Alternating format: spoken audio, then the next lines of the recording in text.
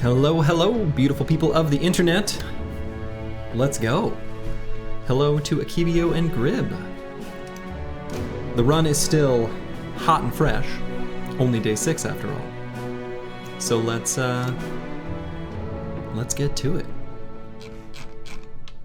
Slurgination. Oh man. Hello, the Chaucer. Closing Artosis' stream for now. You could just, mute mine. Let the beautiful sounds of Artosis' stream ring through. Can you put me down for a sword lance or fencer? Ooh, I can. I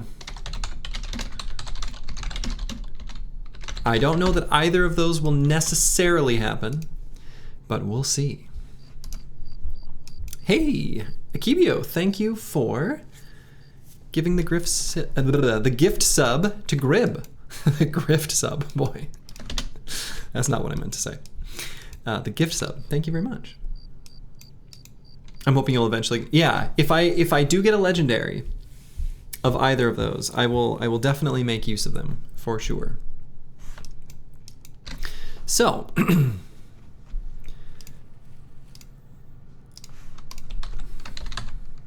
let's take a moment to talk about the team.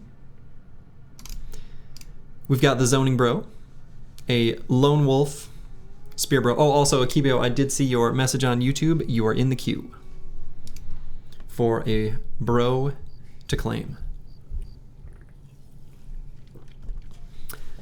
We got the Zoning Bro here, who will zone as a Spear Bro. Eagleadub, who I'm going to make a flail build of some form. Could end up being a flail duelist. I mean, I don't know. We'll see. He's got a lot of fatigue, right? So, we'll see. Kalashkova, another Lone Wolf Spear Bro. Balin Stalin, who's kind of a tempo zergling, but doing great for us so far. Einar, who is straight up bad, but you know what? He's got fast adaptation and a bow, and he makes enemies charge at us. Xerxes, who is going to be a really effective thrower for us, I think, once he gets up and rolling. Otosama, excuse me, our banner, who we're going to make an anticipation banner. And then Geralt, not of Rivia, but of Geralt of Cargo. And we were on our way to complete a quest when we ran into a trading caravan.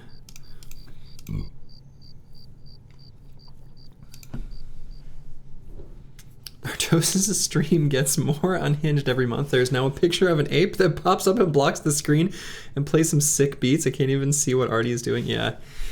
The thing is like, yeah, I don't know. I wish, yeah, I don't know.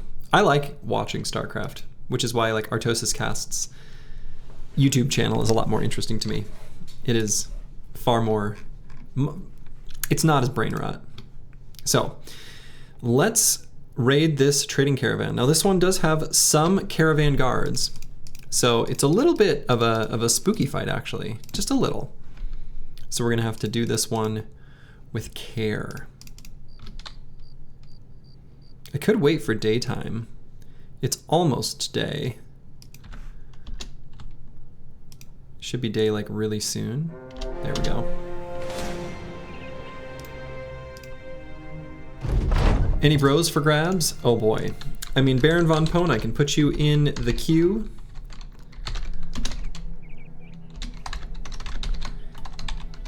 But we've got one we're working with right now that's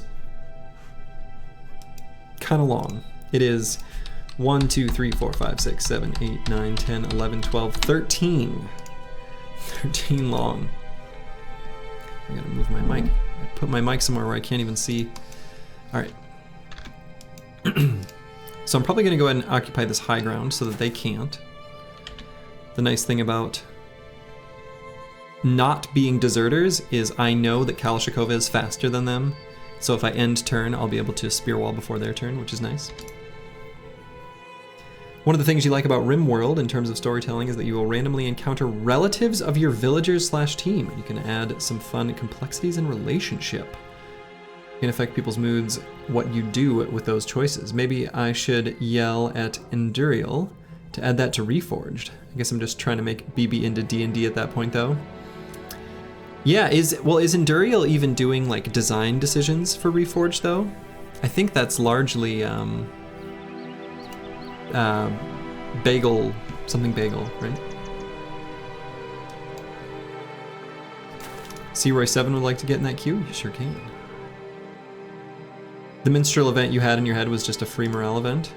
Oh, I mean, like permanent morale? Because I'm into that. Do you know what the requirements are for that, Ball and Stalin? Usually they require like a bro of a certain level, is what I mean.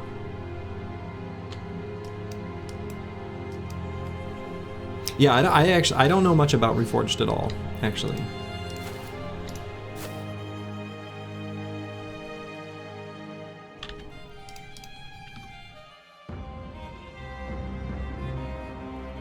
I wonder if occupying that high ground with Kalashnikova was a mistake. Maybe I want that on a thrower or bowman. I see a boar spear here that I really want, though. You think it was level 4 minstrel? Okay.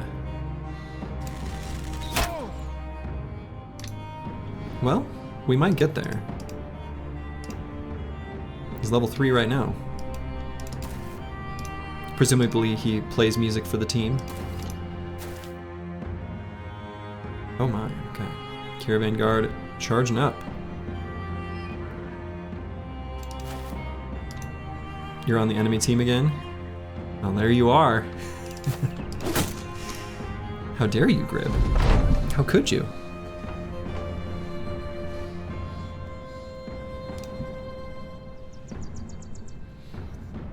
Alright, so Ball and Stalin, I have a feeling I should pull out the flail.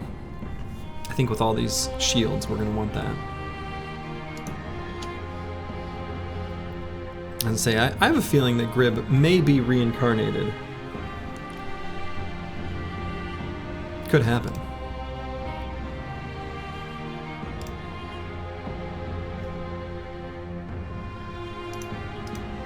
So let's see, I might move Kalashnikova off of this high ground to get Xerxes on it. I think that actually is what I want. And let's move Geralt up an end turn so we can spear wall next turn. Keep some of his fatigue.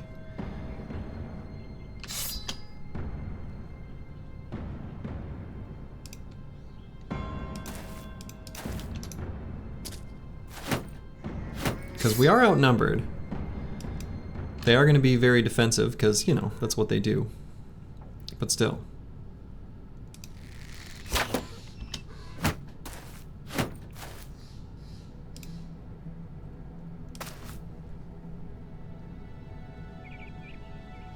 And I think I'm going to save the jabs that are in hand. We have quick hands. Hey, nice shot, Xerxes.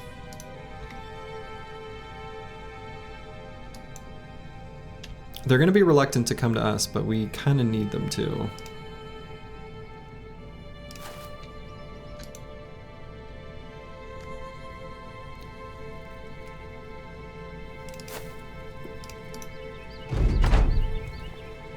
I've got a Diet Dr. Pepper cherry.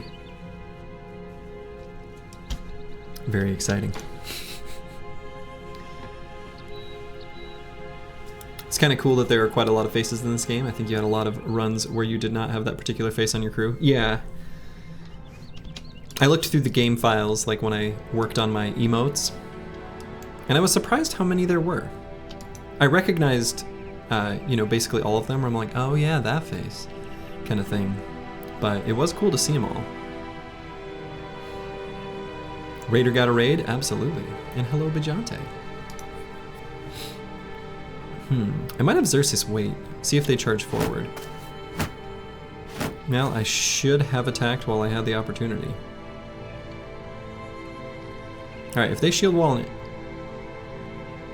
wait, I'm going to end my turn with Kalashnikova. I will still spear wall with the zoning bro, considering this guard is right there.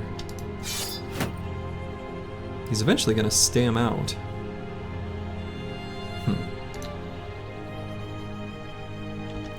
What's the durability on... okay. Once he stamps out, I might be able to jump on him. But for now, if they're going to keep playing the waiting game, we shall allow it. Save some fatigue.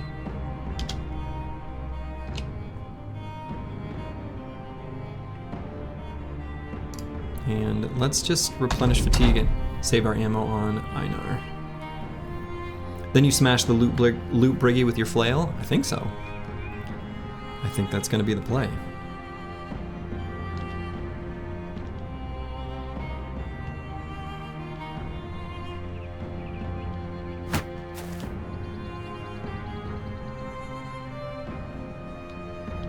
Alright, he opened up that window.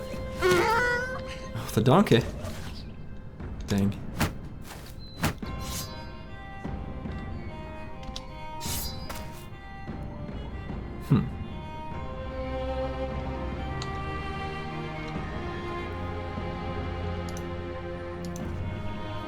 There's no Bajante yet. The queue must be long. There is a Bajante in the queue. You are there. And the queue is... I mean, there's a few pleb bros. If someone wants to claim a pleb, I'd be happy to just grant those ones. But I don't want you to feel bad when I just throw you to the wolves or fire you. Because I will. Because I'm cutthroat.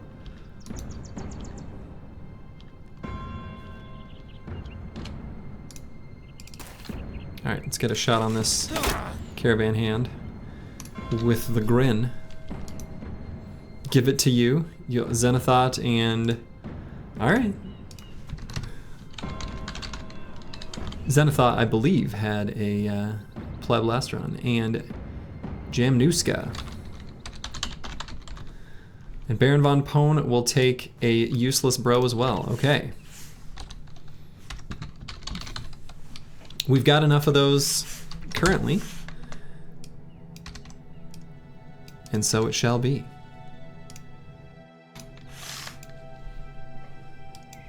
You high-rolled so many stats as a miner you might live? True, actually.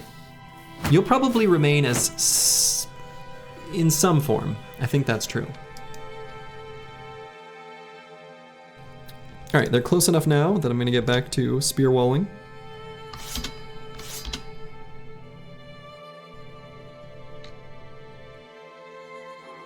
No need to on Osama.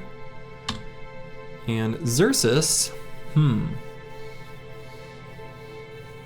I mean, this caravan guard is not shield walling this turn, so I'm kind of tempted to just pull out the javs.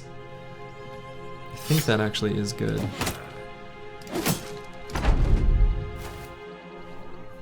Hey, Deadweight. Good morning.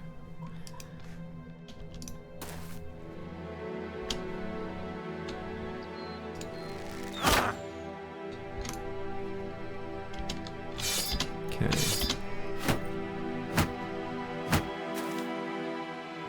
They are so very cautious.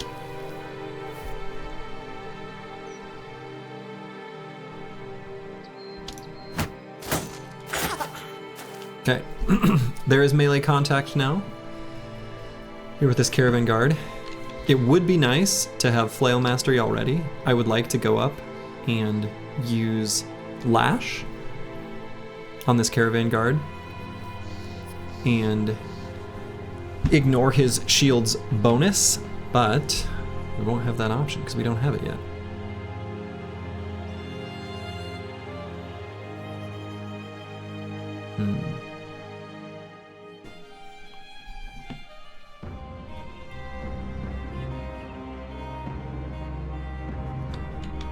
Eagledub's got decent armor, but I'm pretty afraid to push him forward.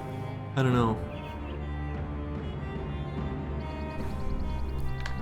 Only 2 enemies can attack him at any given time, which isn't too bad. As we get some of these kills, we'll have more melee contact with the guards.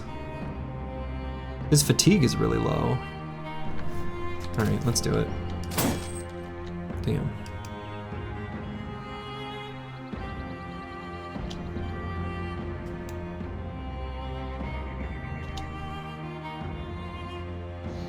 So I guess I'll just stab with Kalashnikova.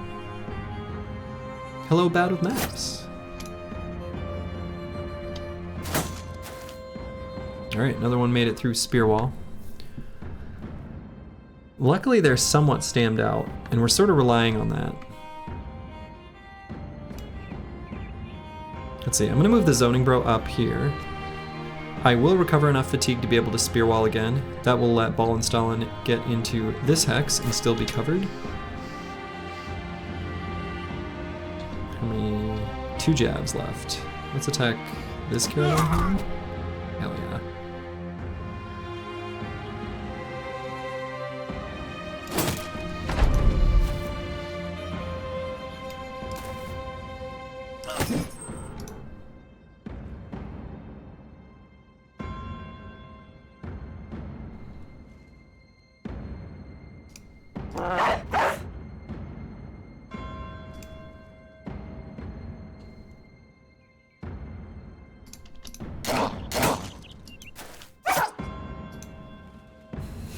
Why is Grib so nice to everyone? Well, he's just a nice human. Is that not allowed? Is it not allowed? Not good to be nice? I think it's good to be nice.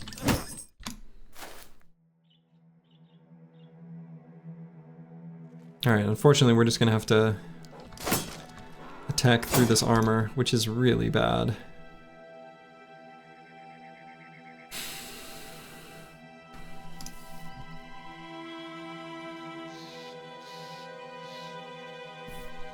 I think I should attack this caravan guard, even with the lower hit chance.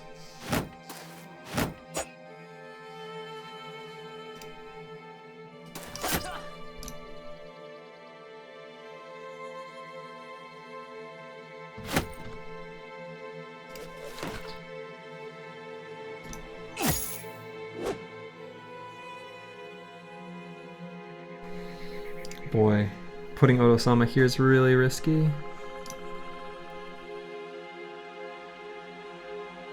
But we have to not let them kill that dog.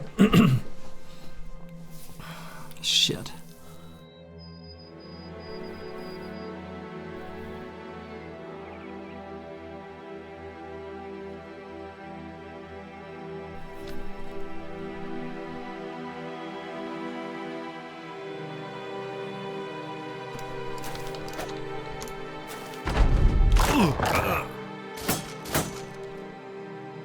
Yeah, that is why we put Otosama there, but...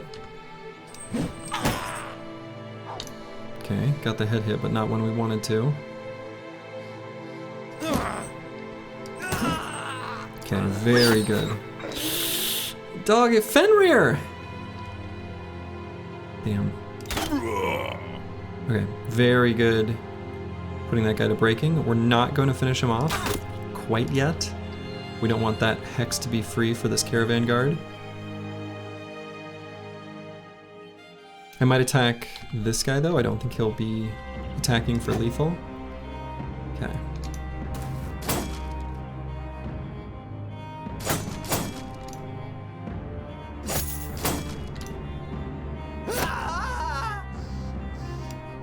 Alright, let's give this caravan guard a target in the zoning bro. He's very durable still. So should be okay.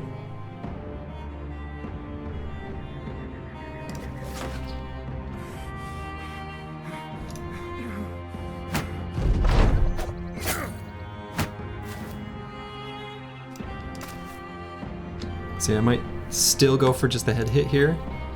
Go for Lash, Ball and Stalin. From downtown! Blocked.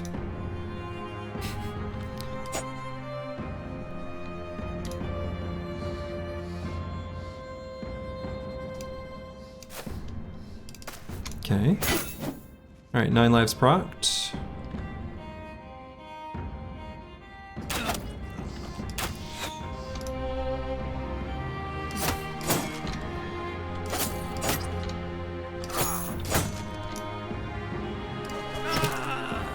Alright, they are all fleeing now. Run them down. We definitely want this armor. So we are going to dagger it down, or alternatively, just bonk him in the head.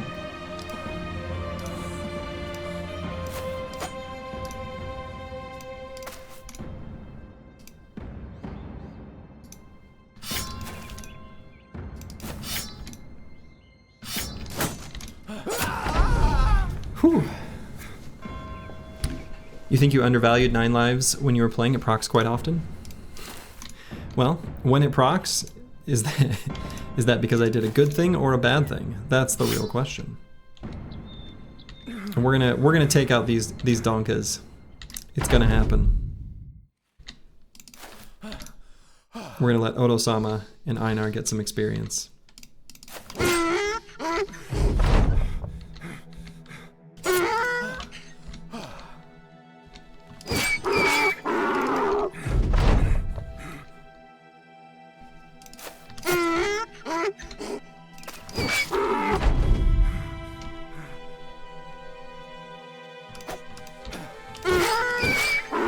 Okay. Whew. Somewhat spooky fight, actually. Lot of medical supplies. That's actually really nice to get early.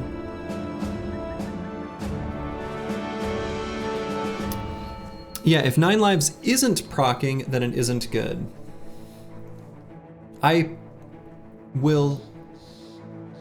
agree with that.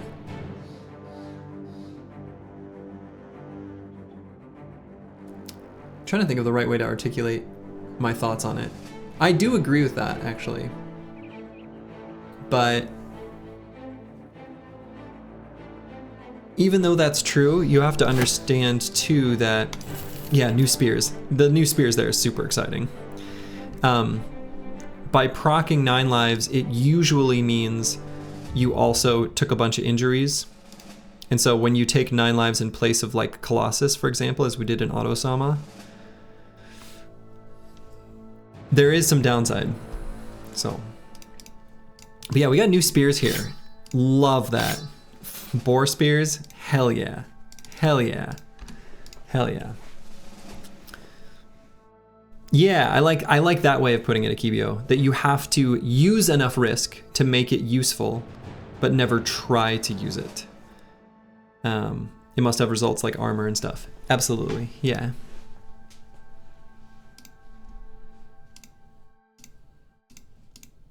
You don't care about tempo, so you're okay waiting on injuries? Yeah. Yeah, 9 lives is a good way of just like keeping your company safe and alive for those kind of worst case scenarios. So anyway, we got new armor. New armor day. So we'll give the hand-me-downs down the line, as you do. We got an arming sword. We can give that to Ball and Stalin. Arming sword is a very nice weapon.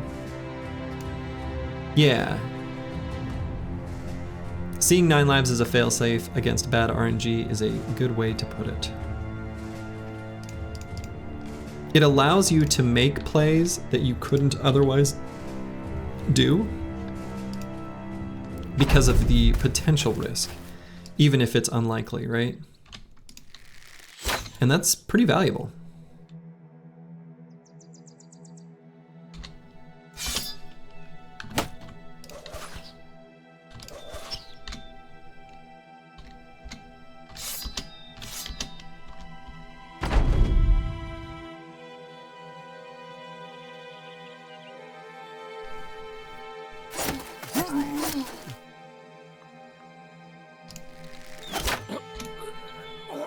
Yeah, you got a nice S word, for sure.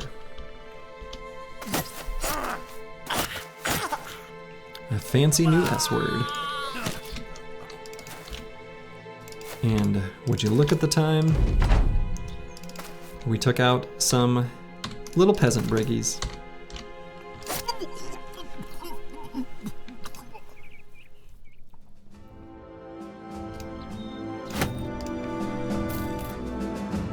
Yeah, one potential risk being 2-shot in heavy armor against swapping Chosen to go on adrenaline.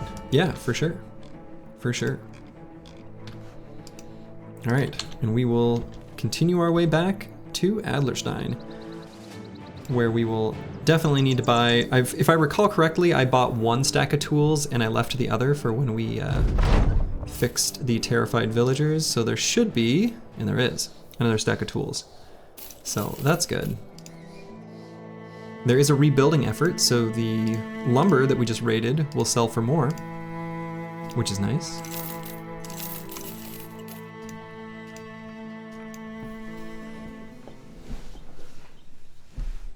Yeah, and the thing is like, even with perfect play, right? I mean, perfect being like, you made the probabilistic optimal play.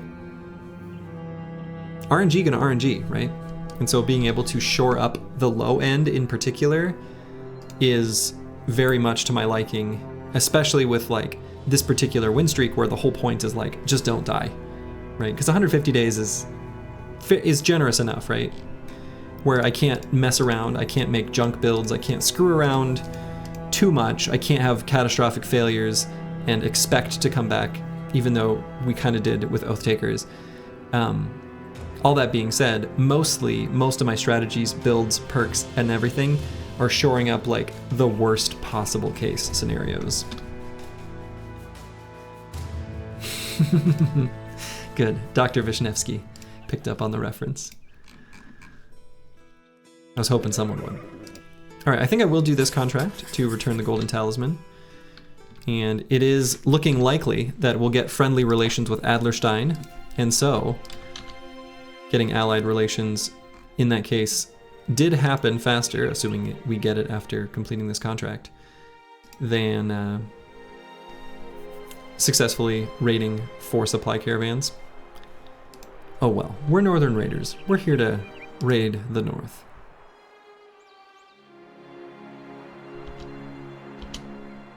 Oh, we got some beast footprints around here too.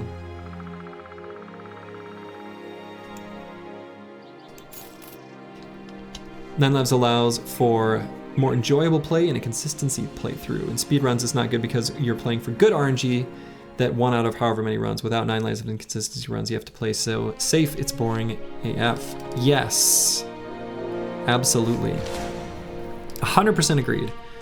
And if you're playing for a speedrun where you're happy to just reset when something bad happens, but you just want as much power as possible, 9 Lives is a terrible perk. Alright, so we will fight these thieves. I'm not going to fight them at the same time as the webknechts. Good, okay. But we may fight those webknechts too. I'm liking the way this terrain is looking.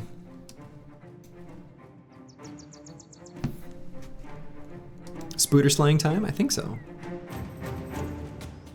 Speedrunners, usually they do Iron Man, but is it really, I mean, this is philosophical of course, but is it really still Iron Man if you restart at the sign of the first bad thing that happens? Like, I don't think so. So, your first time you did Rockergeist, nobody died, Kraken fight, 2 dead, Lord Keeper fight, 1 struck down, 1 dead. You feel cheated by how hard those boss fights are? Hidden good bros. I would say that's a pretty good result then, actually. Rockergeist isn't necessarily that hard. It's a good, it's challenging, but I like the twist if you don't expect it.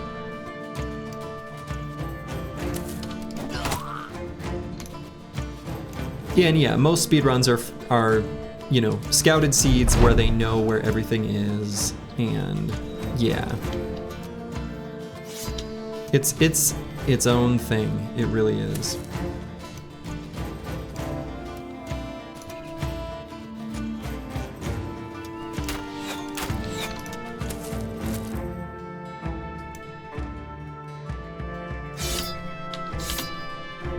Come on, cowards. There we go. A slightly controversial opinion from Slurgy. It's rare, but it does happen.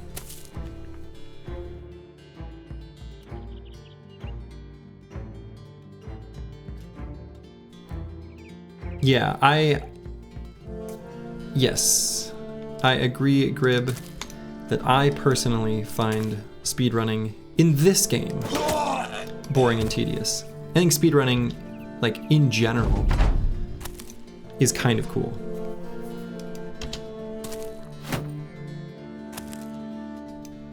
Especially from the perspective of, like, classic NES games, right? That's really cool.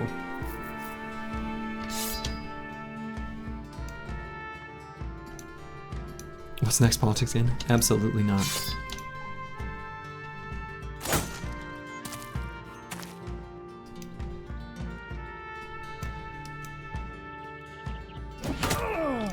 Yeah, speedrunning changes any game.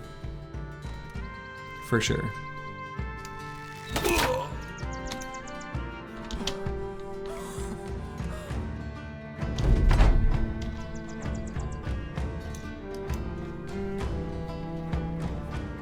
You remember how happy you were when Arvius announced he was swapping from speedrunning to Cultist Run Unexplored? Nice. Nice.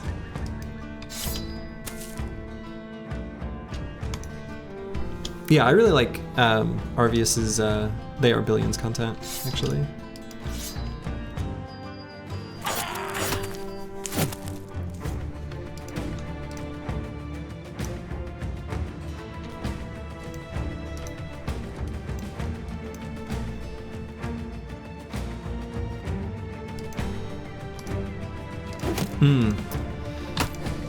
Yeah, finding the NES thing. I mean, the way I view it is like, the nice thing about NES games when compared to a game like Battle Brothers is like when you're speedrunning Mario, I mean, what speed are they doing it at? Like, it's really short, right?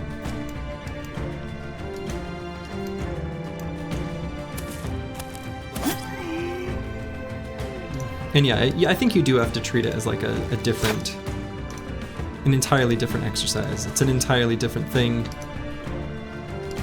I think that's the most sensible way to view it.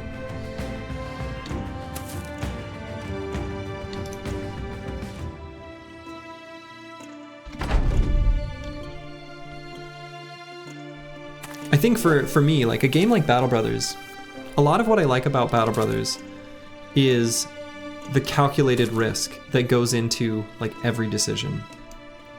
And so once speedrunning removes calculated risk from the equation because you just take the risk. And I guess that's my conclusion, that you just take the risk, and that removes the part of the game that I find fun. So,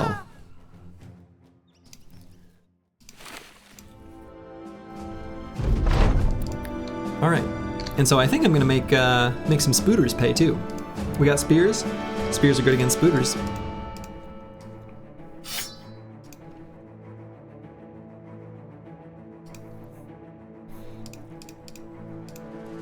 Yeah, I do think speedrunning requires a special type of person and mindset, for sure.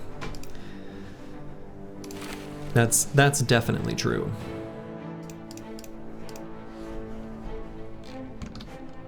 But you know, if it's good enough for Mitch Star Power and Cosmic and all the other legends, it's good enough for me.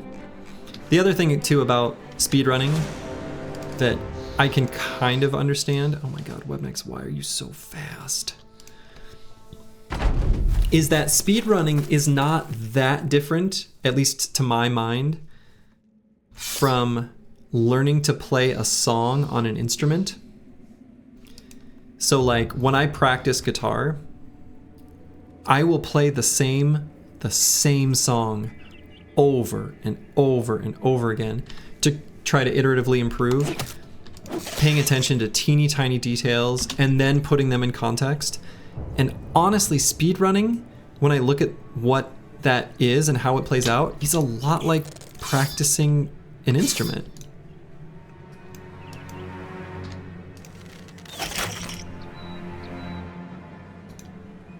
And yeah, just like Akibio is kind of referencing with dance and other such things. It's kind of like that. You know, it's a different experience when compared to, say, reading a new novel or watching a movie you've never seen or playing a new game and experiencing a new story, right? You're not going to get that experience. And that's okay.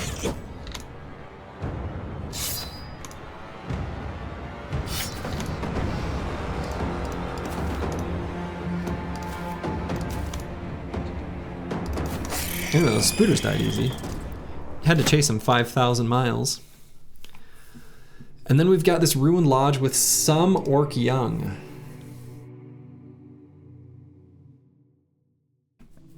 Is some orc young a good idea or an easy way to die and lose bros for absolutely no reason?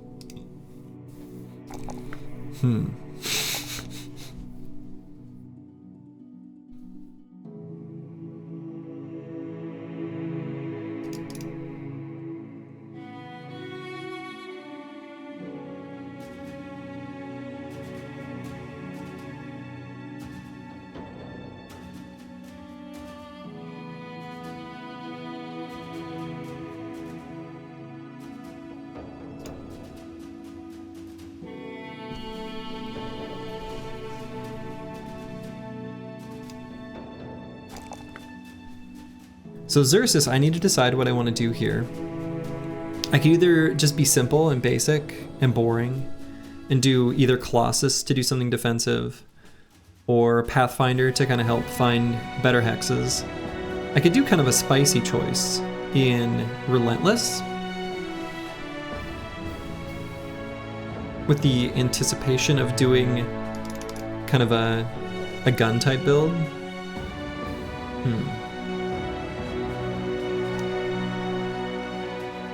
And if I did that, I would take the initiative here.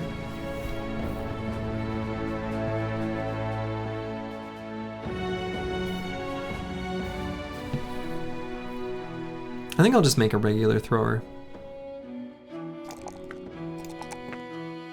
Slurgy doesn't always have to cook. And so I think I'll just do Pathfinder.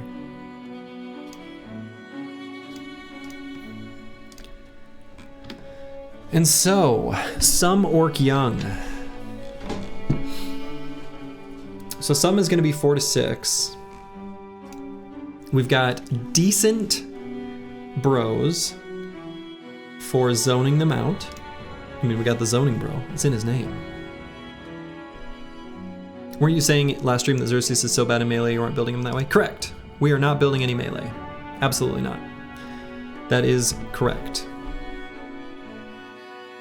Xerxes is kind of mid, barely above tempo bro level. I agree with that. I think he is fairly mid, but I think he's gonna be effective enough as a thrower. The thing about building a thrower is that once you get this perk, Duelist, suddenly you are just an absolute damage nozzle.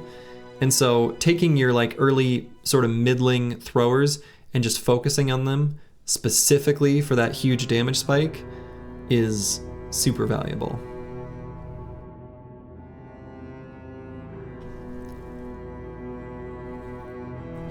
And yeah, we probably will just end up doing bags alongside his throwing duties. I think that's probably how he'll be used.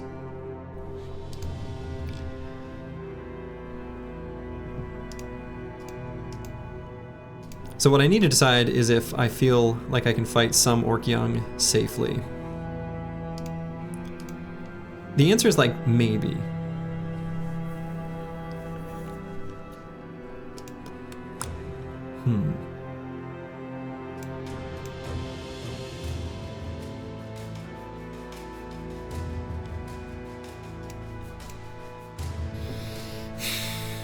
I'd feel a lot better if I had Spear Mastery.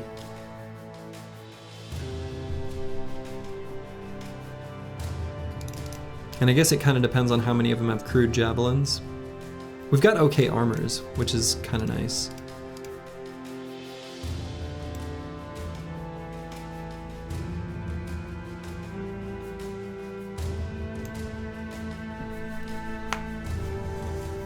Yeah, we do have tier 2 spears.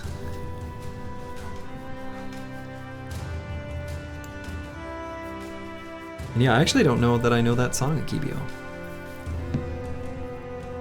I only know the Fleetwood Mac hits. Maybe that is a hit, and maybe I do know it, but I don't think so.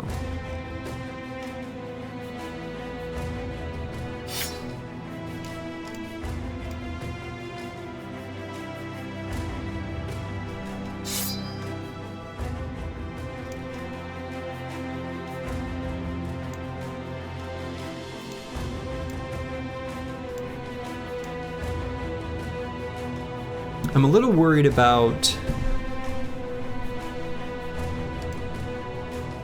the damage that one of these young double gripping a cleaver could do.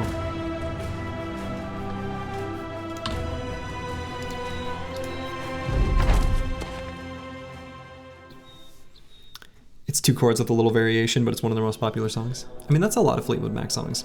Nothing against it. I do enjoy that, actually.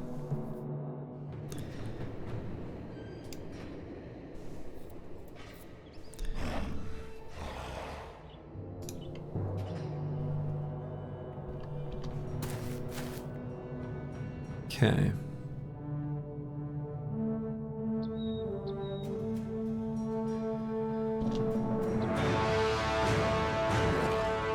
Yeah, mid-roll number of orcs is good.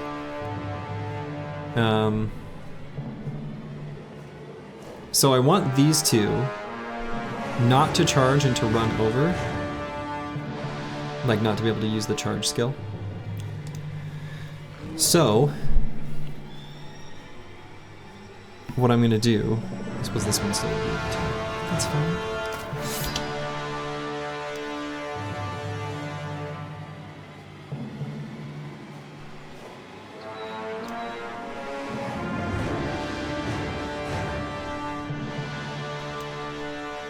Hey, Zapka Spears. Yeah, well, it's still very new, right?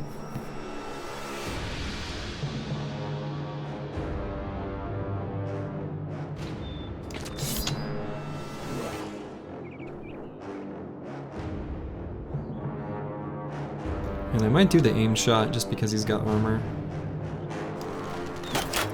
Yeah, didn't do much damage.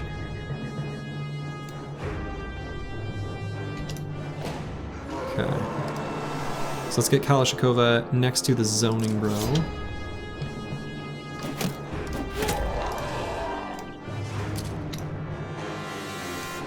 And I suppose I should pull Ball and Stalin down to like here. I hope that not too many of them have jabs. Hey, yeah, see you later, Bad Nips. Thanks for hanging out. And no shields is kind of nice, though a little spooky if they break through. Okay, we can stand right there. Oh, there's some jabs. Jabs there too.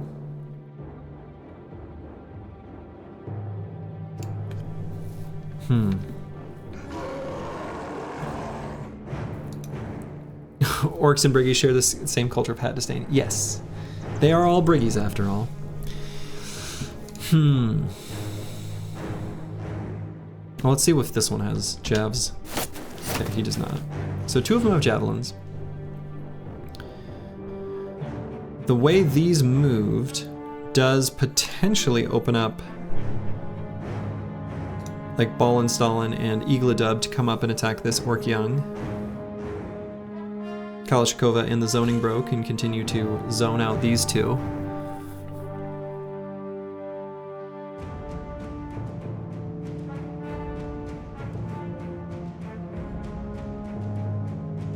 Though enemy archers have unlimited ammo, throwers do not. So they will run out of javelins. It's just a stack of 5. But 5 is kind of a lot to let him throw. And the jabs actually do quite a bit of damage to our soft, fleshy human bodies. Ball and Stalin is confident, which we like. He's got decent melee defense, especially with dodge. It's a little risky to put him here. I guess I want to see what this Orc Young does first. Let's wait.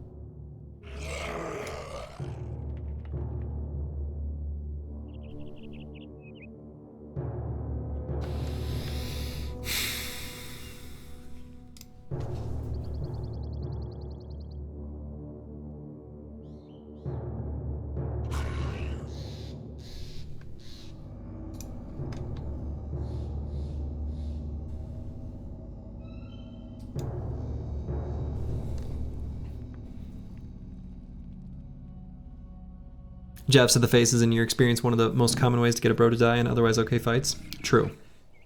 Yeah, that's why I'm thinking about moving Kalashnik over here. I really need these spear walls to hold, and then we can get this fireplace to block, to like provide cover. Because right now he's the most exposed. And it also encourages this young to just run into melee. I think we'll do it. Can do the same thing with Geralt here.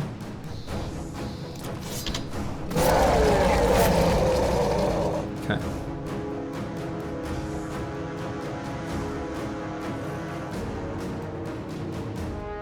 Yeah, this music is so good. I agree. I really like this track. This is a really good one.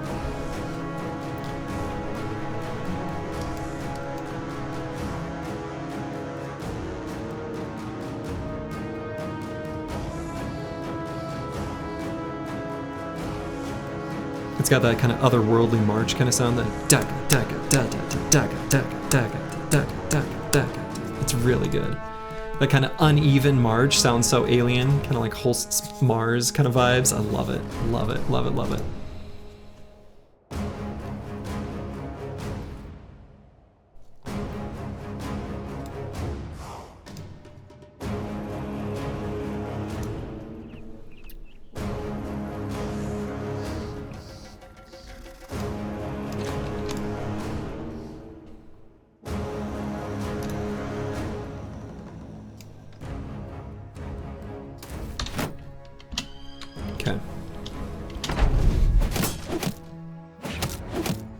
Good. So the plan worked.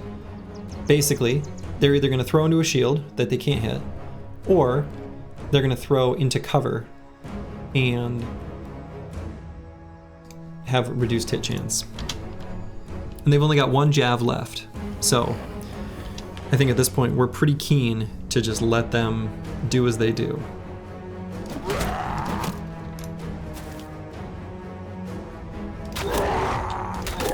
Shooting Einar, hell yeah. Hello, Black Fire. Howdy, howdy. Long time no see.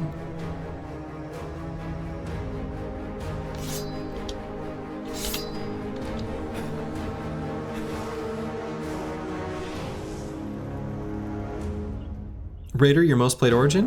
Wonderful.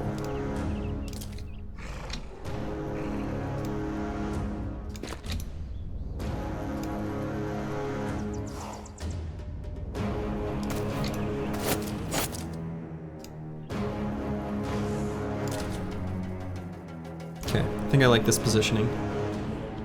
Well enough, anyway. Oof. Alright, out of jabs. We're gonna go for head hits here on Eagledub. You don't love missing 274% in a row. Though, luckily, that weapon is not particularly scary.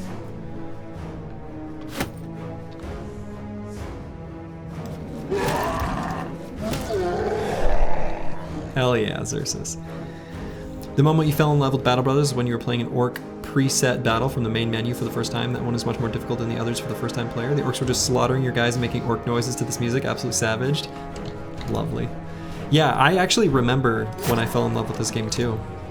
It was, I had taken some contract to like raid a noble caravan or whatever. And so I had an enemy noble faction that I was enemies with.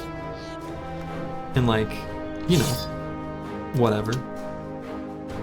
I was like, we'll just wander around the map and no big deal. I got ambushed by a noble army in the swamp, and I was there in the center while their arbalesters just like completely tore me apart in the center of this murky water, and all of their footmen were just like an impenetrable wall that my bros couldn't hit, and I got obliterated, just annihilated, and I was like, this game is awesome. And I've been playing it ever since.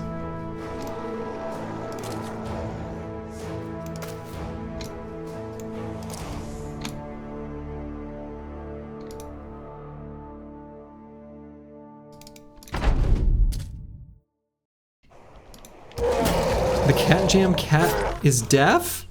That's so sad. I don't know why that's sad, but it's sad.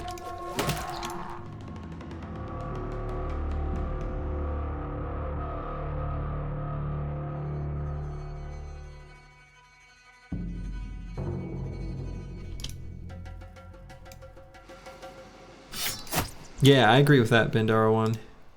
You like it when games don't just like try to correct your mistakes and they're just like, okay, if you would like to do this, we will allow it. It makes, you know, it helps you realize as a player that you have agency. Your actions have consequences, and that's what makes the game interesting.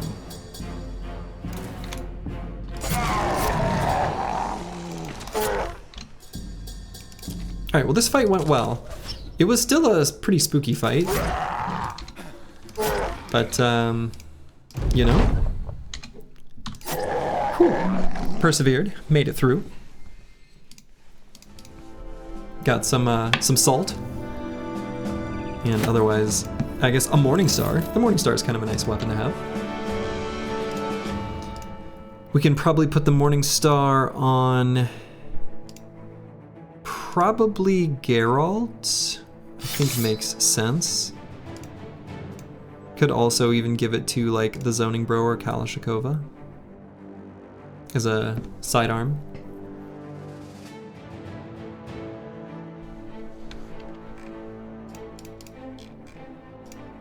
But yeah, the nice thing about roguelikes, I think one of the reasons roguelikes have been so successful is because the game can punish you for your mistakes, and it's like, oh well, I'll just start a new run.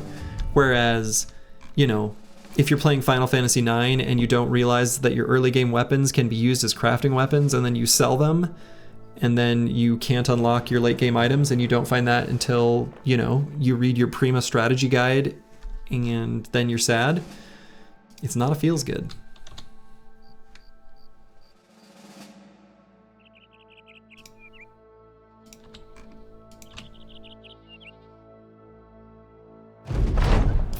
Not that that's a personal testimony or anything. All right, so we're out of tools, we're out of ammo. We need a good place to sell our stuff.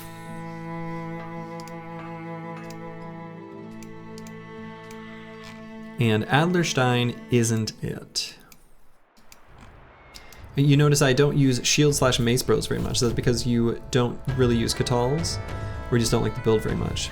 I think that mace plus shield is totally good and valid, but it really is best when you pair it with Catals. Catals aren't as good if you don't pair them with mace and shield, and spear bros kind of accomplish a similar idea. They're like a similar strategic space as the shield mace bro in terms of like controlling enemy movement and reducing their damage output in totally different ways, but still sort of the same objective. And so it's just sort of not my playstyle. I do it sometimes, and I do find it good. I probably will do it when I do Glads, because I'm going to start with a Catal. So, how'd your D&D game go? Oh, great. I'm a cleric. It's kind of a homebrewed universe, still based on D&D rules in the V Rising universe. So, you doing anything with the high initiative raiders? Yes, but not using their initiative. we've got something special cooked up that I want to experiment with. But it's going to be kind of a late game utilization. It will otherwise just be a standard like shield and spear bro. Yeah, we're using V-Rising as the basis for our D&D campaign, which is really cool.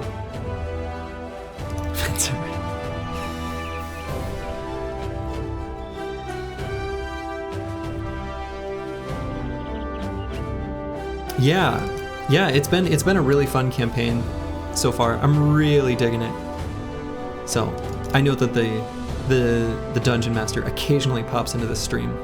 So if you're here, see, I said it and you weren't even here. I'm enjoying myself. He also just got Battle Brothers recently, so hell yeah. Oh my god! I hear the DM is a real hard ass. So he is. So he is. Son of a biscuit. Funny that. All right. Continuing on. All right, so Einar.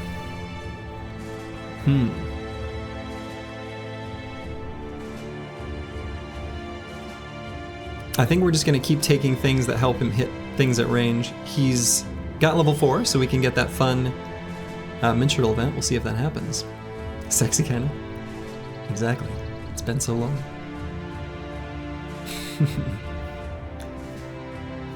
Oh yeah, no problem, Blackfire. Enjoy. Get strong. I had a good kettlebell workout today. Alright, we'll go ahead and grab quick hands, because if we get jabs, we're gonna want to be able to swap to them. And then next level we can grab throwing mastery. Otosama, our banner bro. Oh, excuse me. Boy, oof. Kind of a rough roll. I really want something to be other than 2 for hit points.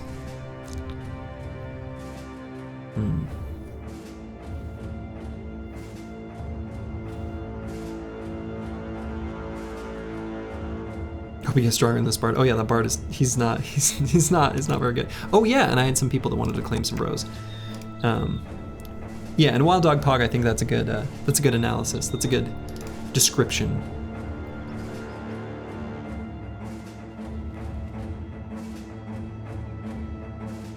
I suppose I could put Otosama in. Maybe I'll grab Anticipation now. Circle back for the banner-related perks. Fatigue? Oh, we do fatigue, just only on some bros. All right, we had some people that wanted to claim the useless bros. Useless being, you know, a strong statement. Also, when I like copy paste, it always does it twice, which is so funny. Xenothought too can have someone, as can Jamnuska. And if we get another one, Baron Von Pone, you can claim a crappy bro.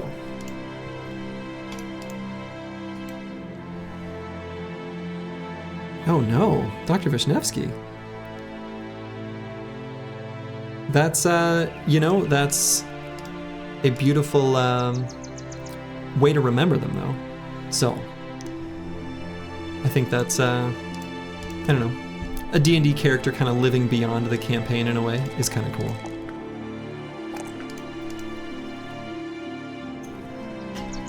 But that is a beautiful thing. I mean, tragic.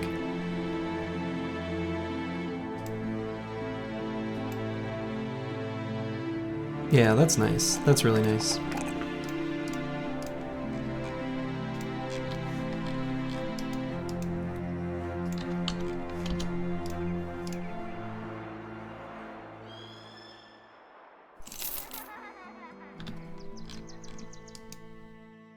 All right, so I'm gonna take this party and bring them back to somewhere we know we can sell stuff. We could go to Kargau again, as we did previously.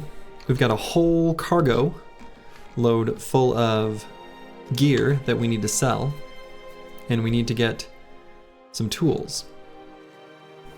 We also need to buy dogs. We got a lot of things we want to do. All right. Interesting. We've got a event where we've got a blue option, as would be in the case in FTL. Looks like Jamnuska wants to help you. Wonderful.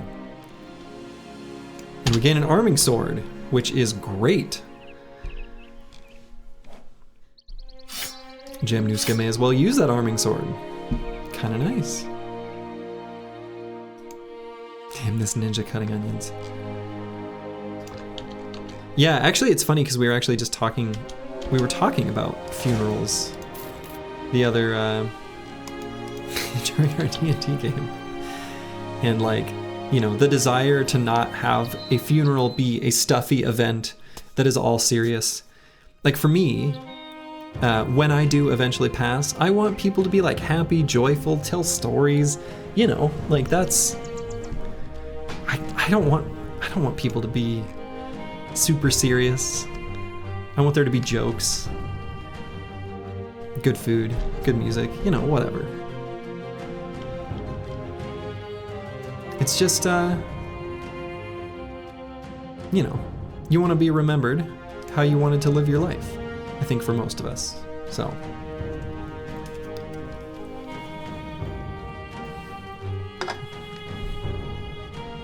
People can cosplay as Battle Brothers and just like duke it out to the death, you know? That could be fun. Maybe not that one. Alright, so let's go to Brackenvocht here. We could buy dogs. Oof, tools are expensive. Yikes. You have 2 hours to mourn, then burn me up and flush me down the toilet. There are all sorts of really specific rules with what you can do with like human ashes, though. I don't know that the septic system would like that. But what do I know?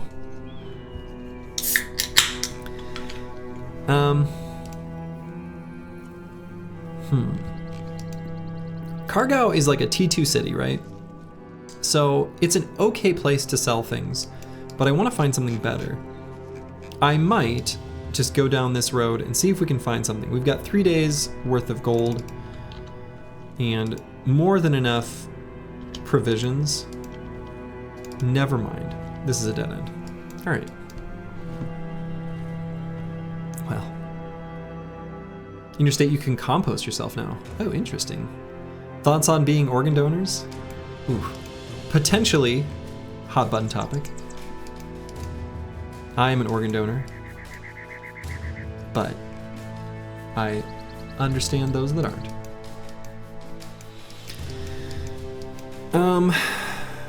Let's see.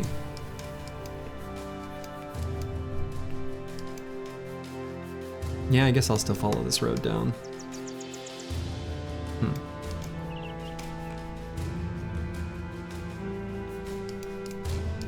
Even your cold black heart.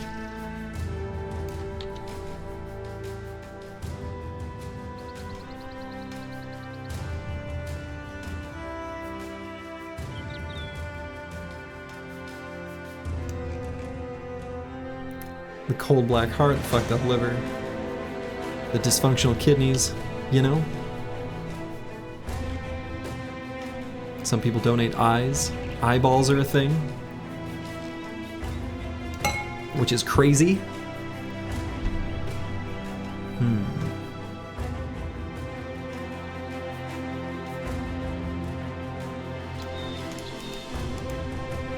Alright, I'm gonna continue on to Kargau.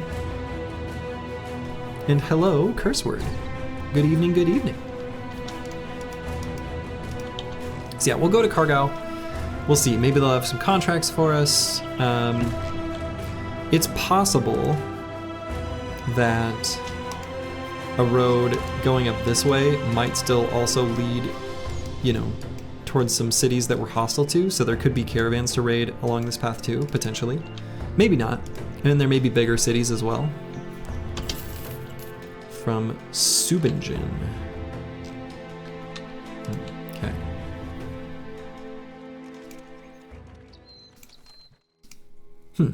They're taking crowns in Subingen.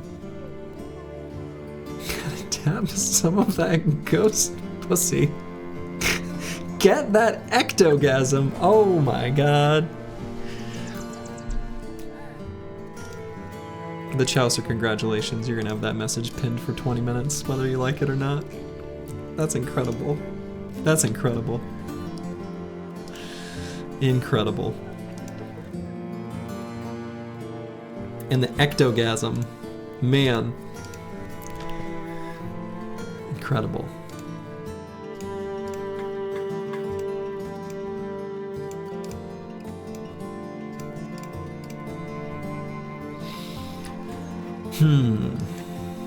Ectogasm is Hall of Fame. Is very good. That is very much bust and make me feel good. You know, adjacent, which I support. Simply an opportunist. Oh man. Incredible.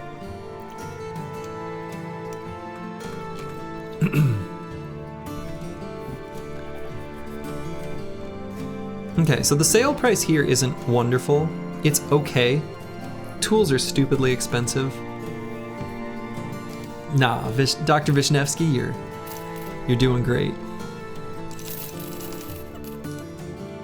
You've said the perfect things.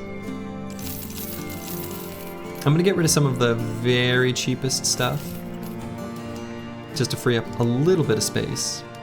I think I will take this contract. Oh, and let's see, out of curiosity. I didn't quite get to friendly with Adlerstein, so.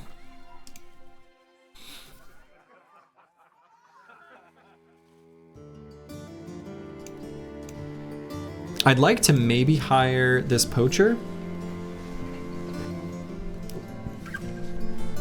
One more tempo thrower could be nice.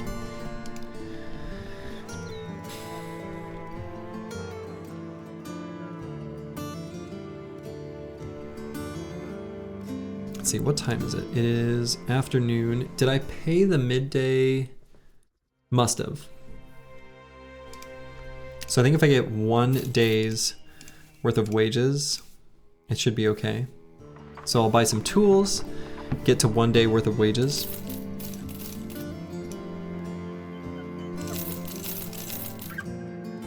Okay. Poverty Bros, oh yeah. Early game is all about Poverty Bros. That's just how it is. We're poor. We're poor. We're eating good though. Got a lot of food. A few thugs and some brigand raiders. Oofda, as we Minnesotans say. That's spooky.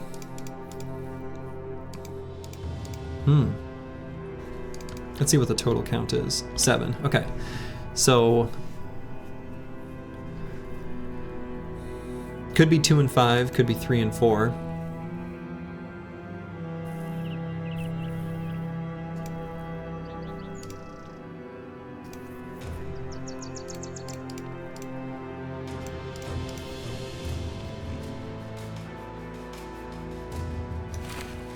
That guy can wear a better helmet. Jamnuska. Actually, let's move like this helmet over.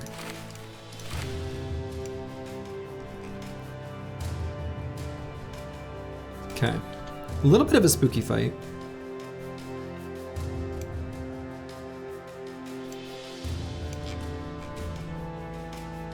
Thieves are running away, which is too bad. I don't want to fight him at night, but it looks like that's how it's gonna be.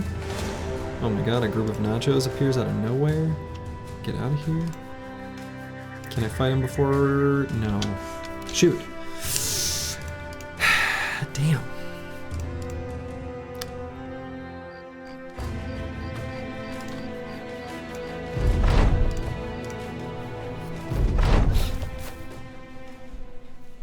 Okay. Does running have anything to do with party strength? Yeah, like when the enemies run away, I actually don't know. Like the for this contract, it seems like sometimes they run and sometimes they don't, and I don't know why that is. I don't know if it's based on party strength or not.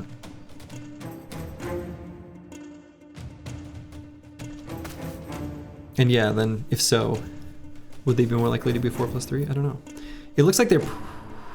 well, we'll see. Luckily this raider not bringing a hat. We'd love to see it. Could move forward and try to go for a lash straight away. Get Kalashnikova and the zoning bro doing their spear walls. Then the enemy is likely to just run into them at the start of the turn because there will be melee contact.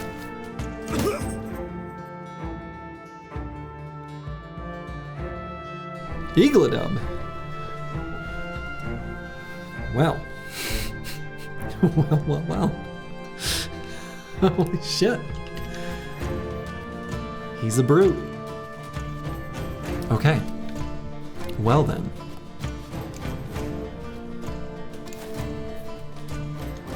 He'll just take a step back.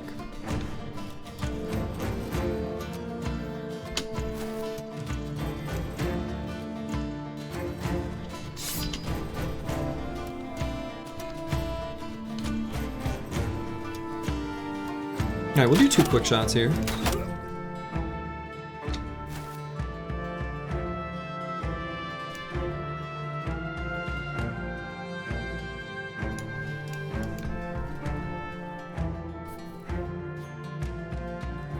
Could move Jemnuska up here, attack this thug. Kalashnikova can come and cover these hexes for him.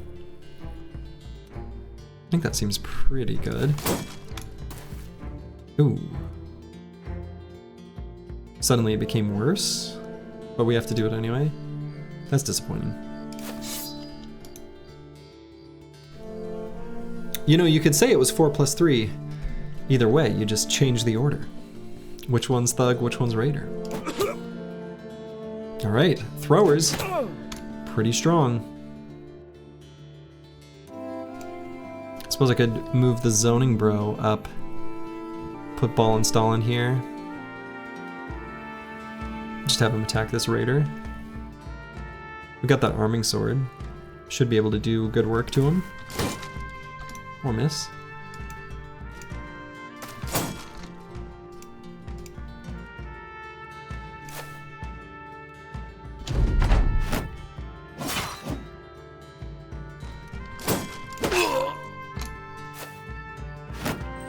Nice. Since he was earlier in the turn order, he moved 2 hexes, so he wasn't able to attack. You love to see it.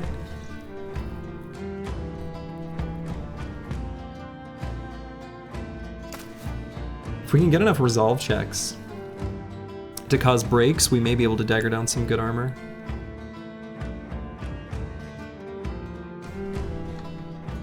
We're gonna hang here for a moment. We'll wait. We'll see if we can cause a break by... Bingo.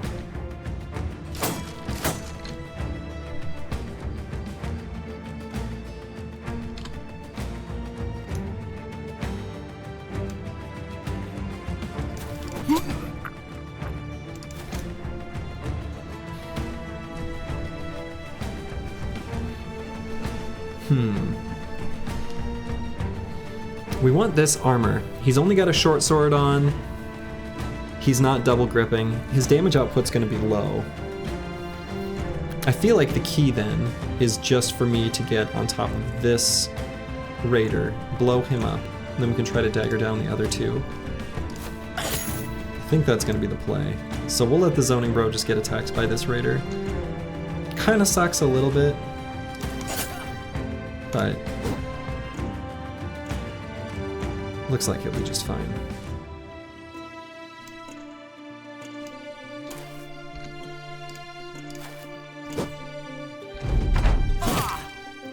Ow.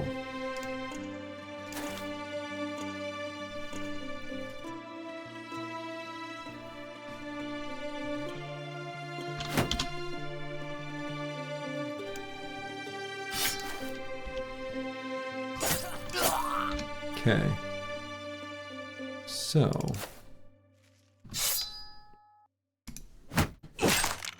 yeah, that was a hit on you, but you got your revenge.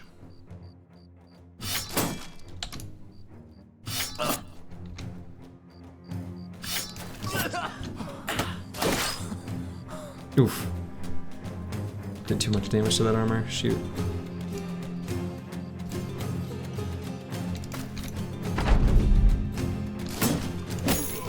Alright, got the stun there.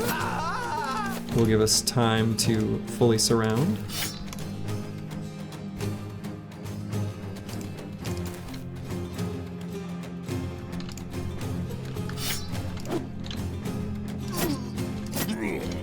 Nice. There we go. Run him down. We're raiders, we still have a chance of that armor. True. That's true. Though, it's nice when we don't have to repair it for him. And look at that. Look at this set of armors. I said this was a somewhat risky fight. Obviously, I overestimated them.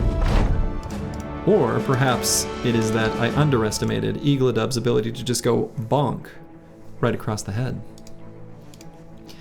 And so I think, given that he's a brute, again, I don't know exactly what this build will be yet, but we'll take Flail Mastery. I think the ability to ignore the shield on both Flail and Lash is super relevant. So, Lash, the second ability, that aims specifically at their head, costs more fatigue to use, and without Flail Mastery, enemies can still get their bonus from shields, but with Flail Mastery, they no longer can. It's a really big deal, actually. It improves their hit chance quite a bit against enemies like Briggies that use shields and go into battle without headgear. Pretty good. Sins has converted you, big flail come knocking. Well, I mean, I wouldn't say Sins converted me. I did have that Peasant Militia run that was fully based on the flail, but it was the two-handed flail. Have I done a one-handed flail build this whole run? This whole series? Is the answer no? The answer might be no.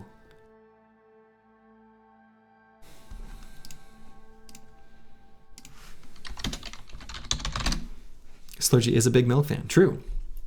All right. Or Ancient Dead? Absolutely. Yep. Yeah, the flail is good against Ancient Dead just to get around their shields for sure. One-hand flail duelist fox. All right. Well, EELI then shall, as the kids say, fuck. Boom. Let's do it.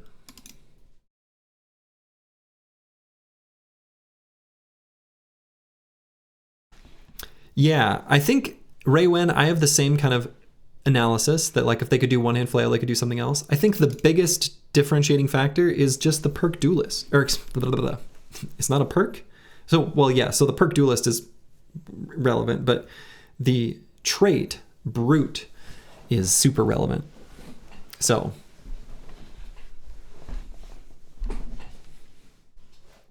with Lone Wolf Spear Bros, I assume we skip guns. Oh no, we can still use guns. Have no fear. Guns are on the menu.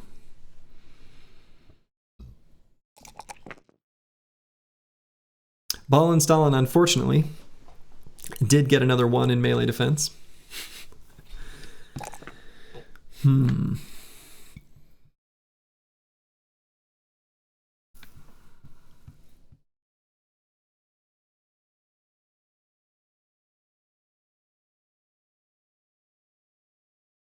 Right now, with the way Ball and Stalin is rolling,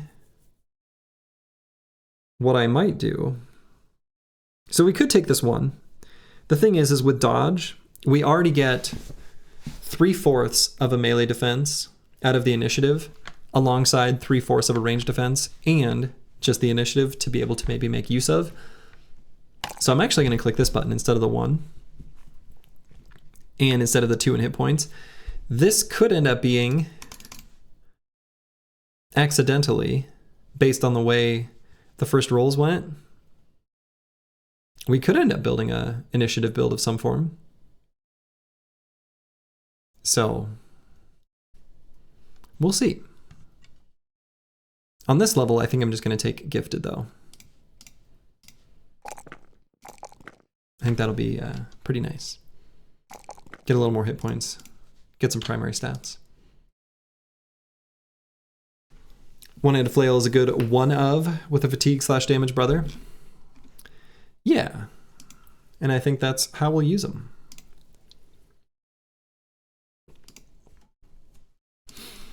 All right, we do have this hooked blade we could make use of. Could give that to Ballenstalen.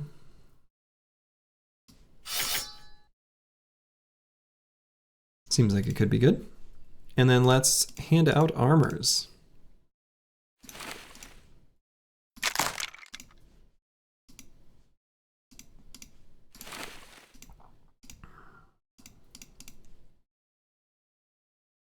And I think these ones that are damaged, I might just let...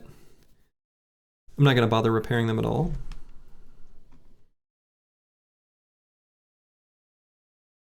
Sexual attraction to a dead autocrat is a fun name.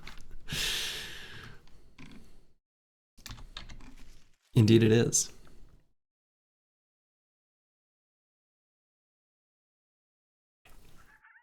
Leveling fatigue feels bad. Depends on the build. A lot of the time, leveling fatigue does feel bad, but not always. Depends on the build. Okay. So.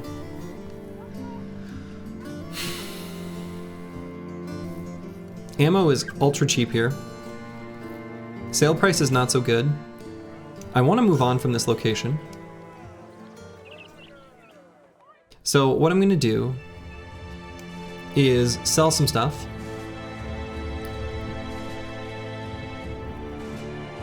Probably buy both stacks of ammo, and I think I want to check out this cheap poacher. Caravan time. Yeah, we're probably not going to take this caravan contract, if that's what you're referring to. I don't think so. We could. 2 days is kind of a long time to travel. I think I'll probably just do it. I'll hoof it on foot, because with a 2-day travel time, there's probably some other intermediary town before we reach our destination, in which case I want to check out that town.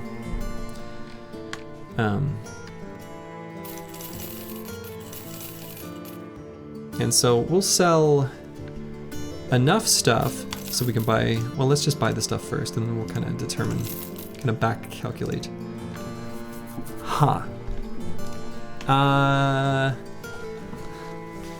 The hell is this? What?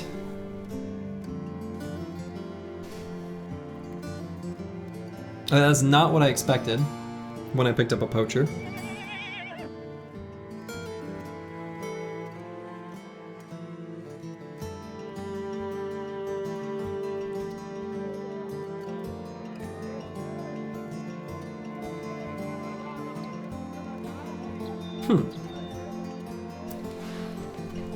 We could make use of this.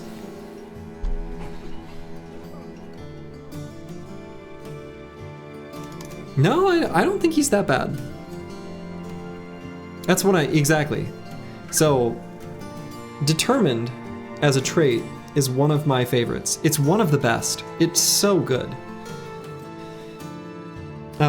Determined is a wildly good trait. Especially for a tank.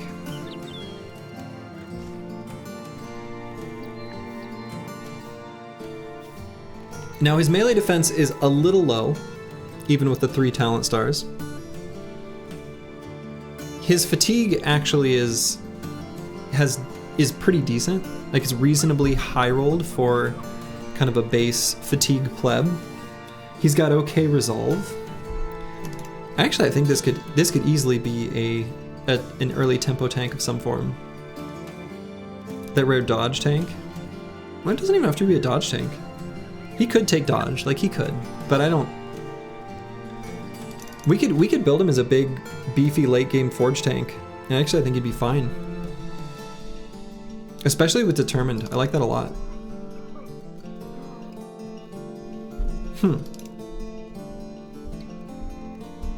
Axe and shield. No, probably. We don't care about his weapon at all. He's never gonna swing one. He might throw some javelins for a while early on with the base 48 range skill, but this is some sort of tank. And I think he'll be okay, actually. And so, did I have anyone claim a tank bro? Not specifically, but the first on my list that is happy with just anyone is Master Maticus. Yeah, exactly. 40 base resolve. You subconsciously always think Deep Space Cowboy when you think tank. You know what's funny is I kind of do too. And I was looking at Deep Space Cowboy's name on my list of bros, and I didn't put a note after it. I don't know what kind of bro he wants. Sorry, Deep Space Cowboy, if you specified and I missed it. But this is Master Maticus, who honestly, starting determined, like when you have determined, when you start confident, you also get a really nice bonus to your range skill. So, look, Master Maticus, we might cook. We'll see what happens. Dr. Vishnevsky calls dibs on an anatomist.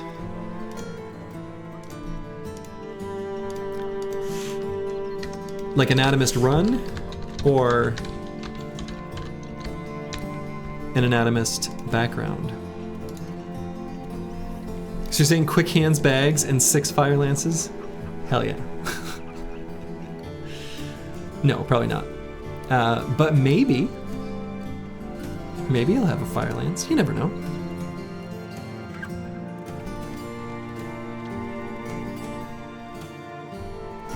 All right, let's give him a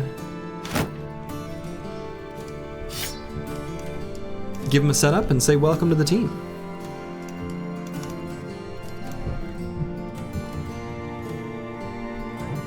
Can you be the super mutant in my anonymous run? You're not on the list.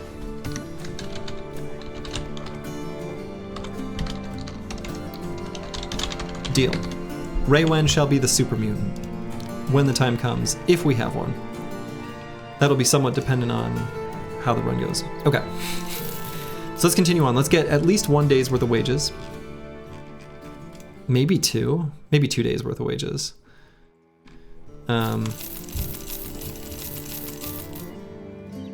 Okay. Whatever, that's good enough. And then let's take one of these roads. I guess I'll go the northern branch here. You suspect Slayer 2 will be an even spread out sort of anatomist player? Well, so I've thought about it a little bit already. I've done a little bit of like, you know, musing a bit on each one of the origins. And the answer to that is maybe. It kind of depends on one magical little item and whether we find it or not. Because if we don't find the water skin, I can't make a super mutant. If we do, I probably kind of will. Not super mutant, but he's definitely, you know, gonna get a bunch of potions.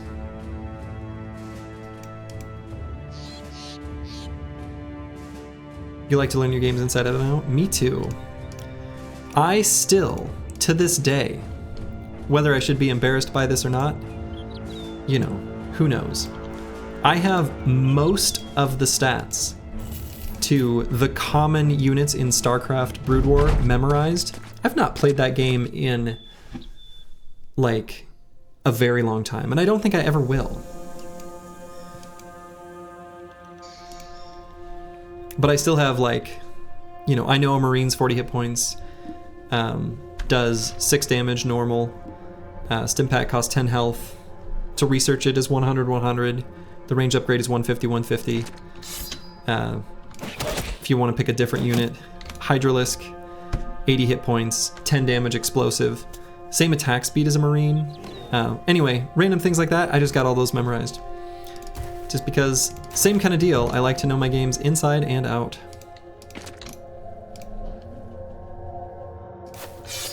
Sunken Colony. The Sunken Colony is, ooh boy.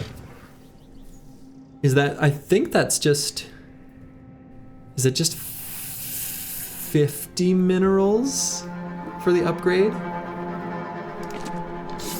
Though the fun thing about the Sunken Colony is that it reduces the total hit points, which is because originally, long ago, Sunken Colonies had 400 health, but in some patch, I don't know, when I was just a kid, they changed it so that it was 300 health, but they gave it armor.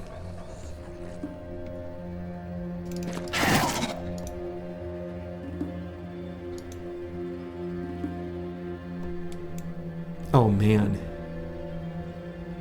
You know Battletech Inner Sphere Merc stats from when you were 10? Hell yeah, I love that. Man, MechWarrior 2 Mercenaries. I played that game so much. That game was great.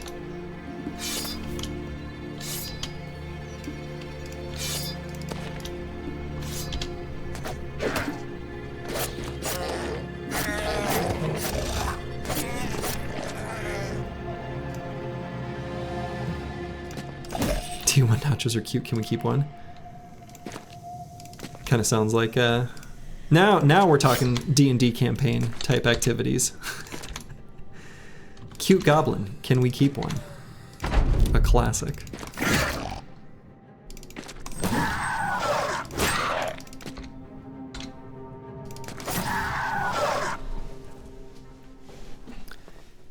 You bro, and you got some unpublished Victor Davion stories from him because you just started nerding out about Battletech with him one day.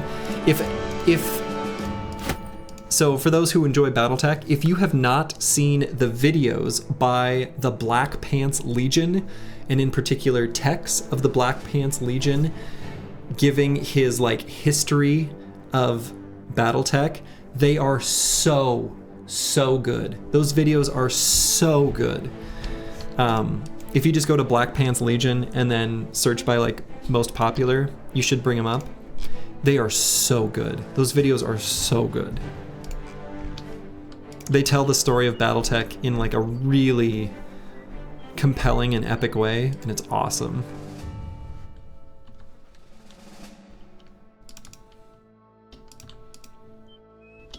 Yeah, Sapka Spiras, that sounds exactly like me and my D&D groups. Whether I'm the DM or a player, somehow.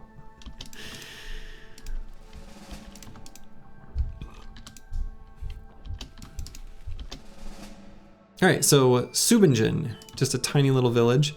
Not the kind of place we were looking to find, but we'll see what they've got for contracts. Hunt down what terrorizes.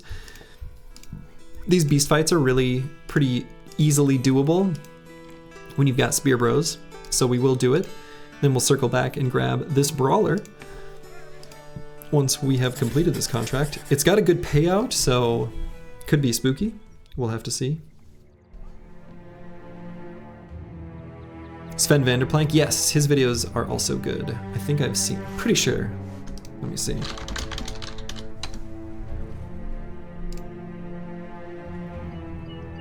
Yes, his videos are very good at being informative.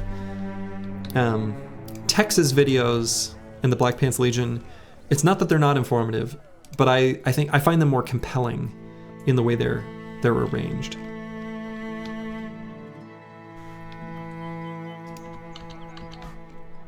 Old brawler stats, they used to be literal gods. Did they change them? The brawler used to be different? Direwolves. A lot of direwolves. Like a lot of direwolves. 7. Kind of spooky. Luckily we're at least fully kitted out on armor.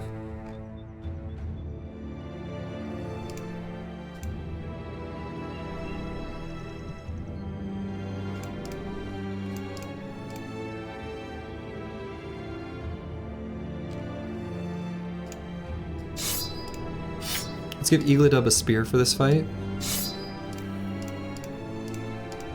We're gonna have him participate in the spear walling. Probably? I don't know. I guess now that he's got flail mastery. No, we're gonna make a solid line of spears. I think that'll be the play.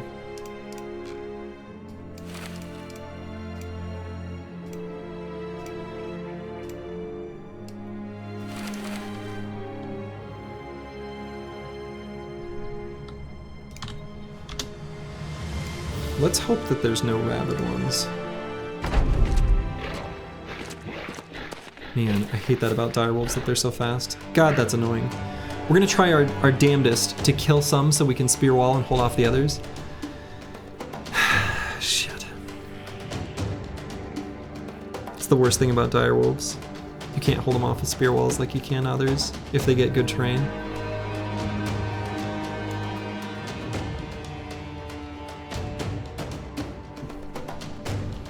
So let's see if we can get this one.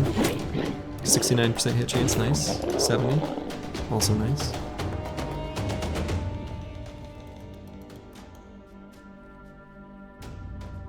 We'll move EELI forward. Nice, okay.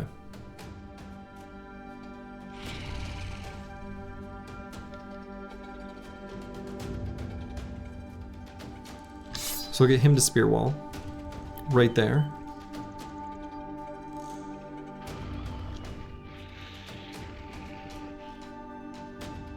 The zoning bro is at risk. He's got a pocket shield. We're probably just gonna pull out the pocket shield and shield wall on him. And so given that, Master Maticus also might just shield wall. Probably will.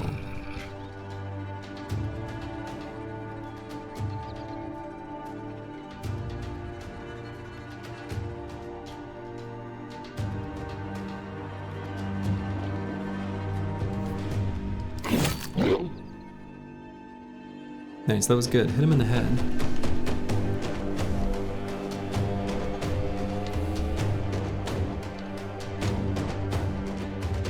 So Master Maticus might also shield wall just to help the adjacency bonus for zoning bro. We can do one attack though. It's pretty good. But yeah, I think with them we just shield wall. So then Oto-sama, again we can make use of this adjacency bonus. Move him up.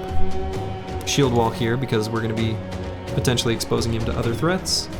But he's got pretty good value from dodge still, so we'll attack first. Oh no. That's a mistake. Now I can't shield wall.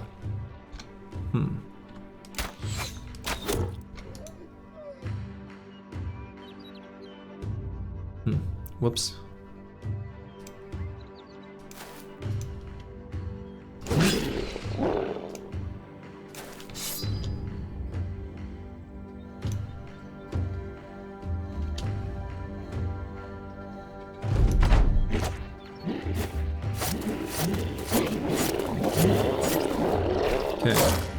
Okay, actually that was great. That was great. No complaints.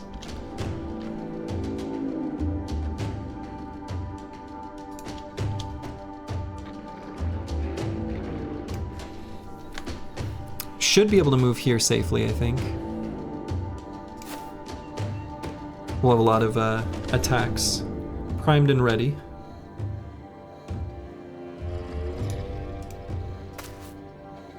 Xerxes, we're gonna have to move up here, throw, pull out the flail. Zenithot, gonna attack.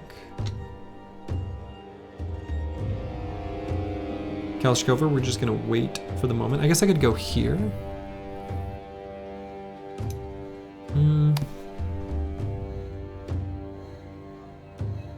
Might not want to though. Oto-sama, we're gonna wait. EELI. Let's do 2 attacks here. 83% chance is pretty good to hit. Then if we can get a resolve check. Okay. right, good. Getting the surrounds again, kind of the same idea as I did against thugs. Getting surrounds when you know there will be attacks to make enemies resolve lower, kind of getting that malice on them from having enemies that they are engaged with can cause little mini morale cascades. Very useful, small thing that can make a huge difference in battles like this. So now I might send the zoning bro down here. Bingo. Boom.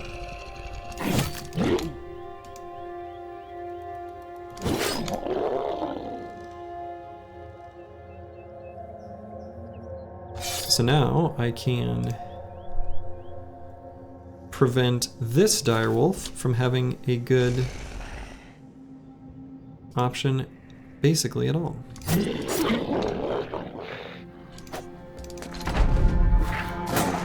That was his only move. And it was to move in to attack a guy with his shield out. So we're cool with that.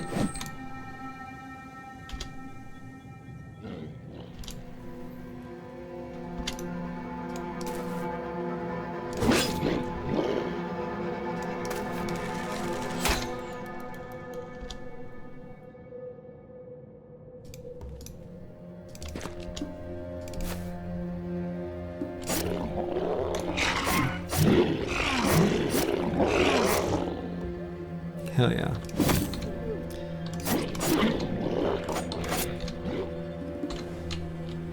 Alright, let's see if that Direwolf can make it through the gauntlet. If he can, he gets to live.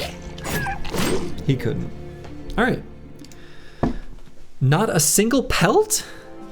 Game, please. My team, you guys were too rough on him, you know?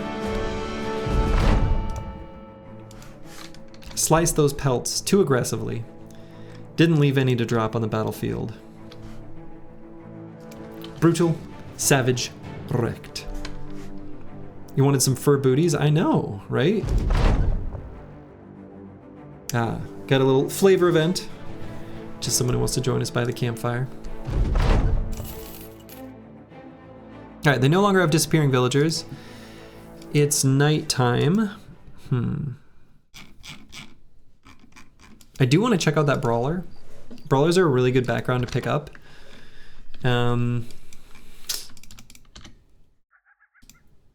Just gonna take a little peek around here, see what the terrain looks like. Take a moment, I guess, to let the bros replenish their armor and hit points. And come back. Let's hire this brawler. Oh, shit. Gunther.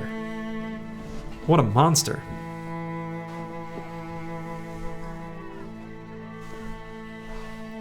A quiet lurker. Hello, hello. Yeah, what a bro. Wow.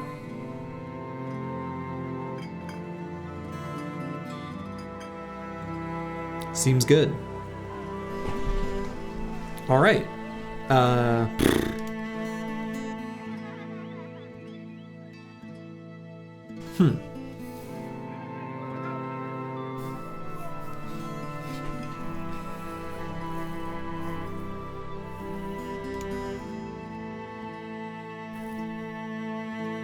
The game forces Slurgy to build a Catal. We're under no such obligation. He can be a lot of things.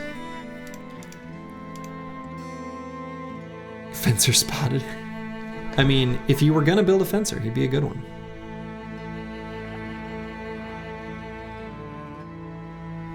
Good God. He's good. Well, I'm glad I waited for him. Good Lord. Never gonna be good defensively, but that's fine. He needs to survive first. True. Yes, he does. He's got to make it to that point. Actually, hold on. Crazy thing.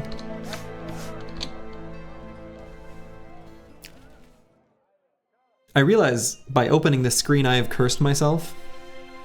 We're looking at a blank obituary.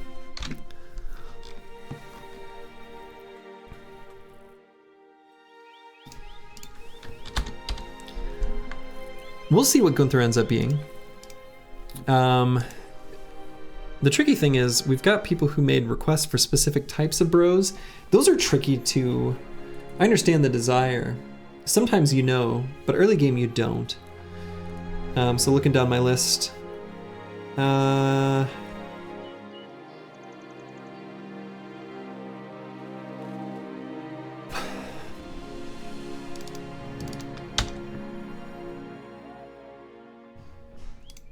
This will be a something, and this will be some sort of bro with very sharp claws of some form. So I think Lajos will be a good name. Someone from YouTube who's requested it. Yeah, and he's athletic on top of these good stats, right? He's athletic that's a nice trait. It really is.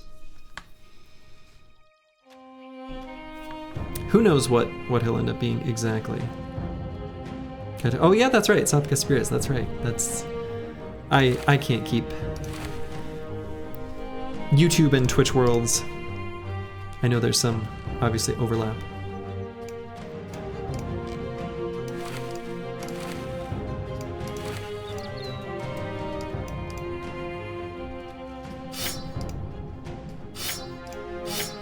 There's a few Twitch streamers who I caught playing like Let's Plays on YouTube that I then followed on Twitch that I watch sometimes, but it's always a very different context from, you know, the Let's Plays of some random RPG that they played like 6 years ago, but you know. Okay. For now, we'll give him... Actually, let's have Ballenstalen keep that arming sword we gave him earlier. We'll give Laos the hooked blade. Your kitten is something of a brawler? Good. Good, good, good. You love to see it. Okay. Well, we've got something going on here. Tool price here is like fine. We will begrudgingly buy some.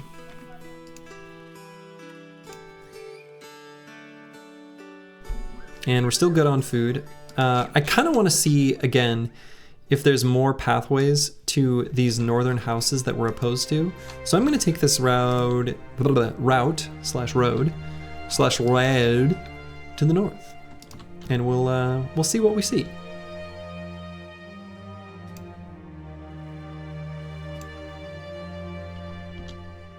Trading caravan from Strodorf. Another little tiny village. It's got a winery. Do enjoy a good small town winery. Escort caravan to Sigburg. Do I even know what that is? No. Unfortunately, given this goat pens, is this a terminal? Yeah. That is a terminal road. Unfortunate. And looks like there's basically nothing here for us.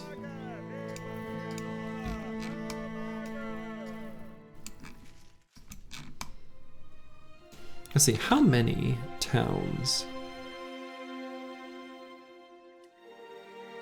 6 in total that we're hostile to.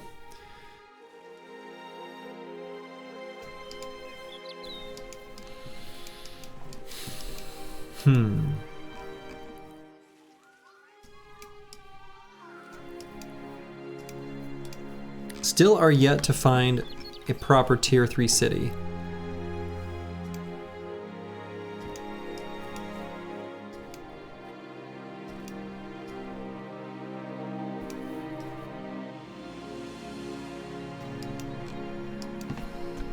And you know, all that talk in the intro about potentially being a militia bully is looking less and less likely.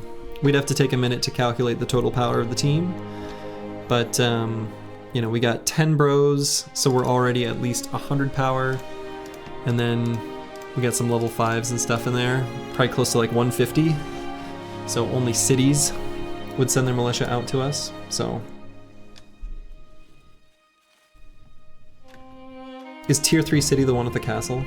No, yeah, so I mean the tier 3 non-military ones.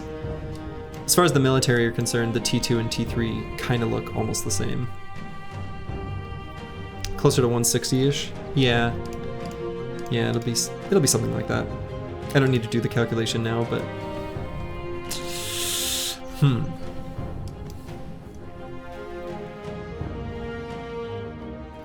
Strodorf has the best wines. Oh man. There's a group of raiders driving up the price. I don't know, kind of looks like overpriced swill to me. Might be good though. This sounds like the words of a sommelier. The galette rocks. Sounds too real.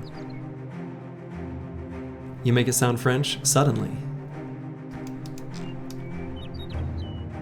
People get all excited. Alright, so I guess I'm going to continue on the road down to the southeast from Subingen. And we'll see. If we run into a southern city, you know, I suppose that's fine too. That can be a good place to offload some of our goods. So we track down those raiders and calmly explain the error of their ways. That's exactly what we do. We don't need to say a single word. We will simply use persuasive arguments, and they'll change their ways. I am sure of it. Unexpected. Port City. Doesn't connect to anything. Good backgrounds for recruitment. Gravediggers and fishermen are both nice. Let's take a look at this contract. Deliver cargo to Cargao. Might do that, but hey, nets. Yeah, if we had, man, super cheap nets too. The teleporter's broken. The teleporter might be connecting to northern cities that we are just hostile to. So there are a lot of non-city state desert cities in this one. There really are. Semi-decent price for the salt. It is. It's not bad, right? I do want to buy these nets, and actually also kind of the javelins.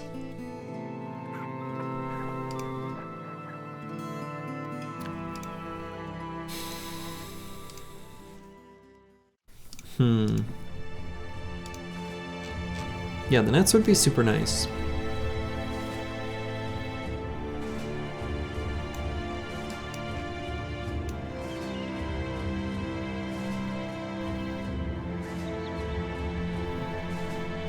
Hitting a city-state almost not the worst idea, pretty reliable. Yeah. Yeah. And, you know, you never know. They could have ambush trade routes, things like that. I think we're gonna hold on selling the salt and things like that. Just for now. So, almost for sure, there's gonna be a southern city-state south of Cargao.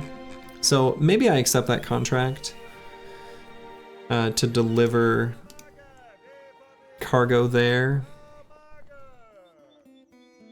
I sell just a little bit of stuff so that we can, yeah, pay wages for 2 days. Sure.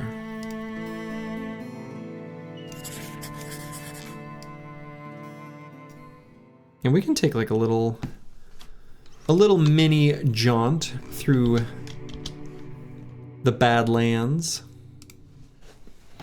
And when we do, we can see if maybe there's like little tiny, you know, wimpy camps that maybe we can fight. Or roaming nomads, brigands, skeletons, zombies, hyenas.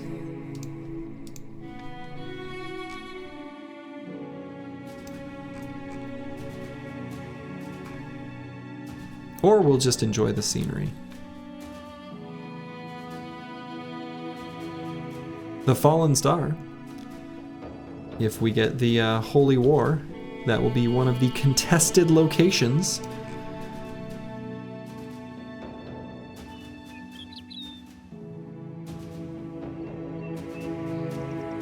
Well, that was uneventful. We'll deliver our cargo to Cargal. And then I guess find a southern city-state. Spicy terrain for Holy War? It really is, actually. Some guy from Quadim was just here the other day, wanted to hire Stranglelands for some problem they have over there. So that would be one of the southern city-states. That could be an indication that they've got ambush trade routes, perhaps. A boy can dream. Fallen Star really entrenched in Northern Territory? Yeah, for sure. I mean, if it does end up being Holy War, that will be a excellent,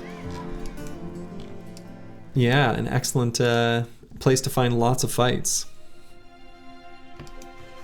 Could be good.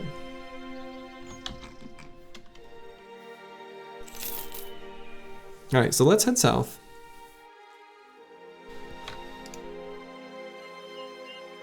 We'll see if we can find a southern city-state, sell the trade goods and weapons and such that we've accumulated, and then maybe head back up to Brackenbocht and get dogs, and then try to raid more caravans. Who would you side with? We'll see. We'll see. Depends. I think in this particular origin, we would likely side with the South, because we're already going to be, you know, at war with two of the northern factions. If we side with the North, that gets real dicey real fast. Hello, the zoning bro. What did the command? Oh yeah, the legendary commands. I didn't make it yet. It's in my notes. It wouldn't be hard to do. I just need to do it.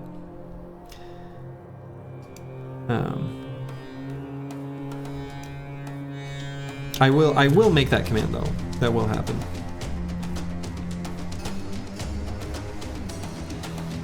Okay.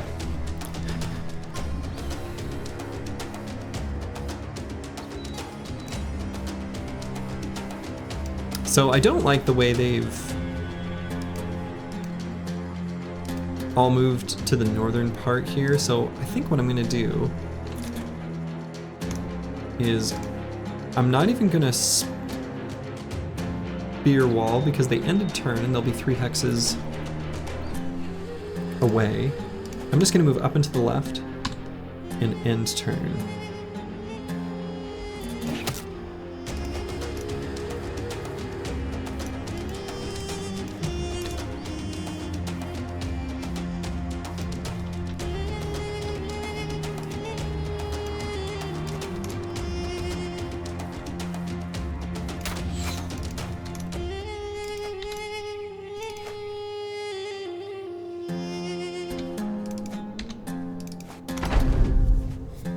Okay.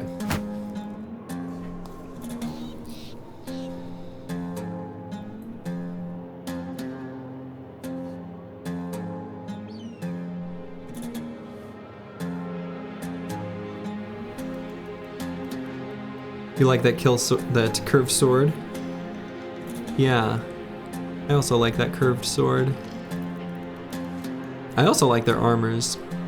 It's too bad that the outlaw with the whip doesn't have a better armor, because they're usually pretty safe to dagger down at the end of a fight.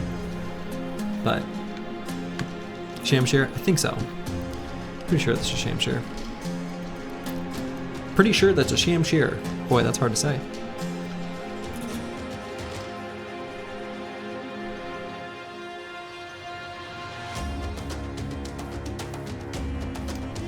Okay, we're gonna move in melee contact and wait. Kalashnikova, we can get in this outlaw's face and limit his options. Okay, like that.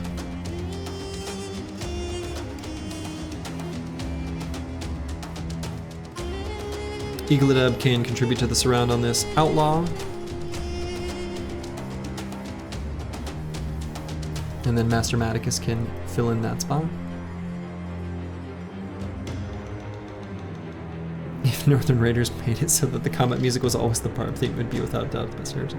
See, I like the Barb music, I do, but I don't think it's, you wouldn't want to always hear it. I'll say that. I wouldn't, I guess. It's very good, but.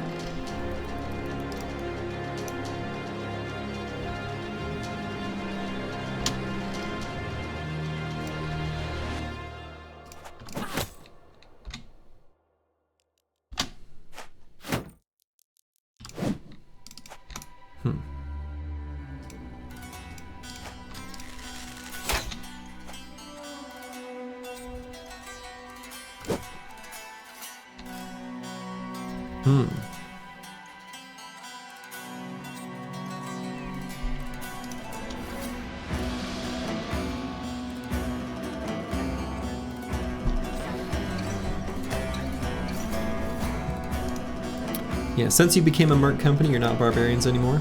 I think that's true. We could have Eagledove go for this guy in the head. He's got much lighter helmet than his body armor. Pretty good. Flail Mastery coming in handy.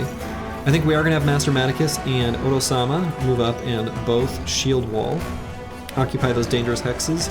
Master Maticus is confident, won't take any resolve checks for enemies moving into melee range, so he'll get a pretty nice benefit. Despite being level 1, it's a little risky, but he will have an adjacency bonus there as well. Alright, so we're just basically not going to make use of Spear Wall in any meaningful way in this fight.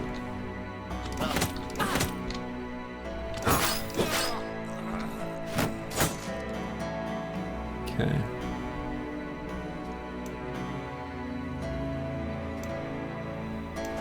Ah, the same guys that did the music for Battle Brothers did Terra Invicta.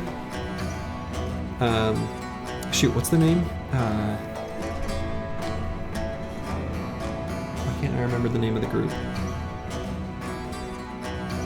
They're very good, but yeah.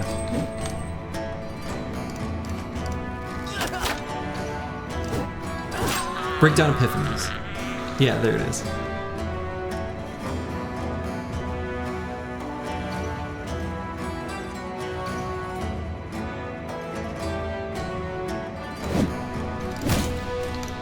Break up that shield wall block they had going on.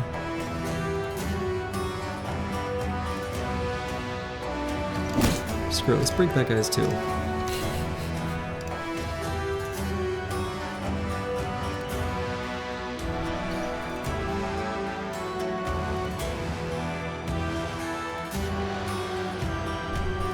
I don't know that I even know what Terra Invicta is. Let's see, do I even care about this armor? It's like a 65 durability thing? I don't think so. The only armor I really care about is this one. Let's try to get it.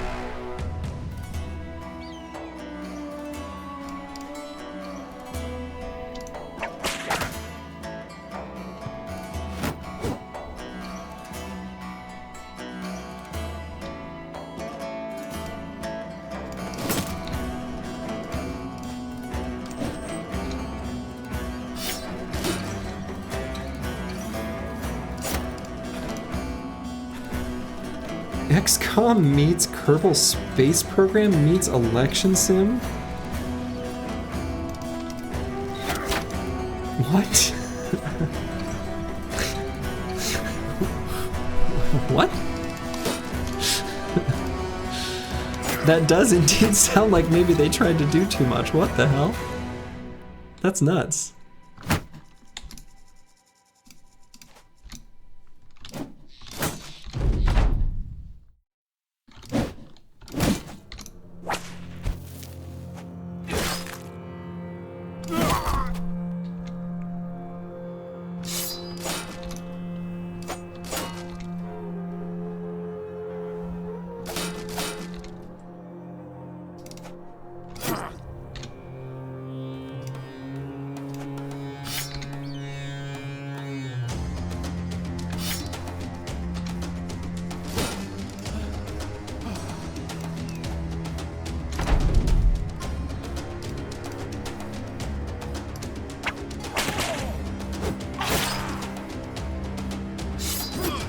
Here we go.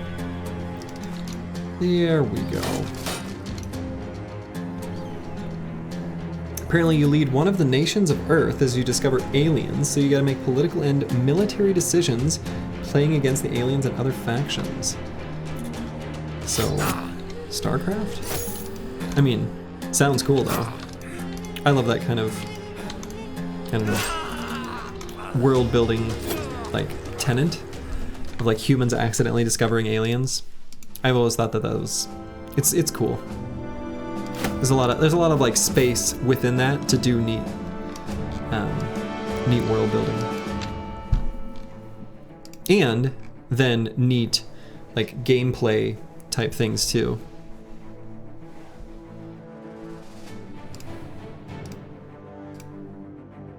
Can you betray humanity and side with the aliens? The first question you ask, what a monster. All right, we're gonna get Spear Mastery on both of our Spear Bros. You'll love to see it. The Zoning Bro getting another 1 in melee defense, which really sort of sucks. My eye has been very itchy the last couple days, and I don't know why. Usually that's like allergies, but that should be done. And I didn't really get any fall allergies this year. Or haven't for the last several years, so I don't know why they're suddenly itchy.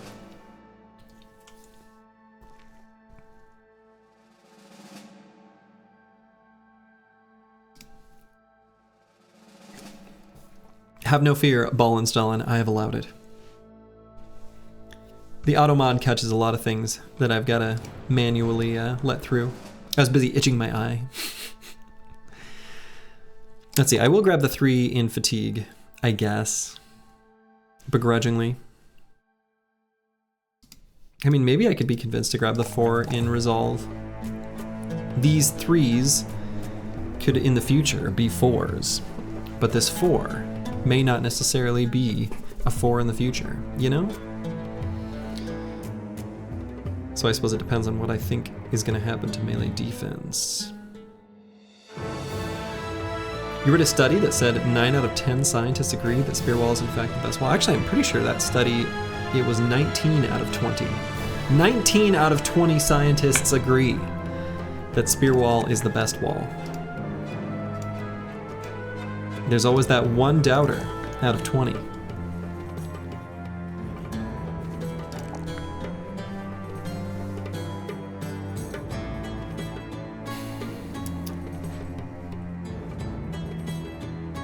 You read it as 1999 out of 2000? No, just 1 out of 20.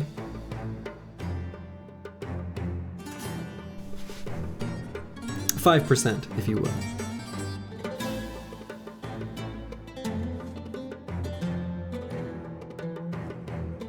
I'm thinking about whether to press a button that's smart or whether to press a button that's naughty.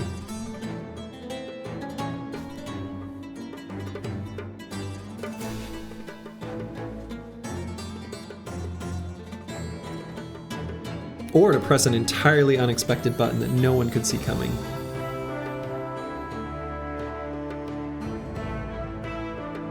Hello, Giant Spruce. Hello. Things are going great.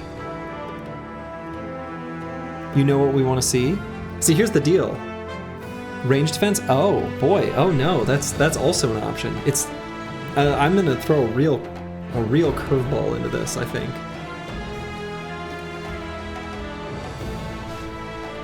Which one is ranged attack? That might be the one.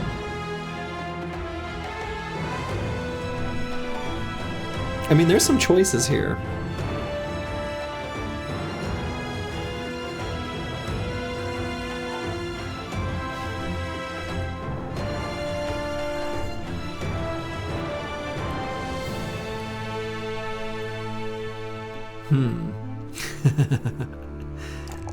Let's go.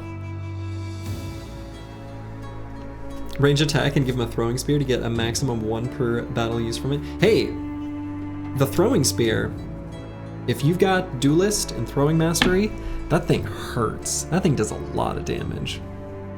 A poacher tank, now that's cooking. Well, if we look at what the game gave us, It's basically telling us to do it. I'm kind of thinking, let's be cute. Let's make a thrower tank. You know? We've got a really good base ranged attack. If you give a bro that's super tanky a set of spears, man, enemies hate that. They want him dead. So they dogpile him, boom, he's fine. I don't know. I kind of think this might be legit.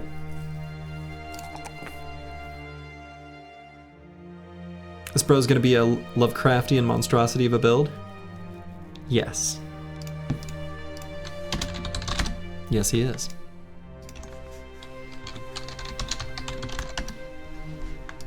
Master Maticus has got plans. I'll put it that way. So, right now, the best thing for him is gonna be this button. This button will help prevent injuries. This button is probably gonna give him more overall durability on the battlefield. I think given that he's got Determined and High Resolve, makes 9 lives a bit more appealing because of the resolve checks that you take along the way as you're getting hit. So let's do it. Screw it. Master Maticus is gonna be a throw tank. Now, what is a throw tank gonna look like? That's a great question. He probably won't need taunt, because by just holding javelins, he's gonna have that built in. You were thinking adaptation? Maybe. I think... well, we'll see. Firelands 2? Potentially. Potentially. Oh yeah, we're definitely not putting any points into melee attack. No matter how we do it, melee attack is going to be completely ignored. So whether he was throwing or not, you know, a base 50 melee skill, sure, he might attack with a spear occasionally, but that's like not his primary job in any way. Hello, XJI7. Yes, we did see you. You saw correctly. We started a new run. So what I'm thinking this might look like is probably we still put him on the front lines. He's gonna have throwing mastery. He's gonna have shield mastery. Probably not duelist. We'll see. That one's TBD. Yeah, usually XJI7 does play as XJI 8. Could end up grabbing rotate, putting him kind of in line, and otherwise grabbing general tanky stuff. If we're gonna pump fatigue, which I did do there, and I'm going to continue to do, then, you know, we may end up going down the classic regular tank type stuff in Indom and Recover. Nimble? Maybe. He might not need to be nimble. He might be forged. We'll see. Kind of depends on where the availability of armors at the time. So he could go either way. Nimble would make it easier to, you know, Indom Recover cycle. However, Forge is more durable for the things that we're going to throw him into. And he does have the fat for Forged. Yeah. So, and yeah, we'll definitely take Shield Mastery. Yep. So he's going to be... we'll improvise. We're going to riff on Master Maticus. I'm excited to see how he turns out. I don't know how it'll be right now, but we'll see.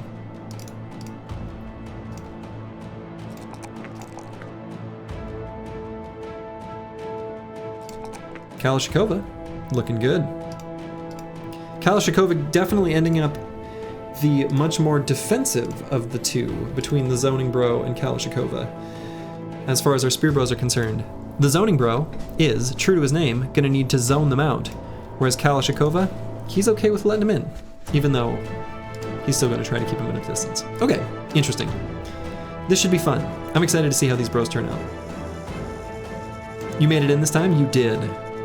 Not simply just the bounty hunter, not simply a member of the retinue, but a full-blown bro. Also, hello, hello. Kelly also has better attack. Yeah, he's doing well. Kalashnikova just straight up better in general? I mean, yeah. He is. He is indeed. Wadim. We'll wait the, like 3 seconds here for it to become daytime. 1, 2, 3. That was a very fast 3 seconds.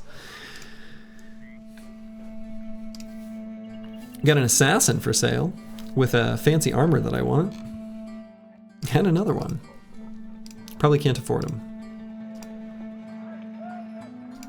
We're gonna click on all the screen elements just to see if we can be disappointed.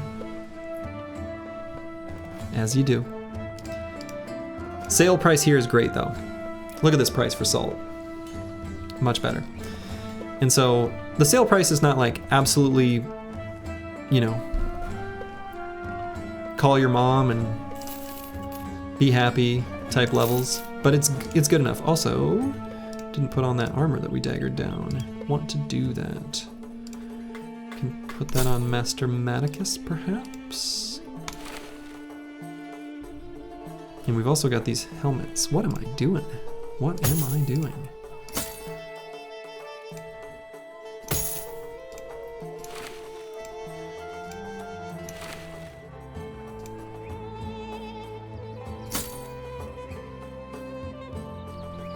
We do have a bard. We can kill them softly with this song. Kill them softly with this song. Strumming our whole life with this song.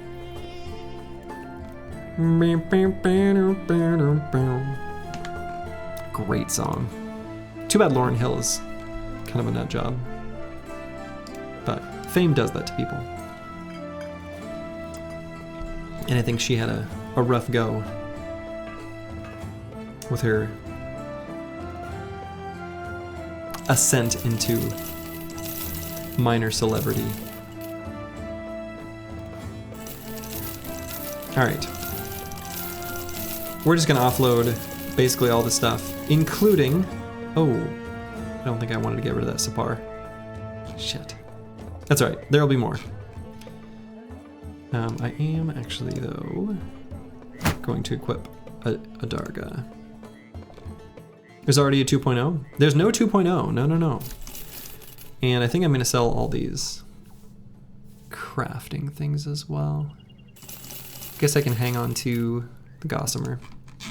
We're gonna buy the one net they've got. But yeah, our obituary at the moment is clean.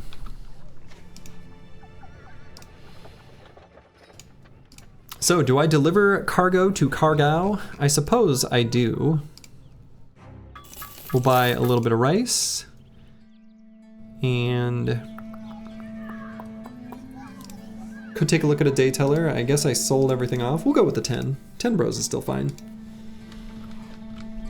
And let's accept this contract. And then we'll take kind of a windy way to get there. Carve out this little section of desert. And then we can head up to Brackenbocht and hit up the kennel. Get a bunch of dogs for the team. And then we can go be a bully to our old northern friends. Clean obituary, what is this? Not my streamer? It's only day 13. Be patient. I'm sure I'll throw some bros into the meat grinder here soon enough.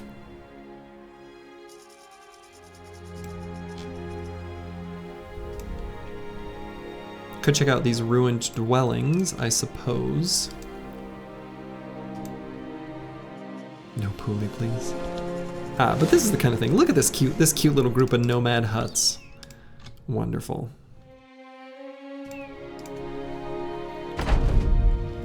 We'll produce some strange meat soon enough. Hey now, don't tell him the secret recipe.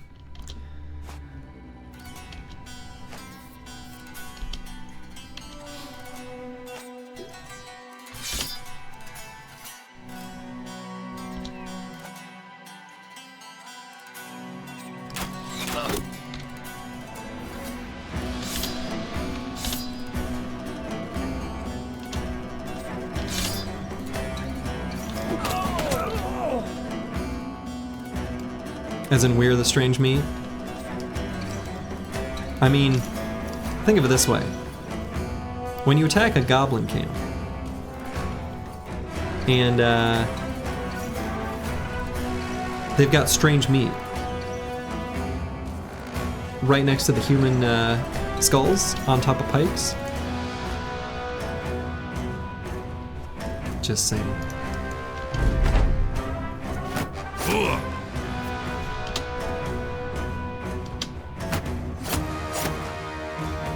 Poor cutthroats, even with their shields, can't make it through the Slurgy spear wall.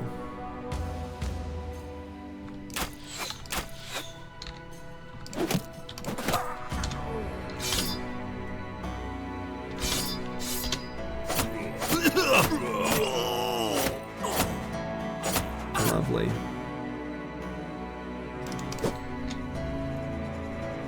And now we pounce.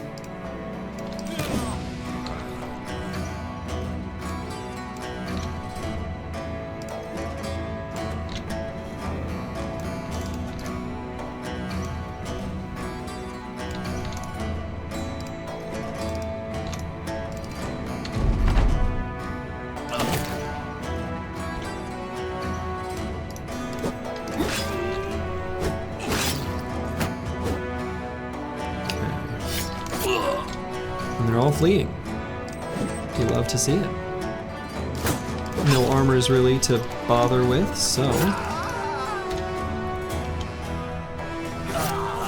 there we go. And they had some spices. How lovely. Let's see, I can probably check out these ruined dwellings over here quick. May as well.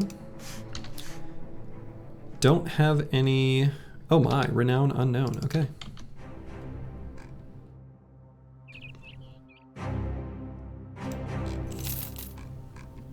The briggies are brigging the fuck out. They are. These free-range briggies shall be eliminated.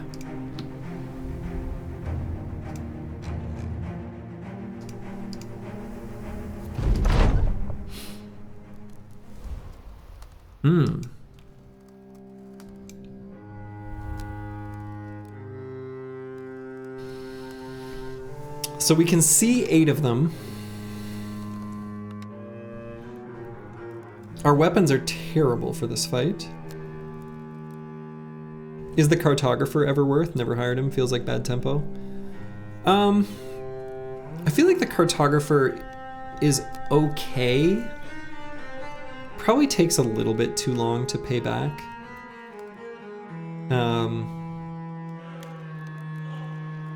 I think he's okay. He's just kind of boring. We have 2 flails. Yeah, we got a couple arming swords. The arming swords are good. 1 flail.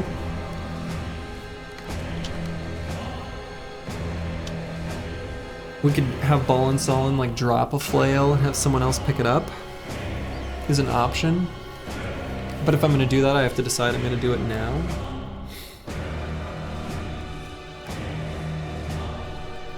And yeah, our weapons do suck against bone briggies. You were correct.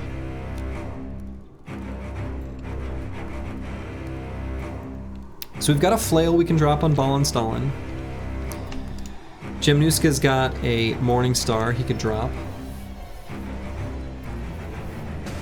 I think the real wild card is I just don't know how many Ancient Legionaries there are.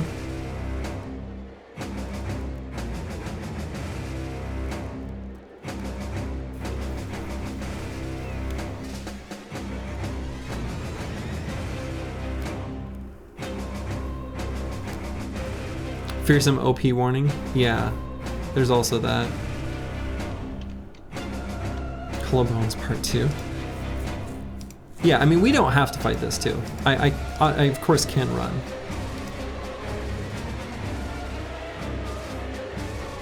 Worst case is 3 pikes. Yes, I agree, that is worst case.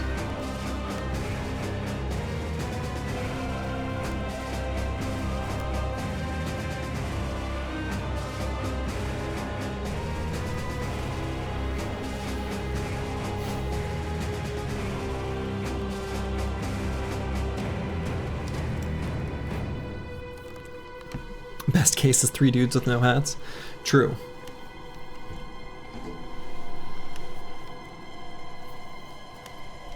Here's what I can do. I can wait across everyone, retreat a full 4 tiles. Oh, that sort of sucks too though because of the fatigue cost. If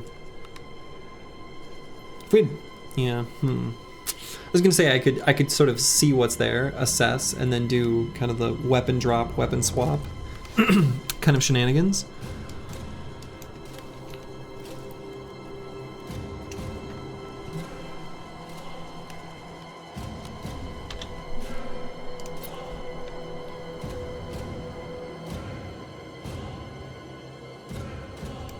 Honestly, even the spears aren't terrible against the ancient auxiliaries because of the good hit chance.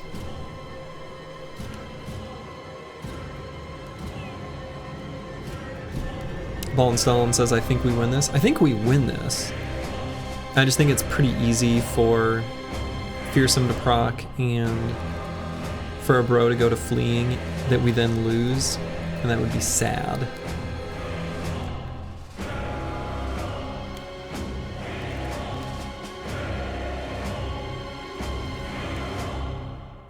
And the other thing too is that these ancient legionaries have like full, you know, unbroken swords. I am gonna wait, and we're gonna take a look at what the last 3 mystery enemies are.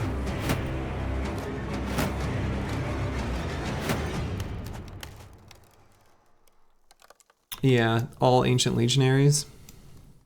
I don't know, honestly, even the ancient legionaries with the swords, they're like somewhat spooky.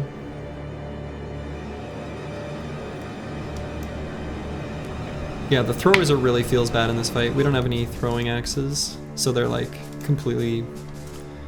I mean, technically the Nomad Sling doesn't have the damage penalty against the auxiliaries. Yeah, 3 more legionaries, 2 pikes. Now luckily these are the broken pikes. So the broken pike does do less damage.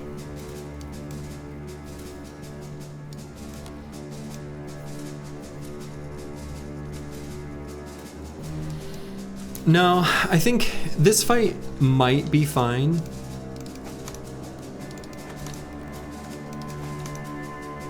I honestly think it's...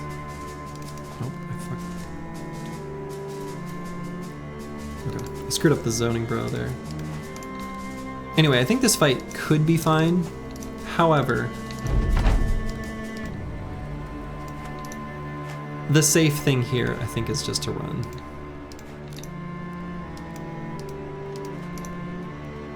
Your streamer is pulling the coward maneuver, but this fight could go south, right? Fearsome's a big wild card in the whole thing, and presents too much risk pre-banner that I don't think we should take. So to reiterate, I actually think the fight is not only winnable, I think it's likely that we win, but the worst case outcome is also like really bad. So.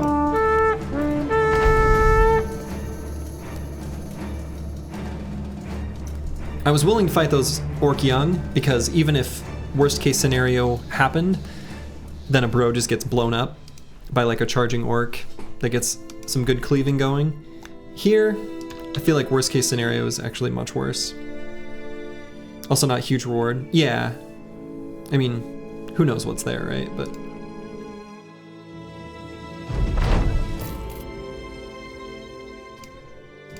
Three Skull contract. Obtain fetish of fertility at ruined dwellings.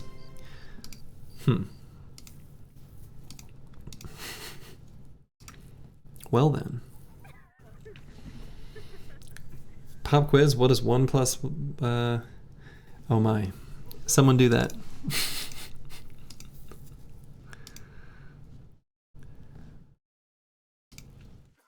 A 3 skull contract to go back there, though, is interesting.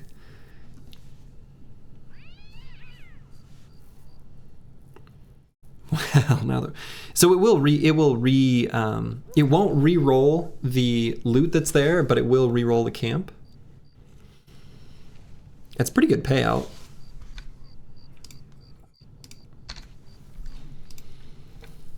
I actually think the camp is going to get weaker. I think it's going to assess our team as being fairly weak, and I don't know, 3 skull, maybe the multiplier is still too high.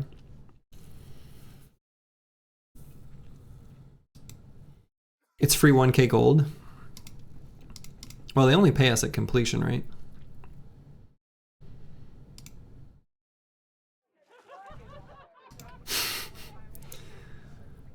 That's a big number. That's a big number, Toxic Wild Hog. All right, we're gonna accept the contract. I know that makes me seem like maybe kind of a crazy person, but it will change what's there.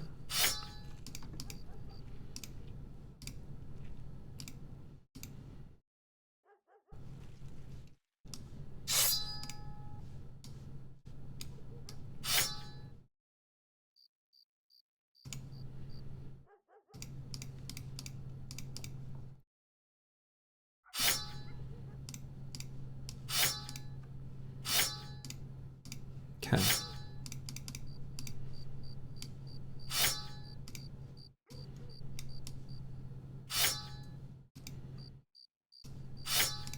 Actually, we don't care about there.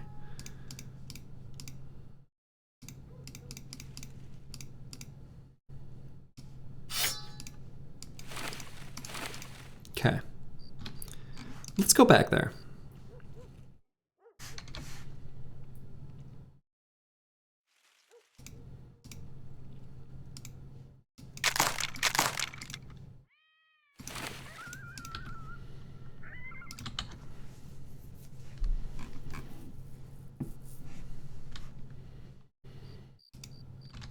So I always find it funny in the like Heroes of Might and Magic games, when they'd show the amount of time it took to travel somewhere, you could always see like a little number of the tiny horse. It'd be like 1 or 2, which is how many days it takes to get there. But as soon as it gets to 5, it's like, I don't know, more than 5. Like, I don't know how long, just more than 5. And that's turned into a kind of an inside joke amongst me and some friends, that any impossibly large number is simply more than 5. Many ancient legionaries, so the camp did re-roll, and it became harder? What? Well, that's disappointing.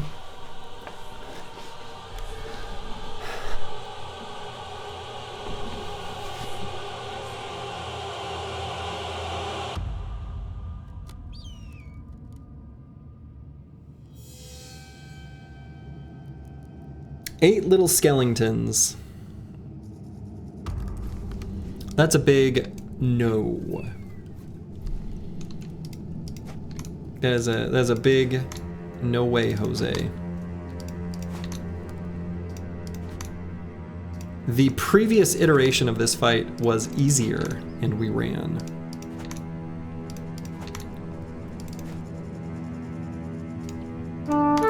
There's no way we're fighting 8 ancient legionaries. That's too risky. How did you know the skeleton's name was Jose? He had his name tag on. Are you excited for the new Heroes of Might and Magic game coming next year? What? I didn't even know that was a thing. Yeah, I tried Song of Conquest, and it didn't quite scratch the itch for me, unfortunately.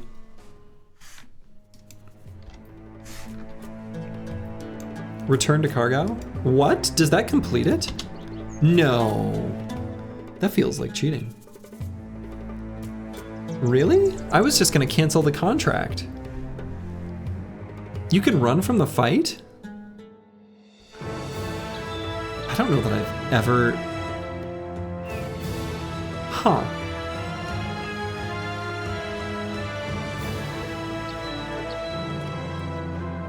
You could link, but you don't want to be banned. You're not going to be banned, but you do need to be given VIP. Oh, not Vippo.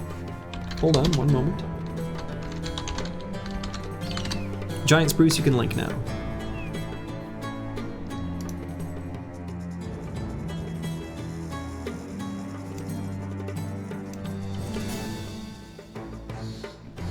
You never read the text, but it turns out the bro found the idol first.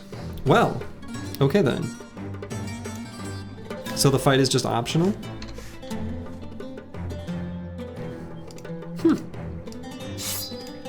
Well. Good for us, I guess.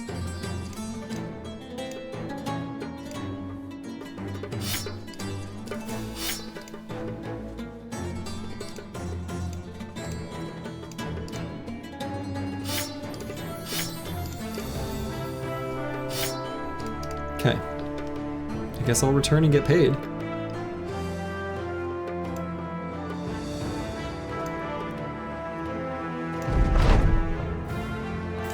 Cargo now has high spirits. Okay.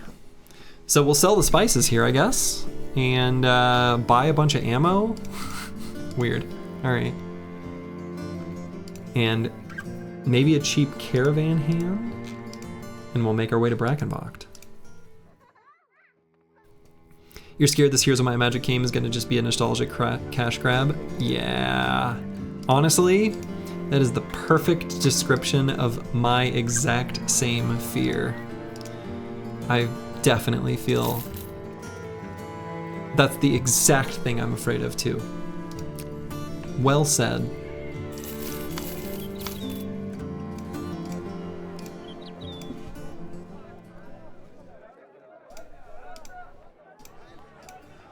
Alright, let's grab this cheap caravan hand. Ugh, he's not very good.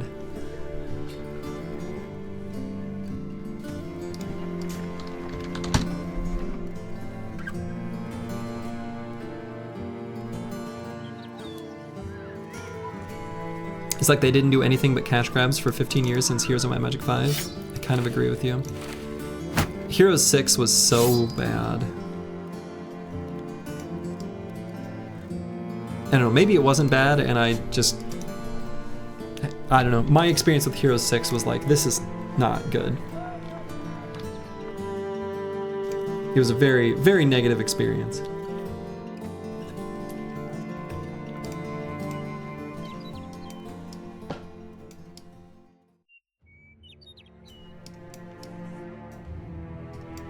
Sturgy's hottest take, something was so bad. Well, if you want to hear my hottest take of something that was bad, which I will preface by, if you liked it, I'm happy for you. Triangle Strategy was the biggest fucking disappointment, and I hated it, and it's one of the worst games that I've played to completion in my entire life, and I wish that I could undo every single minute in Project Triangle Strategy. It was terrible. I hated everything about it.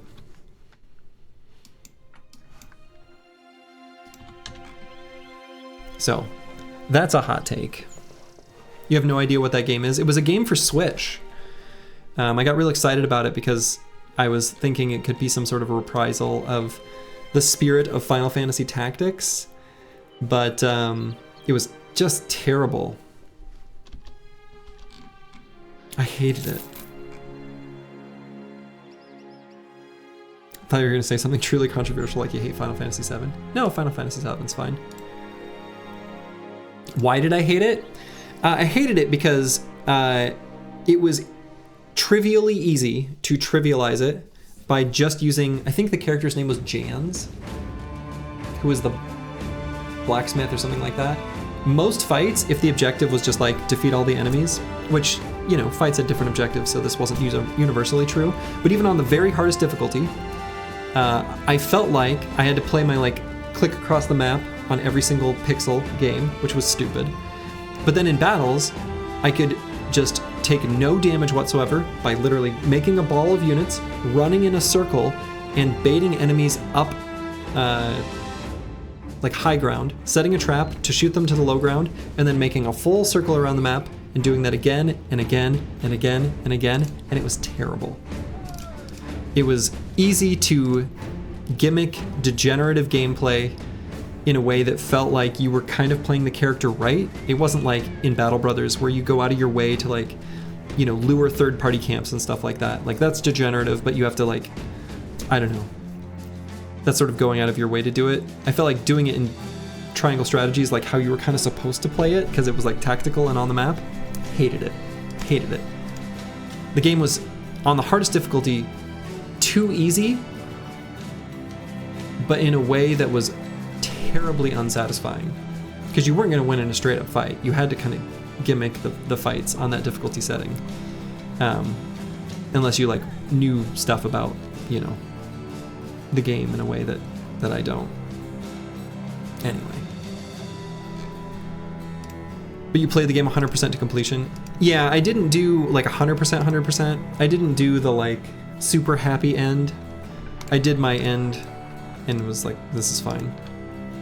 Also, the way the narrative was done was stupid. It felt like a love story that made no sense at the beginning. And like, it was like, just, the romance was cheesy and bad.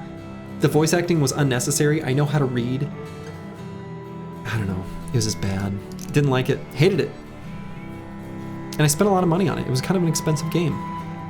I thought the music was uninspired.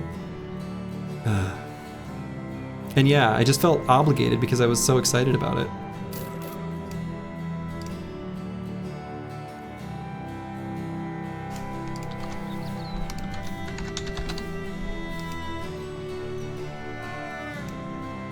In your opinion, most video games would be better off if they cut the storyline. 95+% of them are terrible stories. Whew, that's a hot take. Whew, that's spicy. Depends on the game, but I'm willing to agree with that for not 95%. It really depends on the type of game.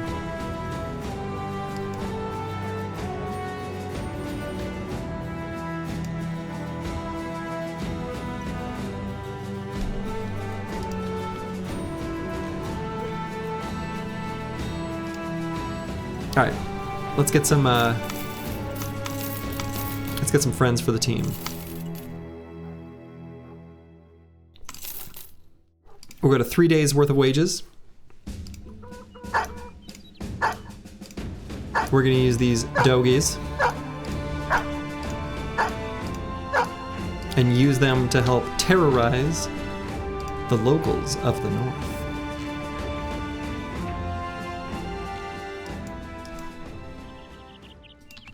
I've actually never played Skyrim. Crazy though that may seem.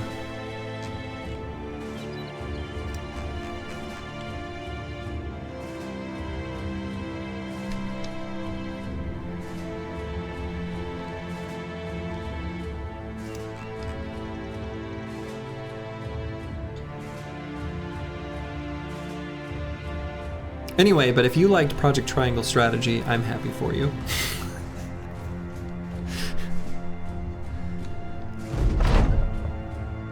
Oh my.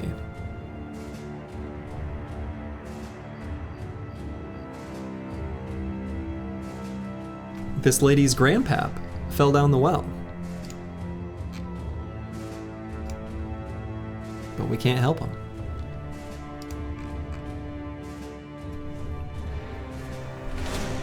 Oh my goodness, 5 mercs? Okay. Okay.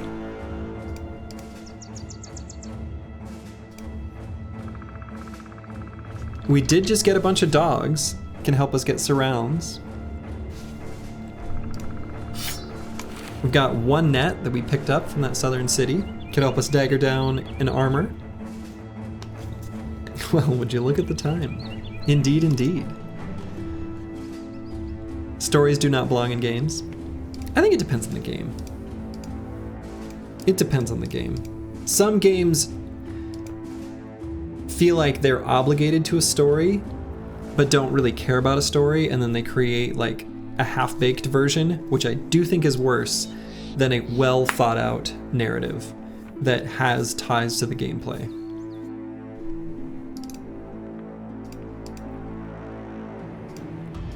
And yeah, Artosis does have some...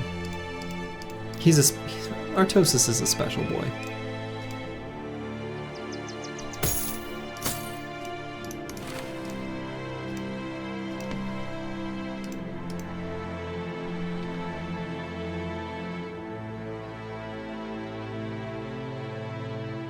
Oh yeah, Divinity Original Sin 2. Though actually Divinity Original Sin 1, I loved the gameplay and the story was only okay.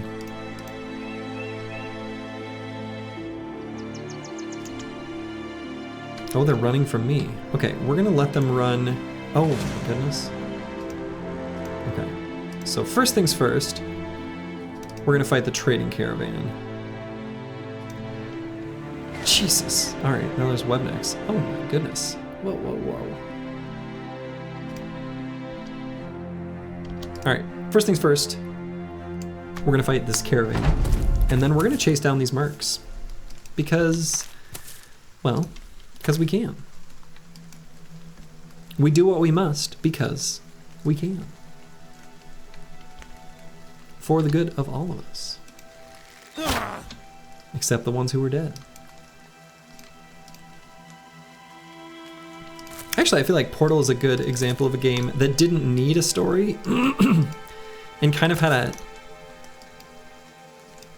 unelegant story that works perfectly. If that makes any sense.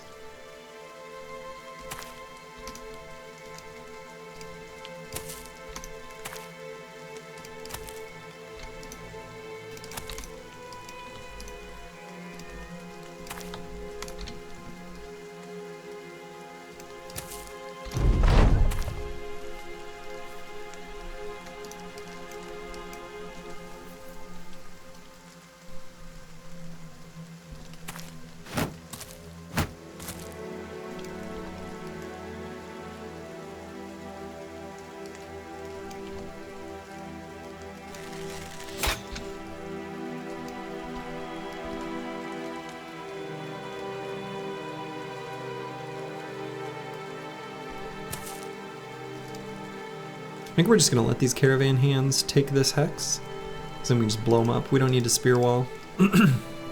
Same deal here. The only hex free is right here. You can just set up a few bros to just blow up the enemy that happens to go there.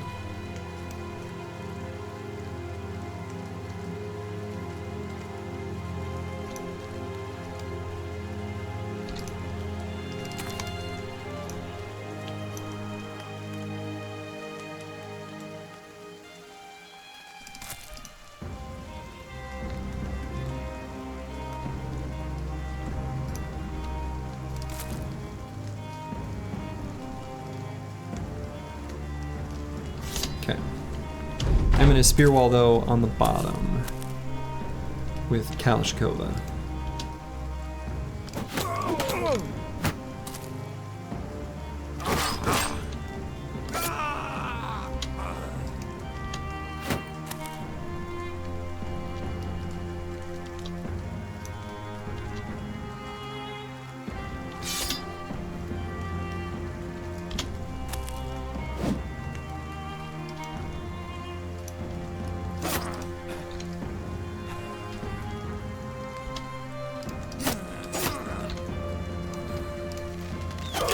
Just picking them apart.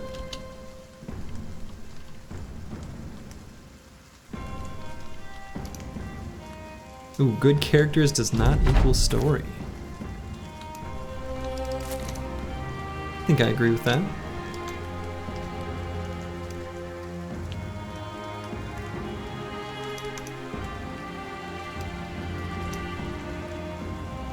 I think it's probably just a fancy way of saying does not equals. It's used in some programming languages and like SQL and stuff like that.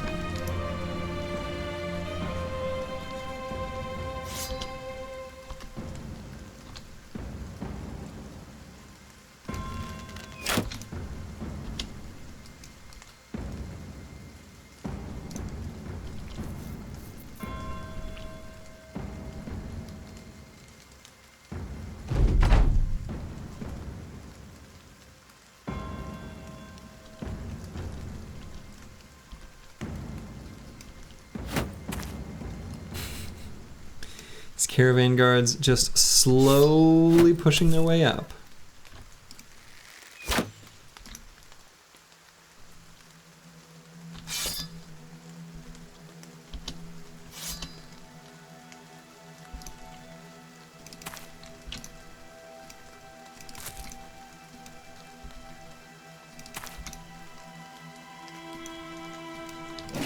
You think it's okay to have a trivial cliche story? I don't know. I think that can cheapen the experience, actually. I think it can actually make a game worse to have a bad story compared to no story at all. I think sometimes it is actually better to have no story at all.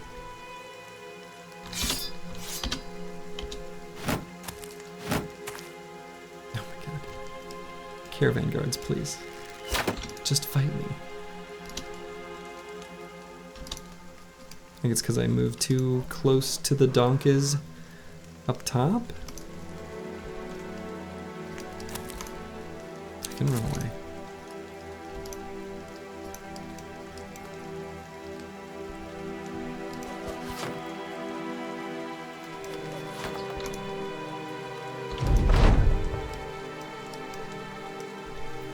Yeah, I was gonna say, I think that is a common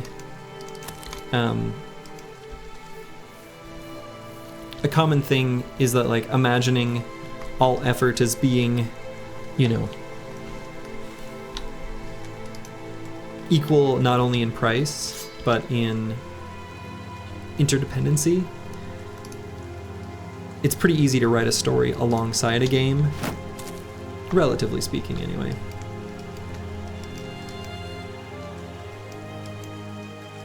And yeah, I know a ton of writers that, I don't know a ton of writers. I know a few writers who are incredibly talented at their craft. And they don't, they're not paid as well as most other professions. I was gonna say than they deserve, but boy, that's a whole can of worms. I'm not even gonna breach that. But they could be paid better. Alright, I'm just gonna let the spear walls hang. Let's let these guys just run in. Oh my god, they're not doing it. Fine. No. Not fine. You get in here.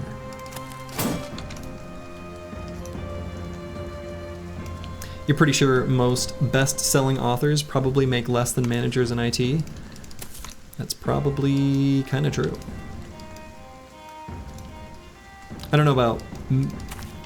Well, I don't know. Maybe that might actually be true. I was gonna say I don't know about most best-selling authors, but... honestly, maybe.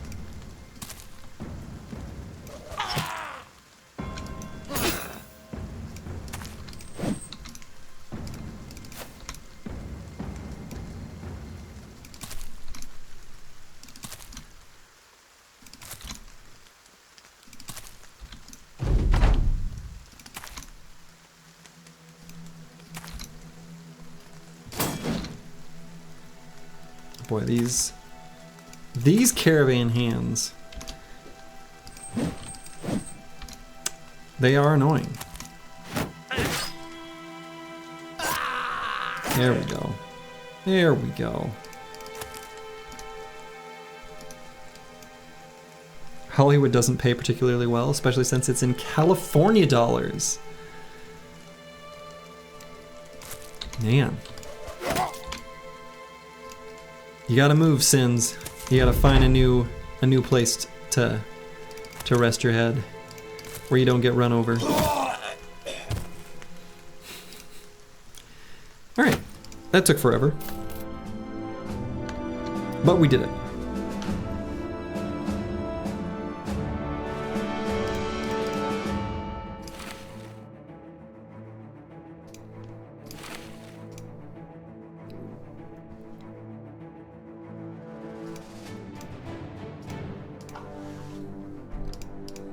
Did get another dagger, so that's nice.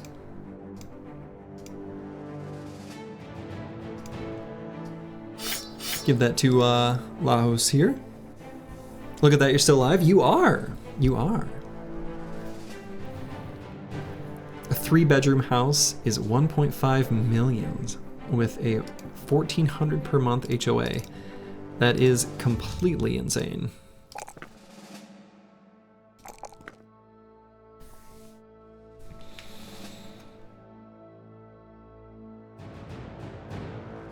Yeah, let's make this an initiative build of some kind. Who knows what it'll be, but it's gonna be an initiative build of some kind. You're working on getting out or making it more worthwhile to stay? Nice. HOA seems like a huge scam in the USA? True.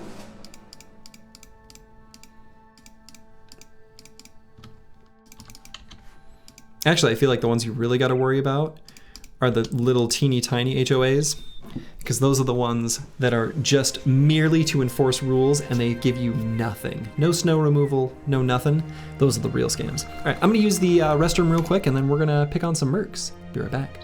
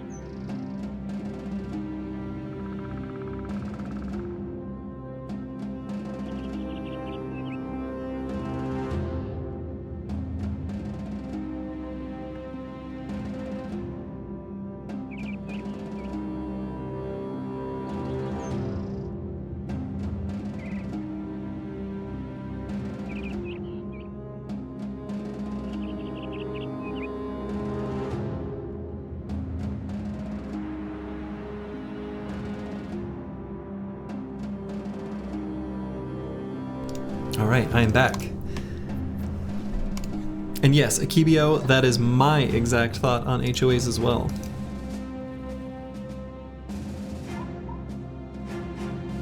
There's no way I'm paying someone to not let me paint my house the color I want it to be painted.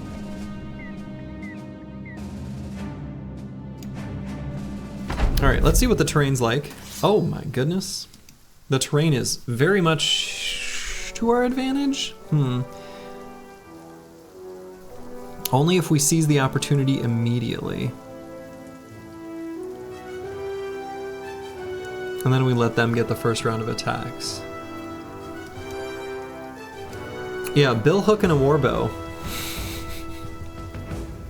No armors we care about at all.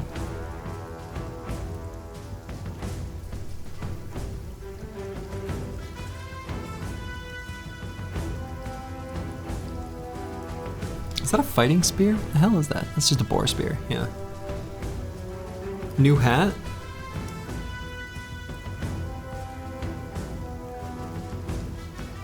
We got this guy with no hat.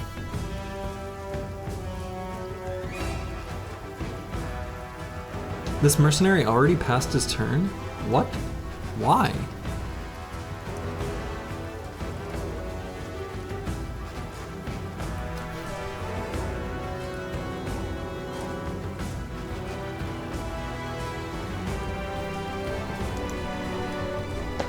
You can see him squinting in a smirky way.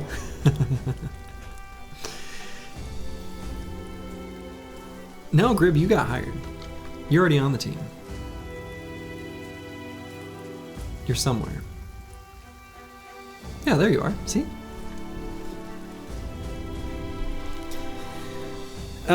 Let's see.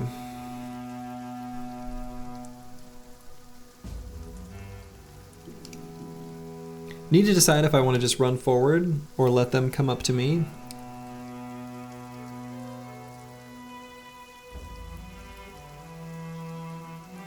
We could always use more boar spears. Yeah, we could. We could. We got boar spears on the two important bros, but we'll certainly take more.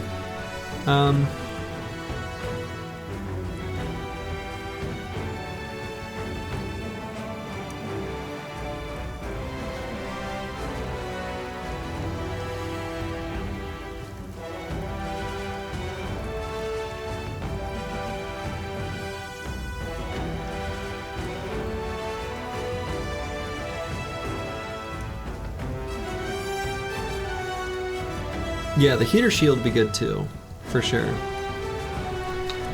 What I'm trying to decide is how to approach this. Whether I want to run up now on this turn.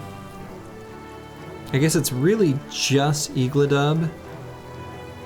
If he runs to here, what good does that do me? Not that much, actually.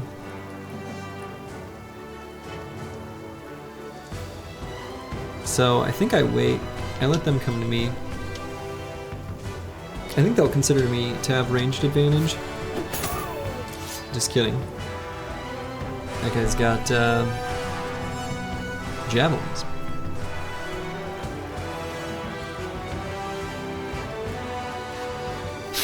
Merc did that thing where he points his eyes at you and turns his eyes to check that you're watching, then slowly reached down and pressed the pass turn button, causing terror amongst the bros.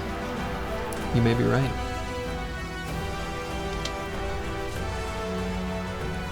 So these three are basically done. I want this merc to move first, and we'll decide what we want to do.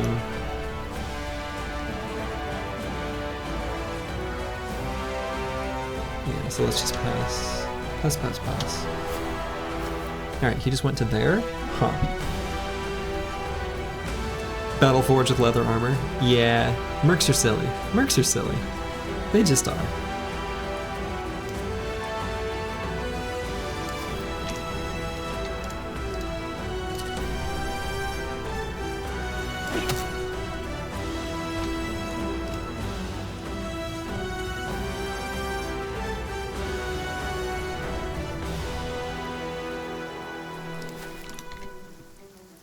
Yeah, so we're definitely going to get Eagledub in range of this mercenary.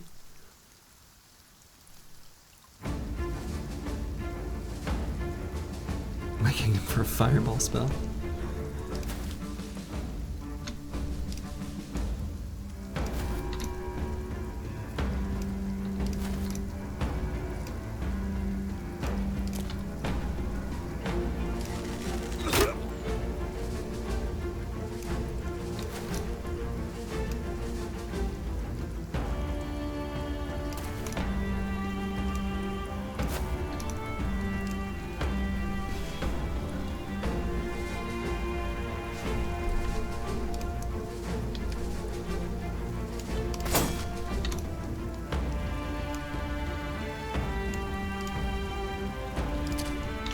Okay.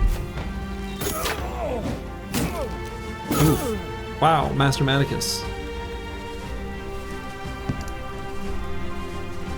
Yikes. So we procced 9 already. This Merc still gets to go.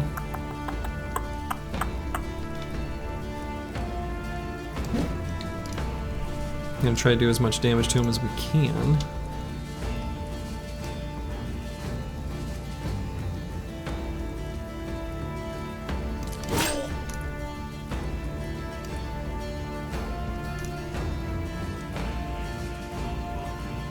Could put him in a net to try to slow him down, or resolve check?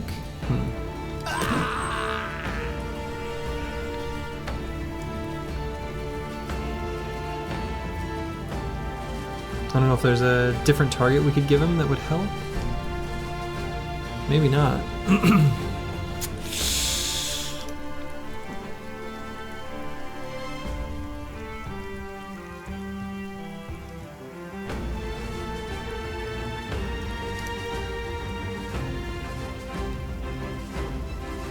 I think we try to get as much surround bonus as we can, and then Master Maticus will get 2 tries at doing a shield push. He'll get 1 try at doing a shield push, based on his fatigue remaining. But with the fractured hand and pierced hand, he probably won't succeed.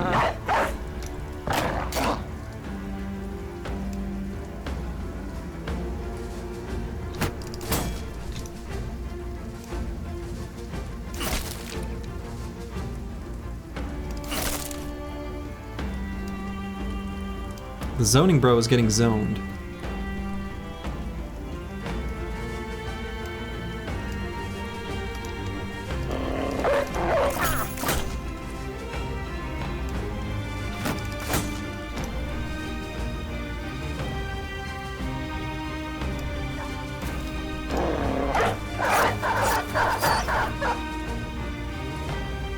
Okay, at least Spirit will be fine.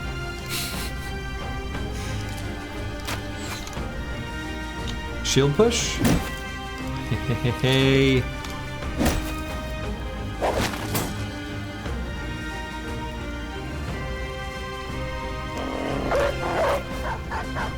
Master Maticus is just fine. No problem. I wasn't worried.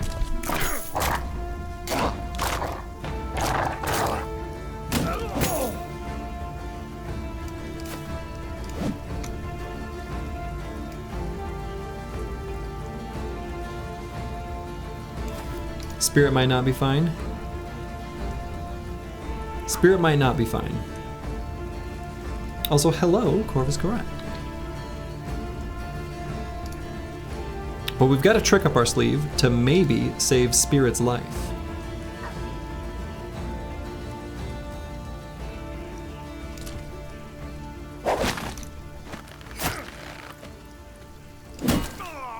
Spirit will be just fine.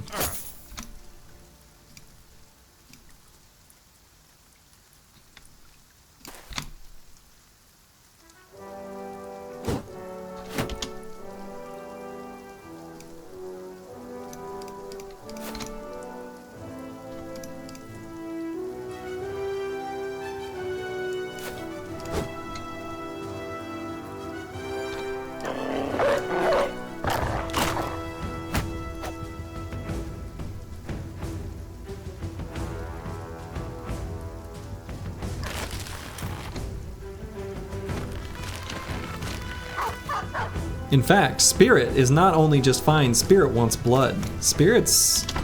he wants to fight. He's got good spirit. What a good boy.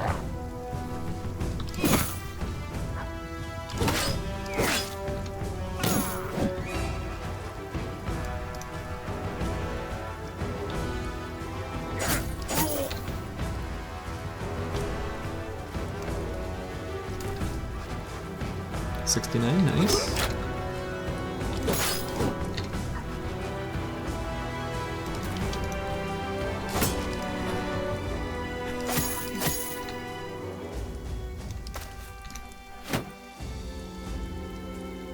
This guy's in a pit with the dogs. He is. Bam! Grib got his revenge, and we did get a warbow. Well then. The return of Slurgy uses a bow for a while is here. You get yourself an early warbow, you do use it. They are, I mean, in that, like, yeah, alright.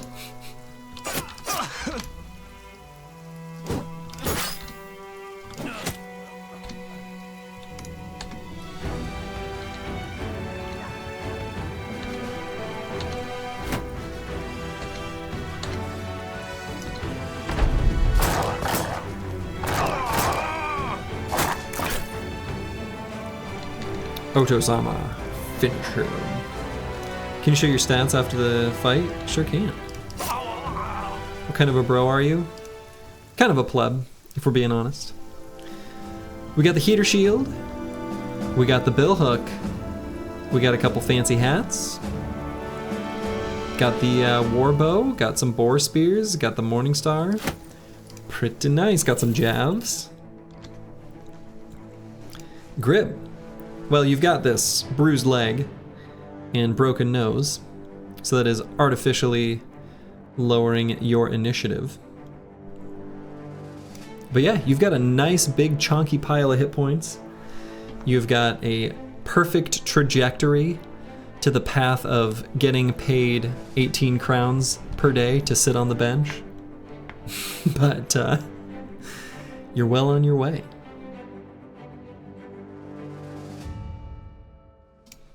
Okay, so, a bill hook. Yeah, you're not great. But you know what? You're not terrible either, right? 54 and 4. It's fine. You are, in fact, an optimist. Yes. Looks at the finer things in life, ready to smile, you know? It's kind of nice.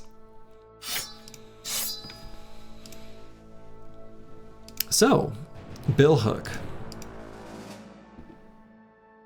Bill hook probably should go to Ballin Stalin, I'm thinking. And in fact, it's a weapon that's good enough such that we may, on Ballin Stalin, take Polearm Mastery, our next level, because it's pretty handy to be able to move 2 hexes and attack. Bill hook on Ballin again? Indeed. Optimist has nice events? True. Optimist does have nice events.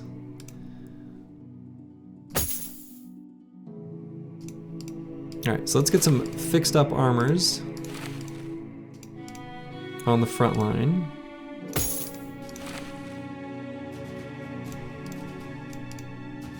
At least for the most part. Yeah, that is a hideous outfit.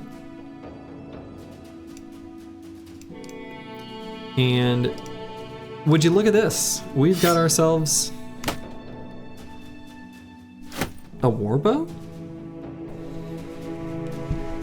Warbows and bows in general have such horrific chance to hit penalties that you really don't want to give them to someone with super low ranged attack. Neither one of these bros has great ranged attack yet.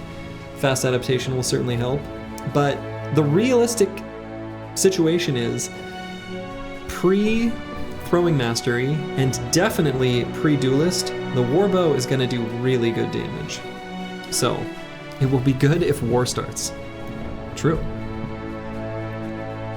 Your build has changed like 4 times this stream alone. Well, yeah, that's probably true. Gotta remain flexible. Semper Gumby, you know?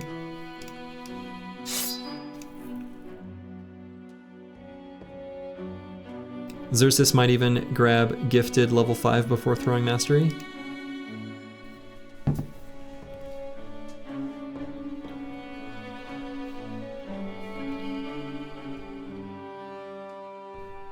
Maybe. This is a bro I was maybe gonna skip gifted on, to be honest.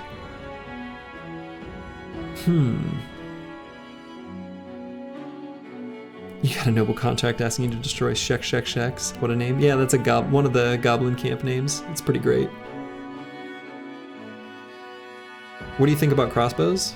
I don't think they're very good. I don't think bows or crossbows are really all that good in this game. Generally speaking. They're both good as tempo weapons, situationally. And, of course, as always, you get a good named variant, throw everything out the window. Any, you know, a war brand could be good if it's a good enough named item. Throwing is just so dominant in damage. Exactly. It just does so much damage.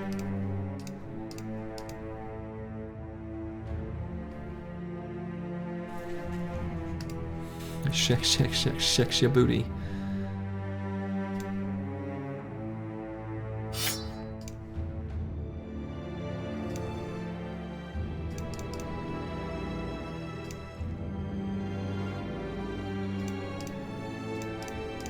Okay. I suppose. No, we're good.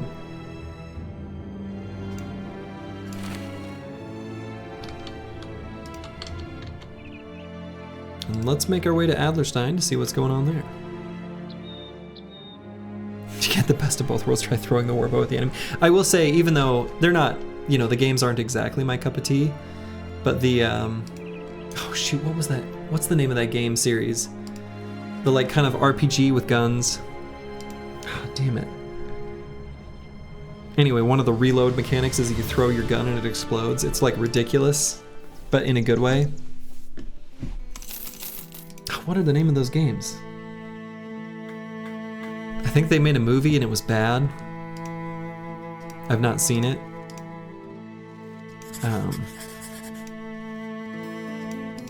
Man, Borderlands. That's it. Borderlands. Thank you. But yeah, in Borderlands, they have it where you reload the gun, and instead of reloading it, you just throw it and grab a new one. I think that's so funny. I'm glad everyone thought of it all at once. Thank you.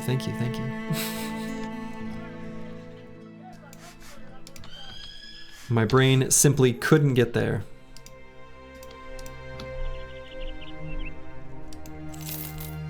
Where they have a talking shotgun with an Aussie accent? What? Is that a thing? Incredible. Incredible if so. 12 webknechts? Okay, that's not too bad.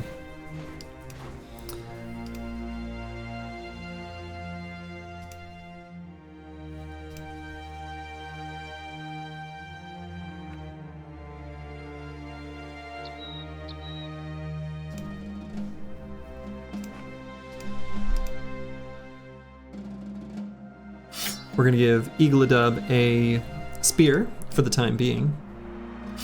Same deal with Markward. And Lados. If you're unfamiliar, a bowgun is kind of like the Aussie version of a redneck. Interesting. Twitch filtered that, so it must think it's very offensive. So.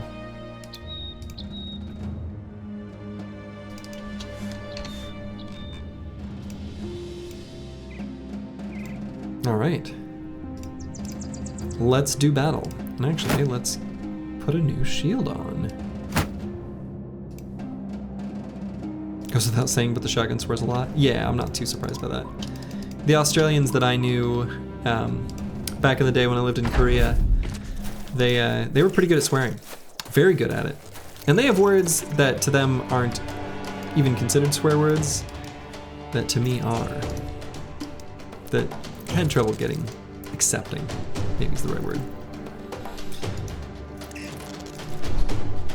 Borderlands 2 was the peak of the series. I think those are the ones that I played. All right, so we're gonna position some of the bros up on this high ground. And some of the bros on the low ground.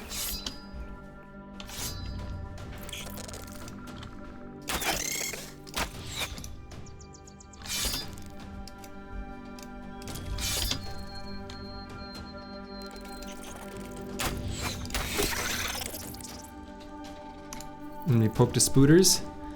Yes. You shall be permitted to poke the spooters. And I'm gonna move Igladub actually.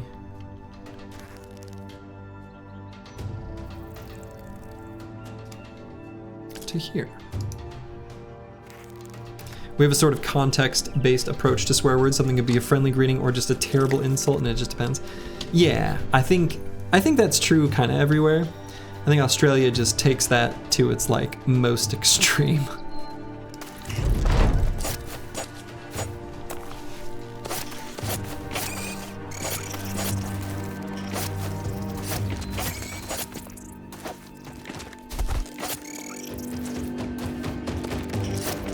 Evening, folks. Did you miss any spicy fights?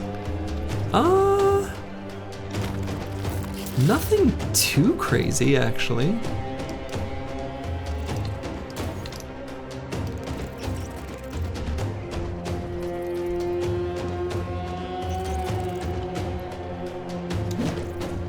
Oof.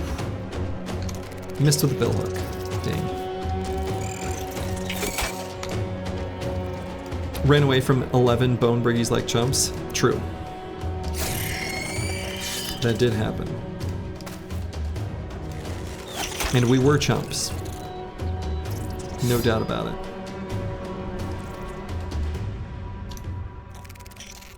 Slurgy Master Tactician didn't lose a bro yet.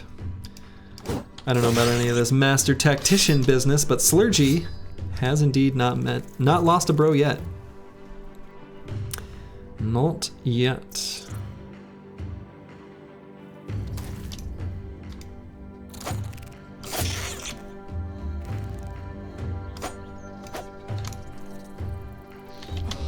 I'm not dead yet. Did you find any Chad bros so far? We found some good bros. We've definitely found good bros, no Chads. It's kind of hard to find two Chadlia bros out of just the kind of early lowborn.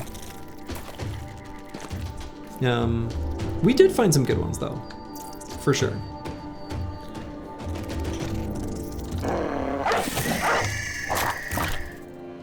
Alright, I think their numbers are dwindled enough. We can probably just start dog swarming. The three melee defense stars, bro. Yeah, he's pretty good. I mean, obviously a Chad is in the eye of the beholder. I wouldn't quite call him a Chad, but he's gonna be a very fun bro to build.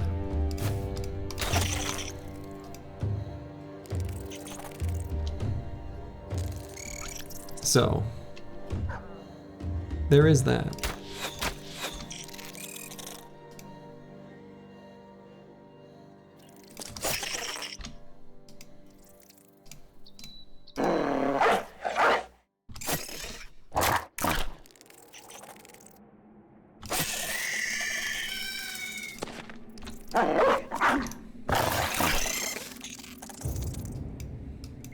He's the we have chats at home guy. Yeah, I like that. That's good.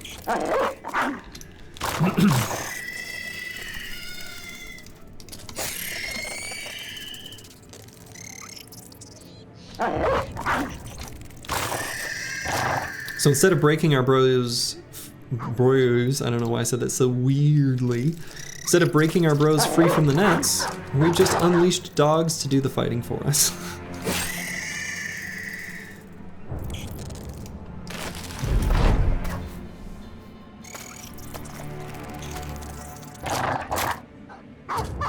So we'll need to sort of follow them as they run across the map to keep them safe.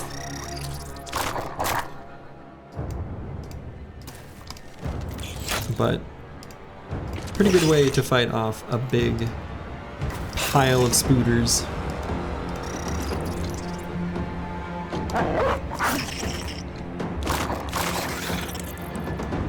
No need to break ourselves out of their sticky gossamer. We just let our dogs do the fighting for us.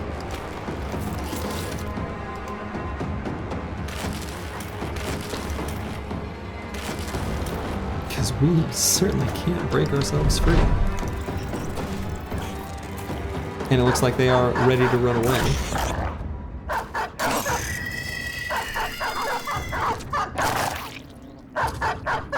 Squash.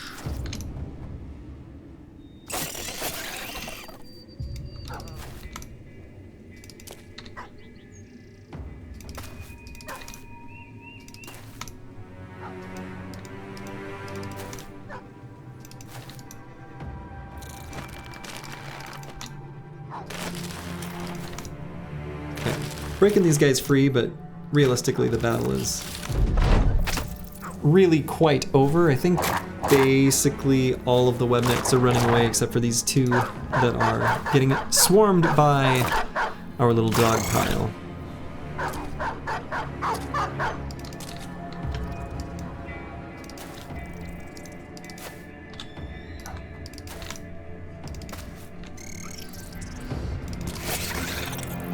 Okay.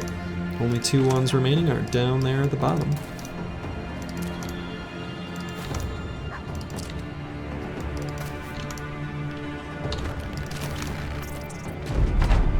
Just the one. One's all you need.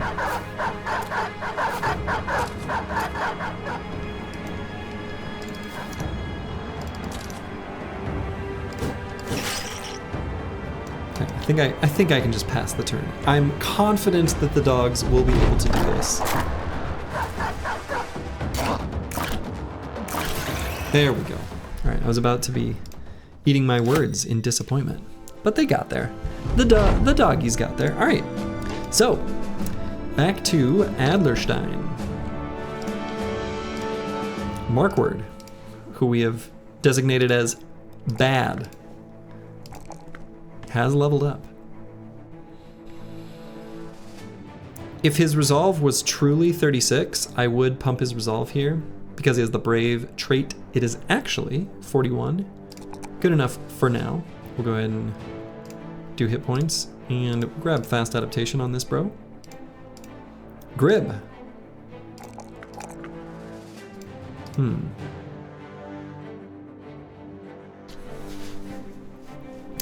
With Grib, I might do...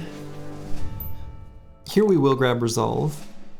Hit points, Resolve melee defense, grab fast adaptation. He's just gonna be a, I don't know, tempo run at them sort of bro.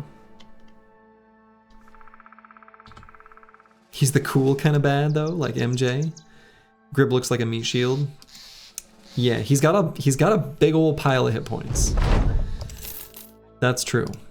He's got that, you know, farm boy physique. He's an optimist, sees the best in everyone, always ready to give a smile, flash a smile to passersby, but not the best with a sword. That's okay. Let's buy all these super cheap tools.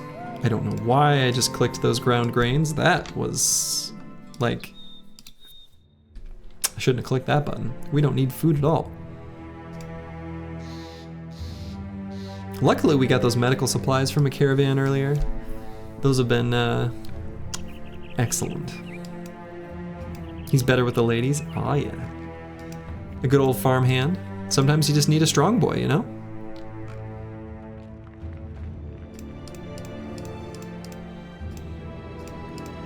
Okay, so I think we're in a good position to go pick on this faction a little more. You know, we are the Northern Raiders. Let's go Northern Raid. It's in our namesake. It's the right thing to do.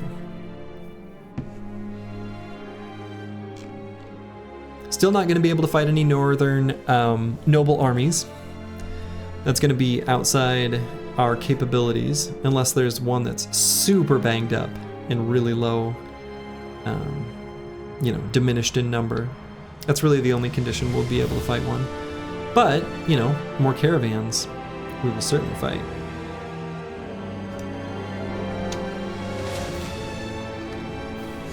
And I guess any random groups of briggies that make their way, we can fight those too. So actually what I'm going to do, these briggies are running this way. We'll allow it, and we'll fight them on the road. Just so we can get a nice funnel of terrain to make use of our spear bros.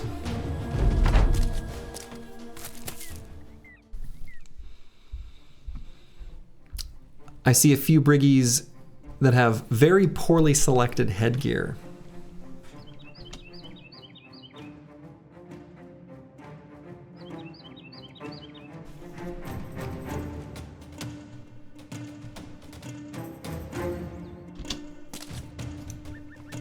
Okay. This raider's got some javs. Oh, we need to get Igladub. Oh my goodness, we need to give him his flail back. Whoops. Well, shoot. That's disappointing. Their fear helmet head. Yeah, you can tell this guy really cares about his haircut. Why else would he, you know, do as he's doing? Yeah, so unfortunately, Igladub, who's our flail boy, I did not give him his flail back after that fight against the Spooters. Dang.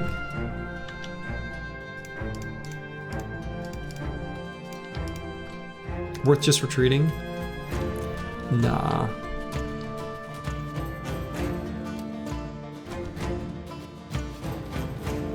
I think we'll play it out.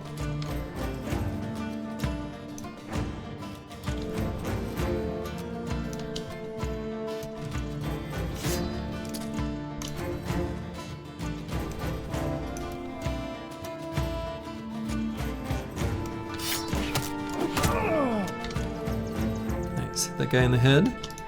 You love to see it.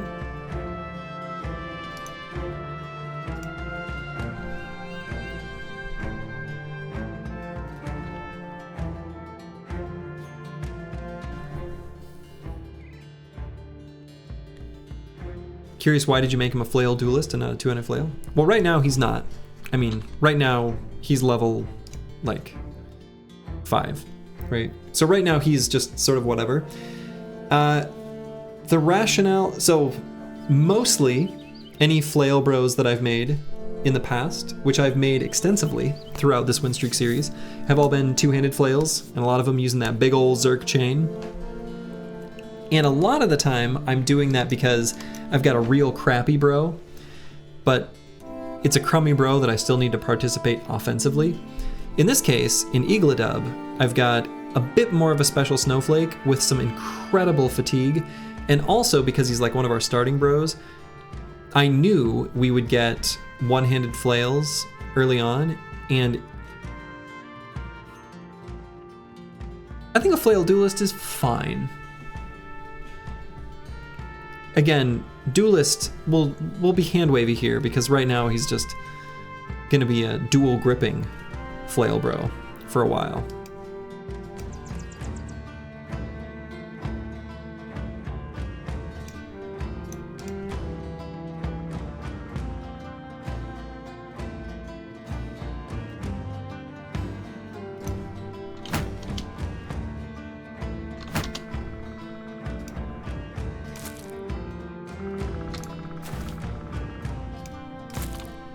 All right, all installing, hit him in the head. Hey, hell yeah, look at that head. Not only did he take the head off, he did just a little bit of the hook action with it too. Brought it in a little closer. Brutal.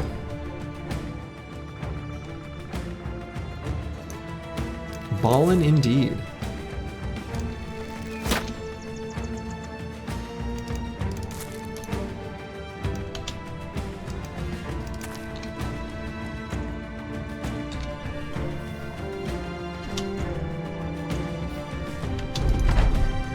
You're the chadliest miner ever? In this particular game world, yes. We had a miner from our last run who was one of our fatigue neutrals that was really good. Alright, given this abundance of throwing weapons, I think it's time for us to get out there and get on top of them.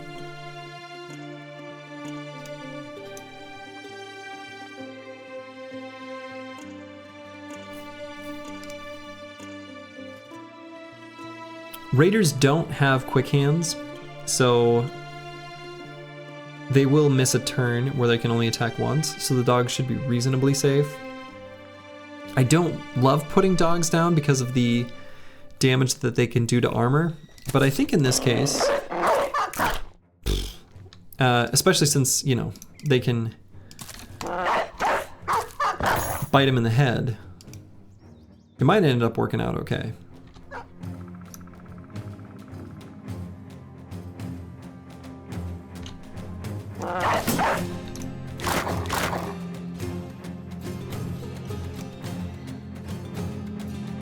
Took the ambition to hire a triple 3-star bro in your run. It seems impossible. It certainly is improbable, that's for sure. I feel like that's one that you generally should avoid unless you already have a bro that meets the criteria. In which case it actually might preclude you from even getting the ambition. I'm not sure.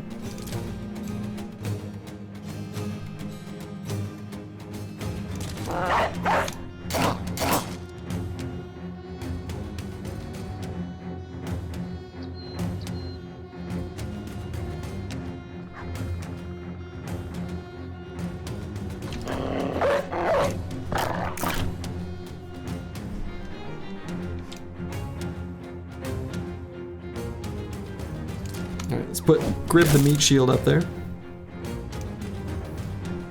Ah, we know for a fact this is a lower Brigand Raider because he did not successfully stun.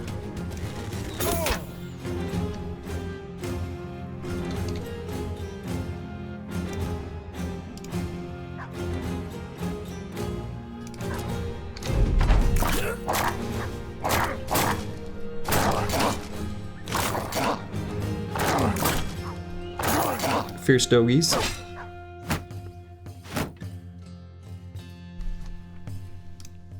Alright, let's get Lajos down here. Oof.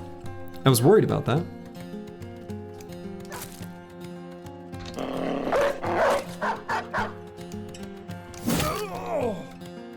Nice hit by Ballin Stalin.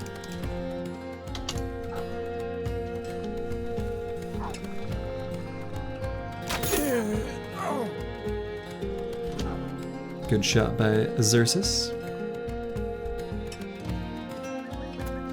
Yeah, these armors are kind of getting wrecked. Whatever.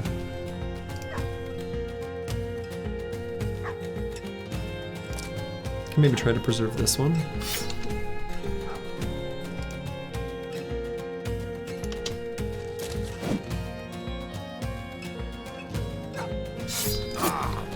And that one.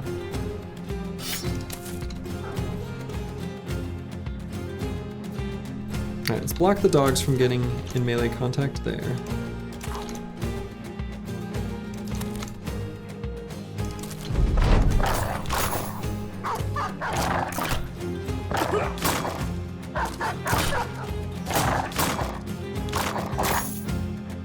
The dogs are fierce.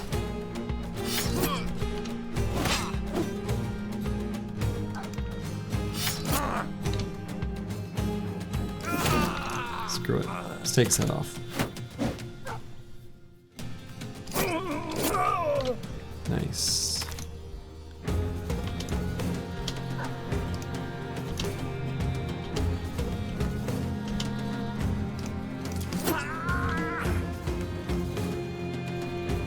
Okay.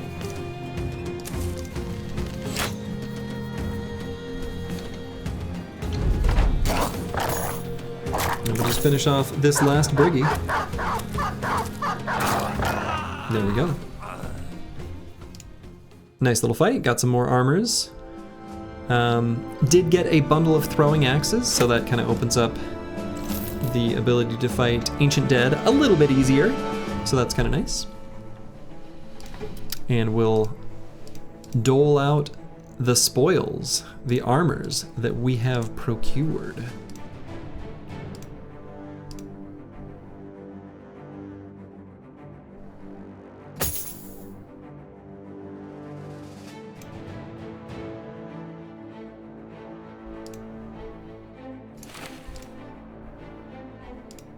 All right, let's replace Xerxes's pajama set with something a bit more durable.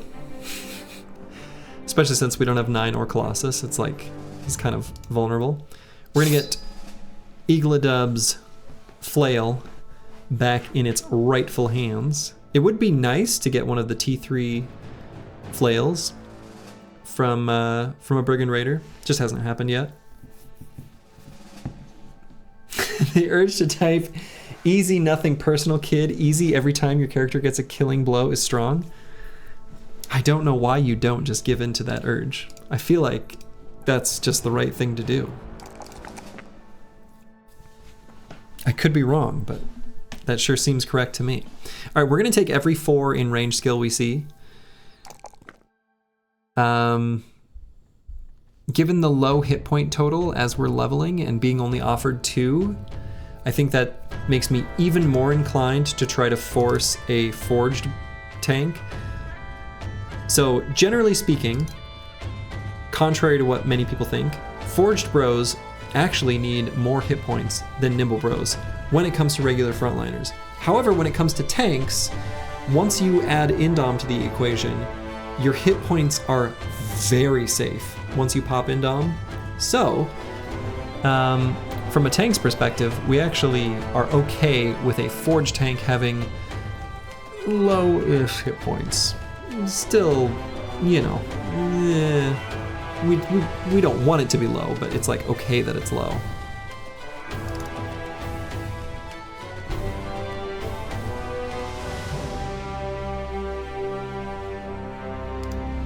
So we do need to get him some throwing weapons, though, if we're gonna do that, huh? So let's just give him a stack of jabs right on the front line, you know? Forged throw tank sounds kind of sus. Yes. Yes, it does. And we're doing it anyway.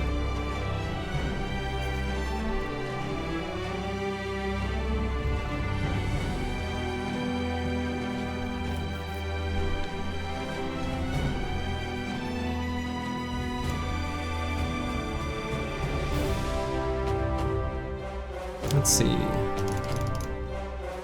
Probably gifted here.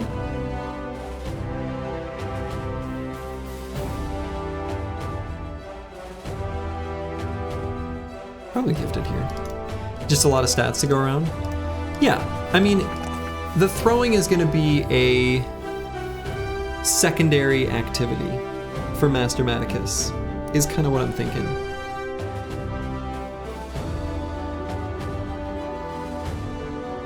Throwing's kind of what he does, you know, as a way of pulling in enemies. He's going to be more tank than throw, as opposed to, I think, previous times when I've done a throwing tank, it's more thrower than tank.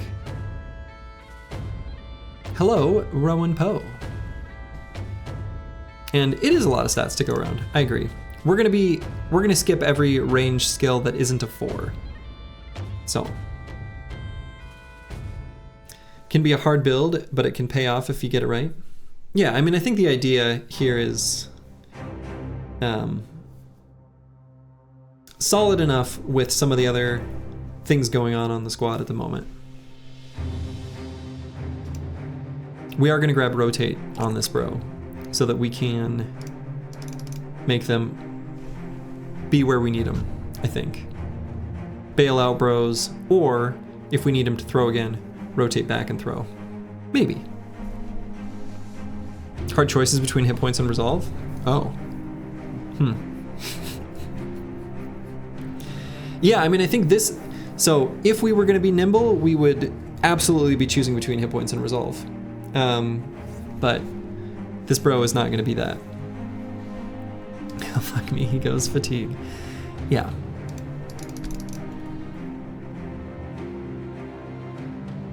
Probably isn't going to be Well, I don't know. We'll wait and see. Determined is going to be doing a lot of heavy lifting here. Determined is so good. Exactly.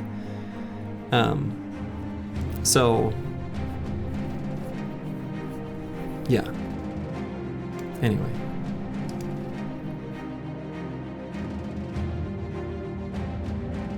Xerxes.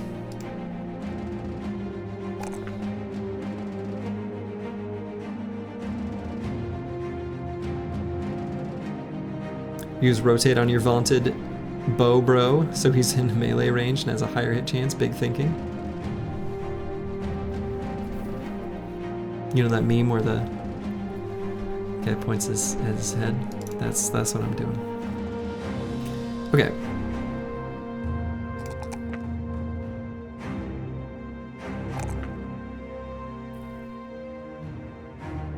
Determined won't do much if 2 orcs jump him and he gets resolve checked with 40 resolve. Yeah, we are going to need more resolve. I do agree with that. We're going to keep him in banner range, and we are probably going to take Fort Mind. But yes, we will definitely need more resolve. I 100% agree with that. There's an emote, but you forgot it. Nice, that's good. Good gunner bro. Yeah, he could be a good gunner bro. I agree. I think he's. My original plan was just straight thrower.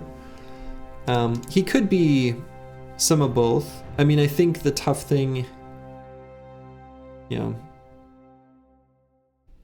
you were told every bro should start student brawny rotate. Yep.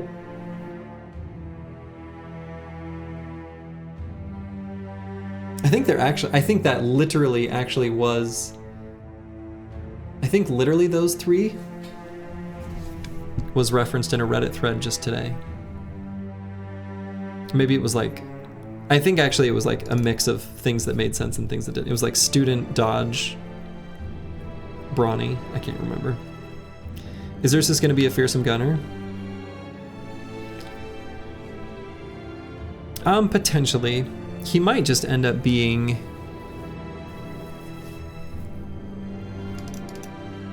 just a thrower.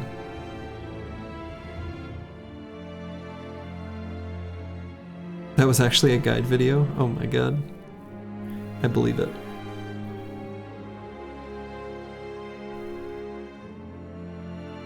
But yeah, so Xerxes here. There is some piece of me that has a slight temptation to do a short-term benefit that is highly sus long-term with this perk selection right here. Any guesses?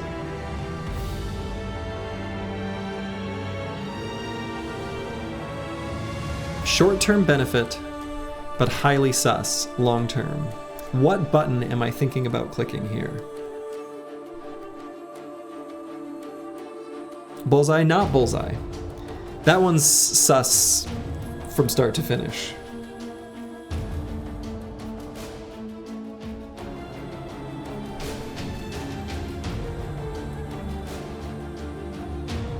Arvius still to this day says fearsome is trash. Yeah, he's just wrong. I respect Arvius for his a lot of things, but he's just wrong there. That's just, if you want to see fearsome on display, the Orc Sea of Tents camp that we completely obliterated in the last run in like second to last video was absolutely fearsome on display. Maybe bow mastery, that's the one. Friends don't let friends take bow mastery.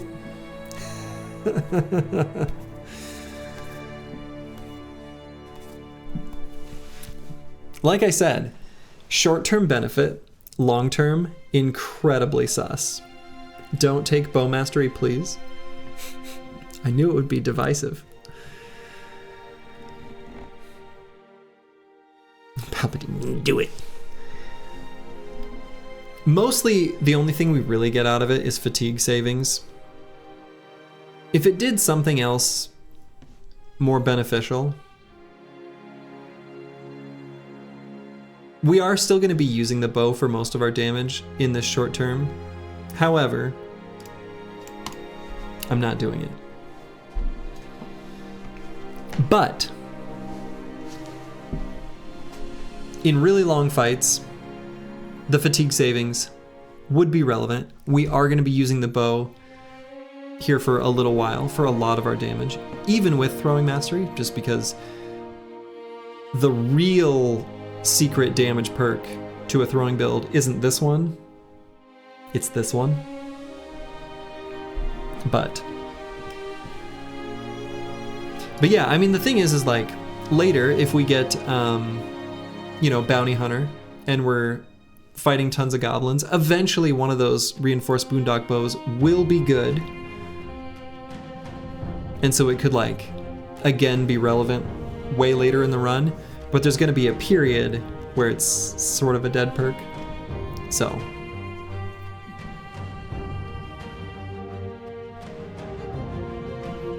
yeah, I mean, I think taking gifted is totally valid to get more value out of the bow, an extra 4% hit chance.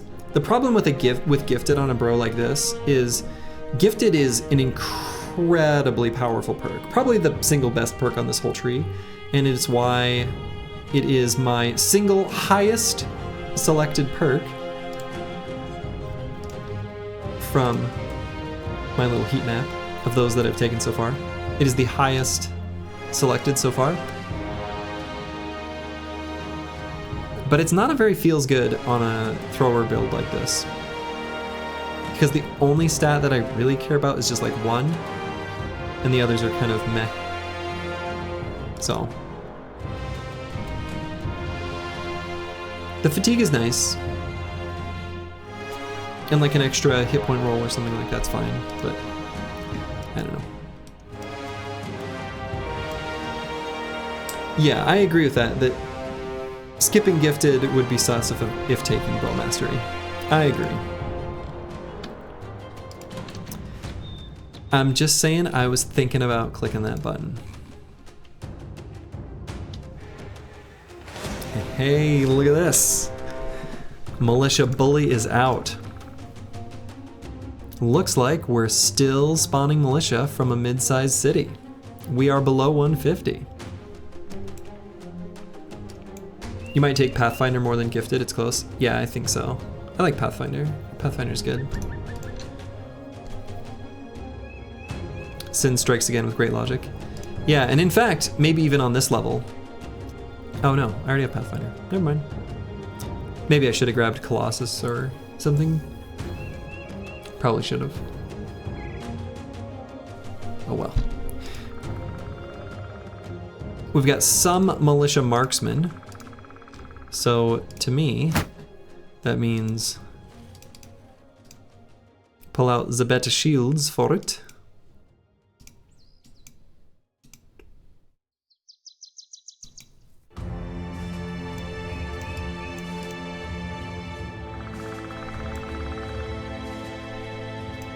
Some city briggies to eat? Exactly. That's what I'm thinking.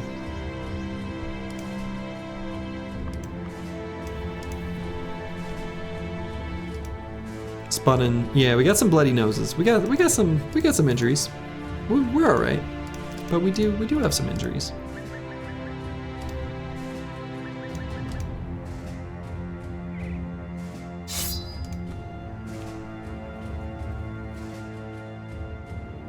Militia are much better at wearing helmets compared to briggies, but their stats are terrible.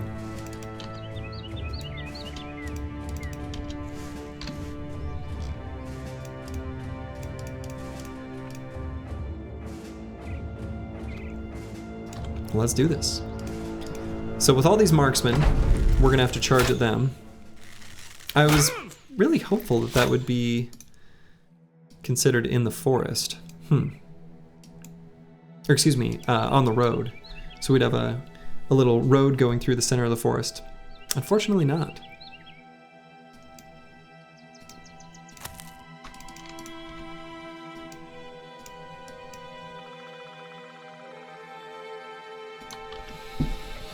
Kalashnikova was a little bit hurt before this and took a little bit of hurt there. Probably just put him behind these trees so we can't get shot at anymore. And we're gonna have to make our approach.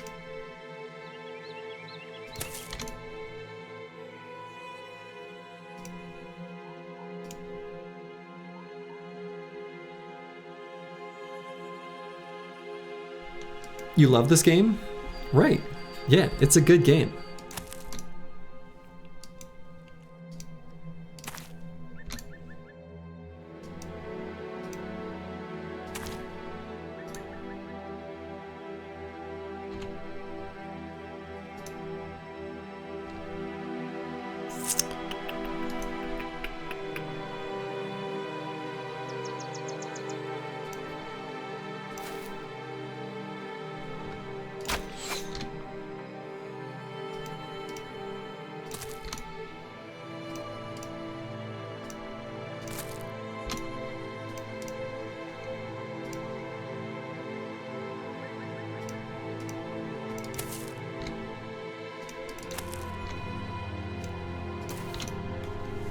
Okay. Saddens you that people can't get past the art style for Battle Brothers? Yeah, that's fair. It's funny because I've had a few people show up in the stream who, you know, they've never played the game. They don't really know anything about it, but I don't know how they end up the algorithm or I don't know. Hand wavy here. I don't know how they end up here. And when people have asked like, is this the low graphic settings? It's like, this is the funniest question. I just love that question.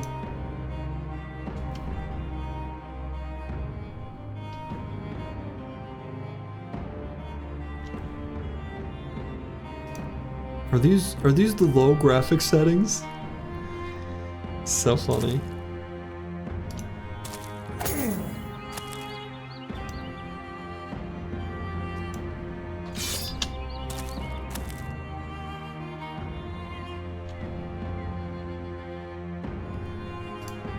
Don't exactly understand how this marksman is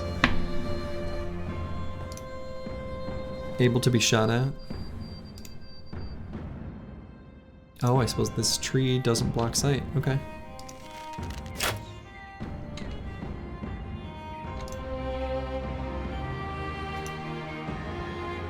Yeah, Rotato, Faster Than Light. Yeah, there's lots of games with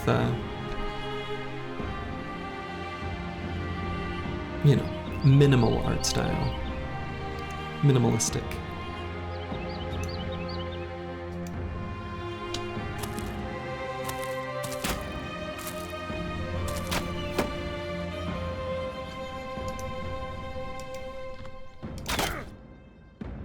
What am I doing?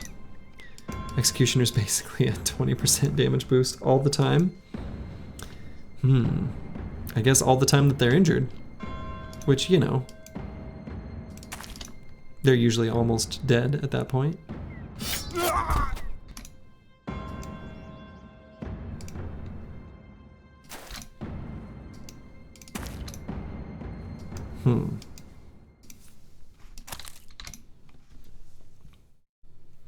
You wish the campaign map looked a little bit more varied. Without rivers, it's just one green-brown patch.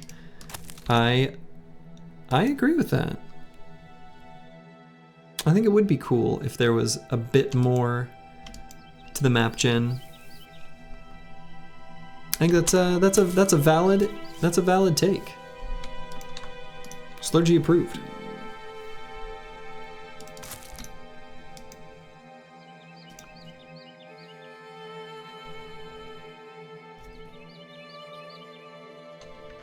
Somewhat sus Hex to put Otosama on, but he can't get surrounded.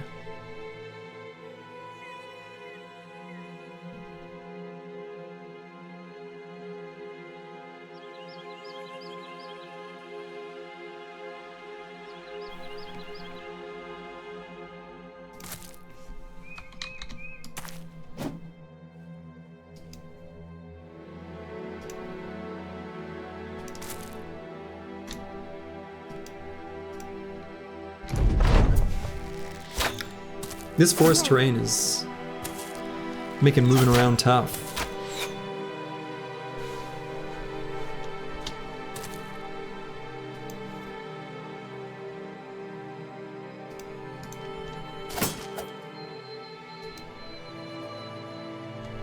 Alright, I think we'll just go for head hits here on this Militia veteran.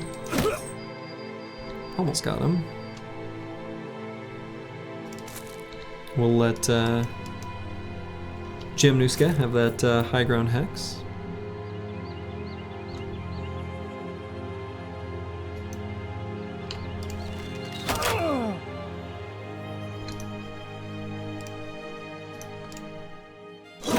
Never mind.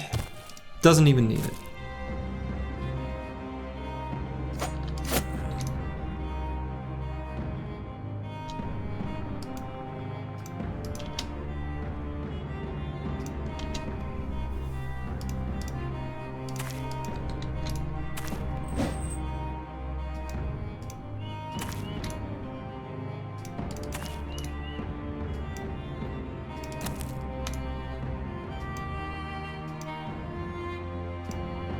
Yeah, I heard a bunch of mixed reviews of War Tales.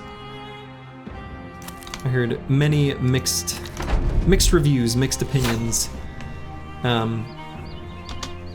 It's tough. I mean, the thing is like, I think a lot of games don't even necessarily realize the magic they have until they're so far developed that it's really hard to get to that point.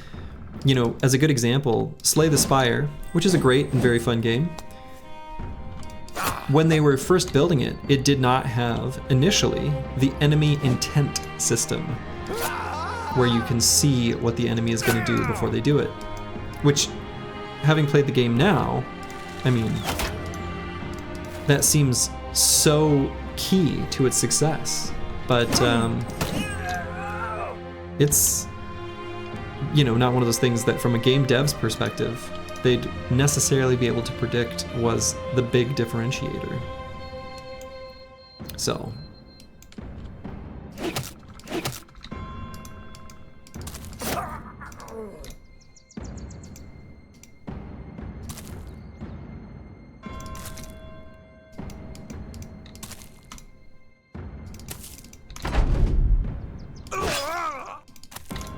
Militia are wimps.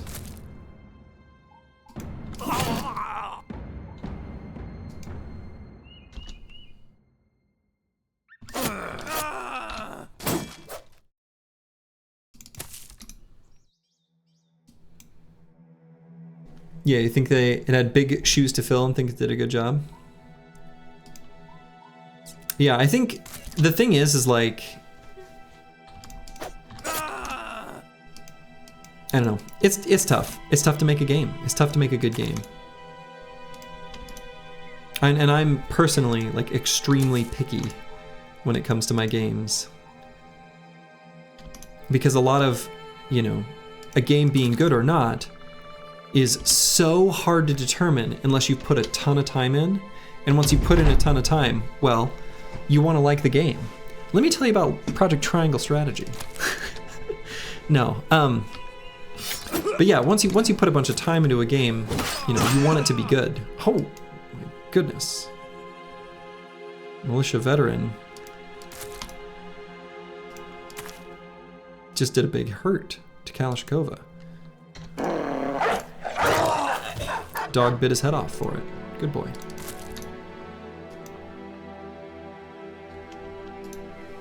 Too many AAA games cost $70 and give you 20 hours of content. Yeah, but I also think we shouldn't necessarily, you know, assess a game's worthiness based on the number of hours of content, right? Especially if it's like story-driven, which may not be your thing. But in those cases, you know, it's okay for a game to give you less total time if that time is like really high quality.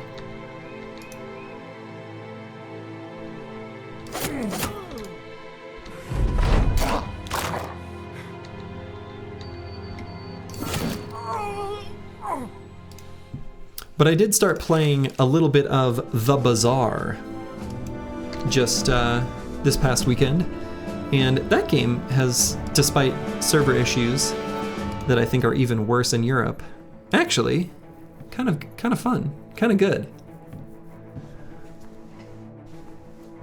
Ooh, Kalashnikova took a serious injury here.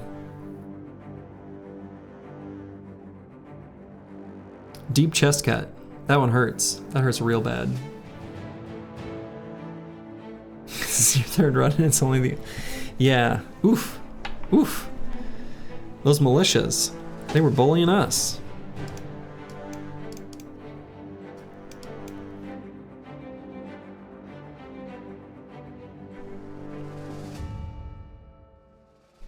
Maybe it's time for a reserve bro or two. Certainly one.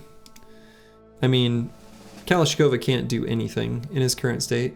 We'll just leave his armor as is, too.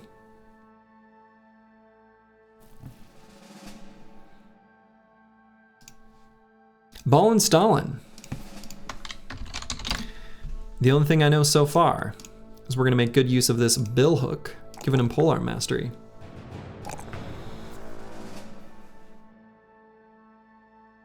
Somehow has managed to roll 1s in melee defense alongside 2s in hit points very reliably, which sort of sucks. I don't like that.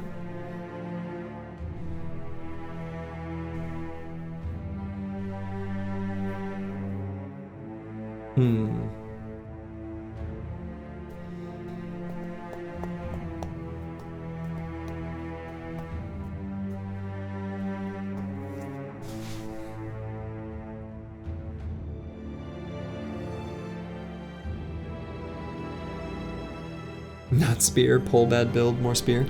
No, we're not gonna give spear mastery to a bro with low fatigue.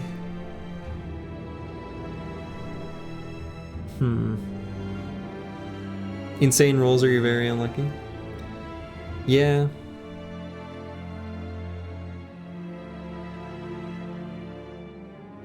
All right, good. You love to see it, Akibio. Yeah, there's not too many Battle Brothers streamers, and I think it is a fun game to watch. I've watched a decent amount myself. I think we'll take these 6s. The Lajos is rolling as long as he's got them.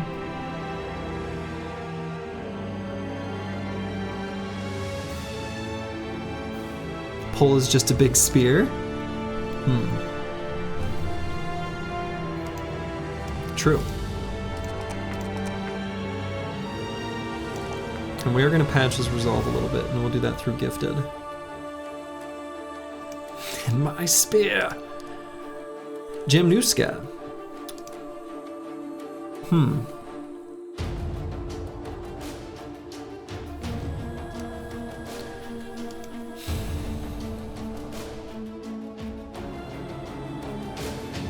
Is this the legendary fencer build? Kind of. So far, I guess. In a way. It's not gonna be that though. Fellow pole bro? I mean, could be.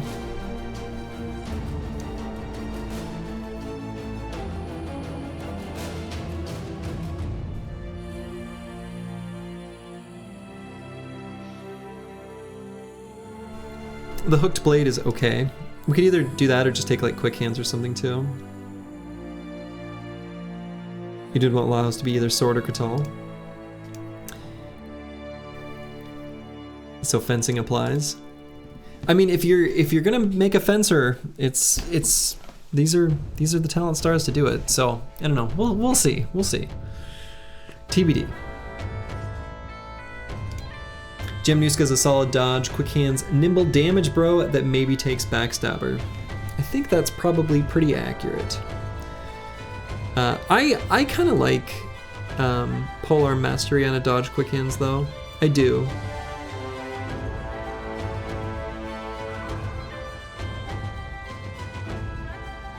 I think just being able to move 2 hexes in attack is just always kind of useful. When everyone dies in Goblin City, you'll be ready to jump in and save the roster from total emptiness. Well, we're not going to do that again. That disaster will only happen just the once. Yeah, lots of flex perks on dodge quick hands. They're kind of just multi-tools, exactly. They're your bread and butter like damage bros that are like simple to play, simple to build, simple to execute, like strong, you know, sort of a bridge between a total, you know, run 'em down Zergling and a late game, fully capable end game damage bro. Somewhere in the middle there. Yeah, 6.7 out of 10 bros, definitely. Or 6 to 7, whatever. So, I mean, I could go Polearm Mastery on Jamnuska too. The thing is I don't have any good, like, solid bonk and two-handers to really make use of quick hands either. I could just grab, like, Pathfinder or 9 Lives. Polearm Mastery is a little sus with just the hooked blade, but it's fine. Real question is who gets the famed pole? If we find a famed pole, well, whoever's still alive. Okay, I want to find one more caravan to bust before maybe making our way back down. We do also have dagger to hand out and another one here.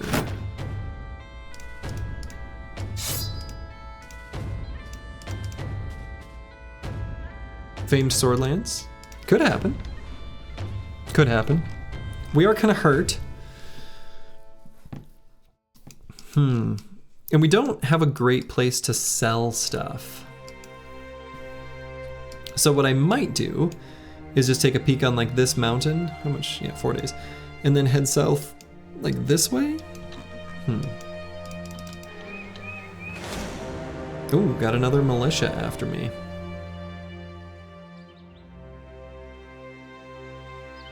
Yeah, I mean, I think sword lance. I'm not, I'm pretty mid on sword lances. I don't think that they're a great weapon, and I don't think they're a terrible weapon. I think they're fine.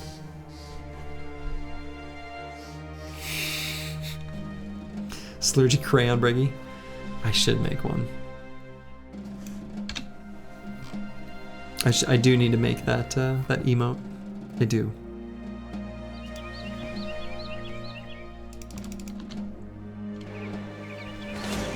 Oh, and some random webknechts. All right, this is another big pile of militia.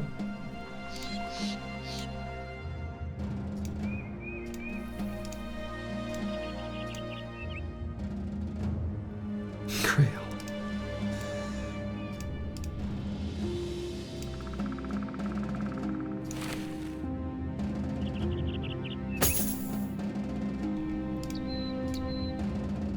Kalashnikova is just gonna sit out, too injured to really even be meaningfully useful.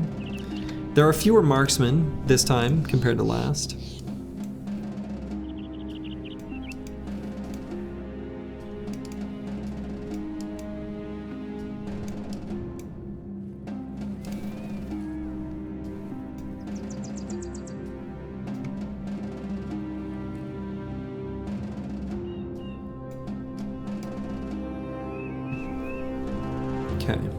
Something like this should be fine. Make sure we don't fight him in the forest. Oh my. Well, well, well. Would you look at the time? We've got the high ground. It's over, Anakin.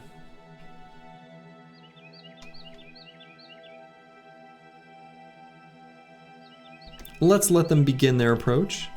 See how they kind of line up to decide where we want to put our one dedicated spear in the zoning bro. Hacks. Hacks indeed. And in fact, even the bros that are kind of bad may be able to make good spear wall use given this terrain.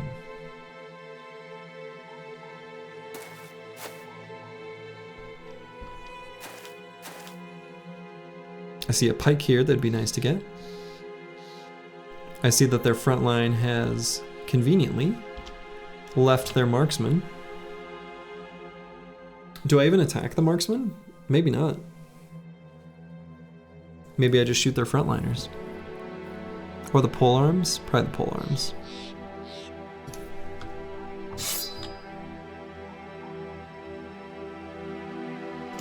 Let's just hit the ones in front.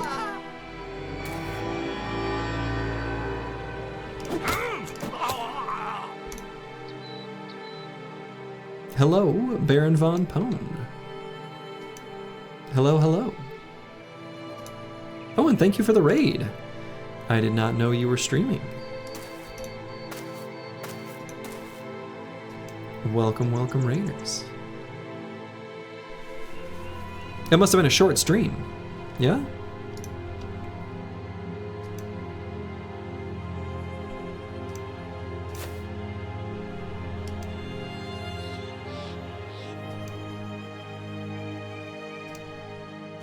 Just 2-ish hours? Yeah. Reasonably short then. The thrower tank coming in clutch? Indeed. Right now just doing his throwing, but...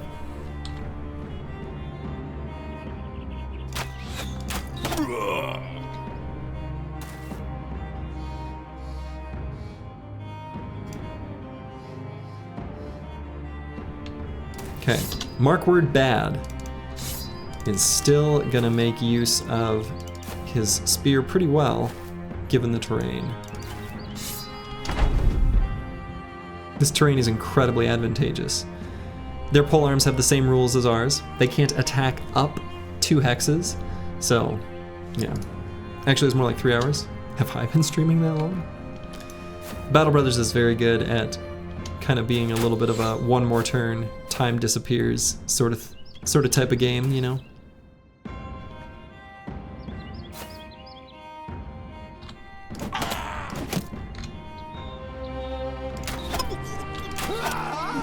Xerxes sniping.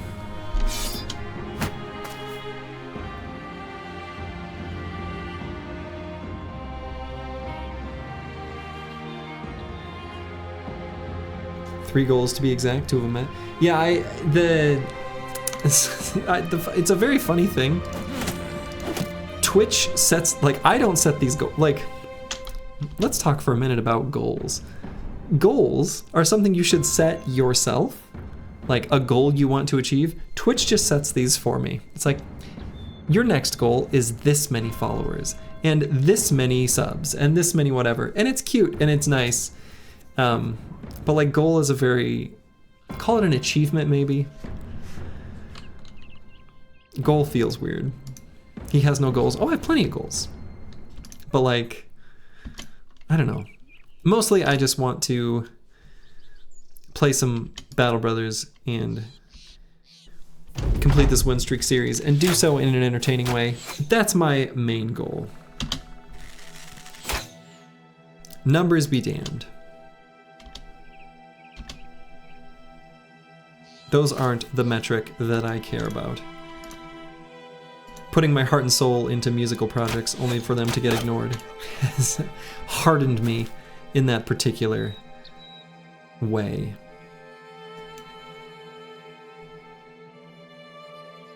Not so much as cute/nice, but as manipulative, just like achievements in games.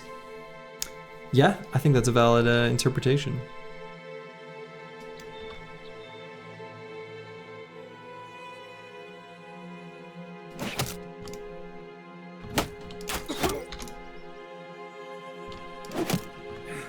But you know, Twitch needs streamers to be streaming to continue to exist as a platform. So they've got a mechanism to get people doing it. So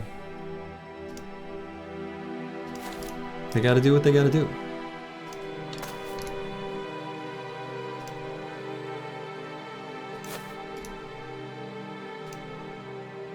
Bits are like volunteering to pay a middleman. True.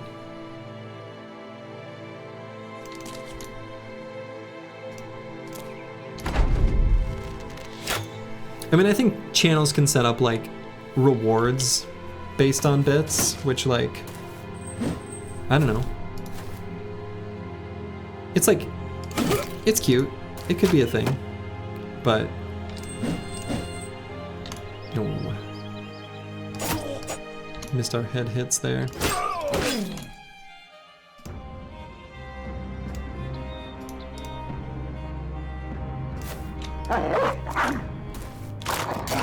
How what else would you make? Giant emotes?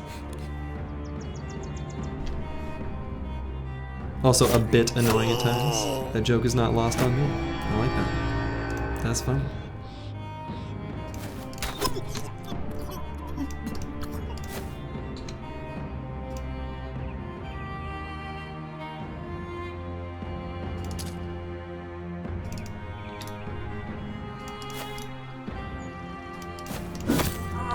Bonk.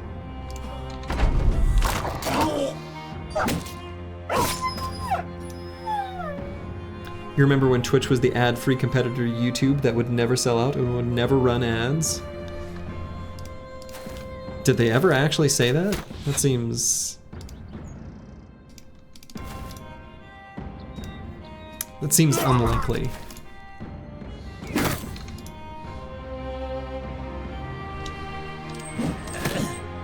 There we go. There's the militia captain down. Right after the Justin TV days. The very old school origins of Twitch. Good old Justin.tv. Kind of the beginning of streaming, which is kind of funny because a lot of that was kind of because of, or, you know, to support StarCraft 2, which I was playing at the time.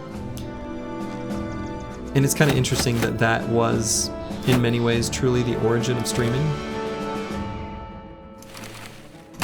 Because at the time, I don't know that I really thought much about it or cared. I'm not sure.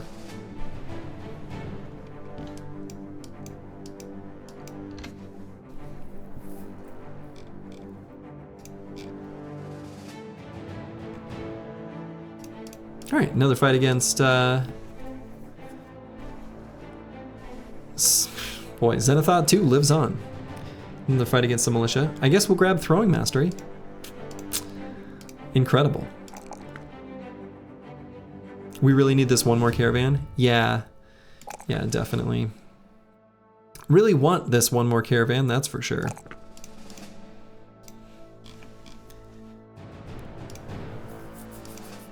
I don't think there was probably anything looted there. I guess the mail shirt, that's pretty interesting and good. Maybe we can give that to Ballin Stalin here on the side. He's okay with some heavier armor.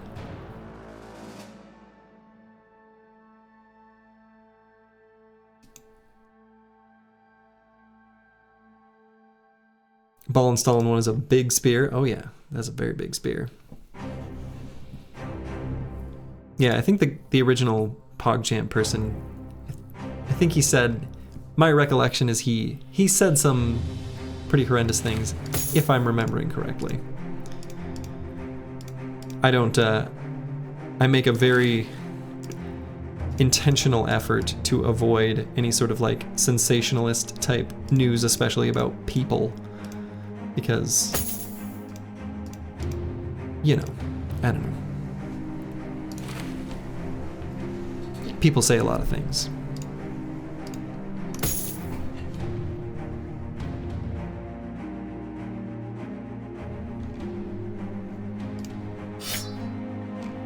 Yeah, we got the big spear. We got the pike. Sorry, I understand now what people are saying.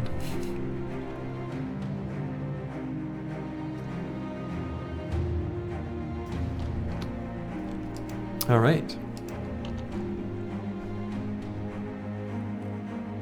Oh, is that what the PogChamp person spoke about? Boy, I actually thought it was something else. I thought it was that he said some... And it could be, maybe I'm thinking of an entirely different thing, but said some, not just,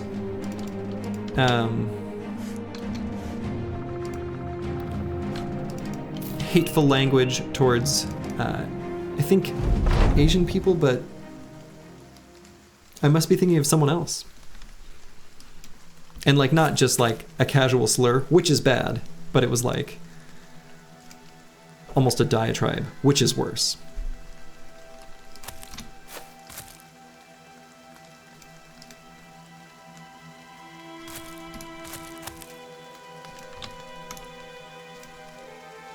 In my opinion, anyway.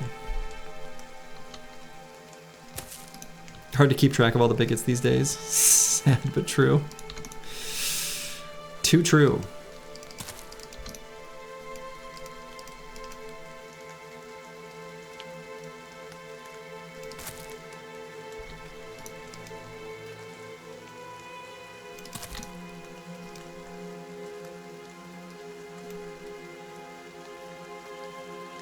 Oh yeah, we don't have our spear bro here at the bottom.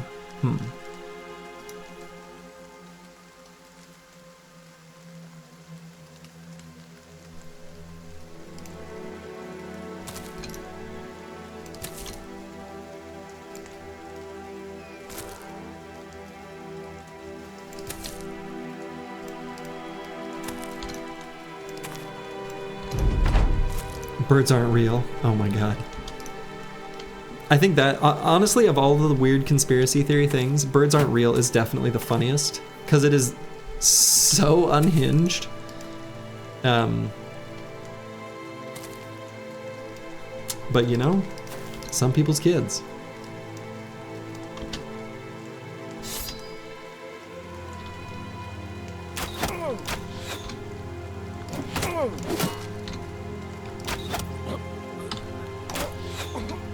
Warbow coming in clutch.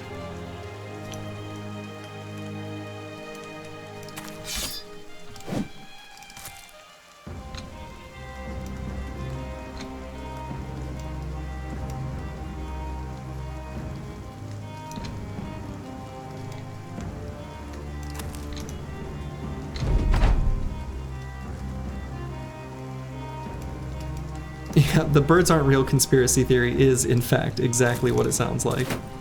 It's people believe that birds aren't real.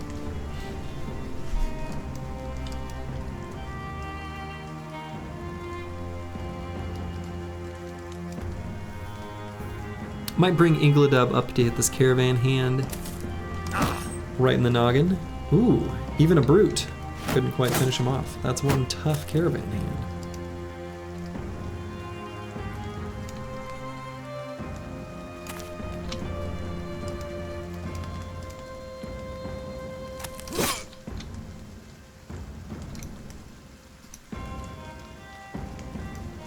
My second Santa isn't real moment. Oh shit, that's funny.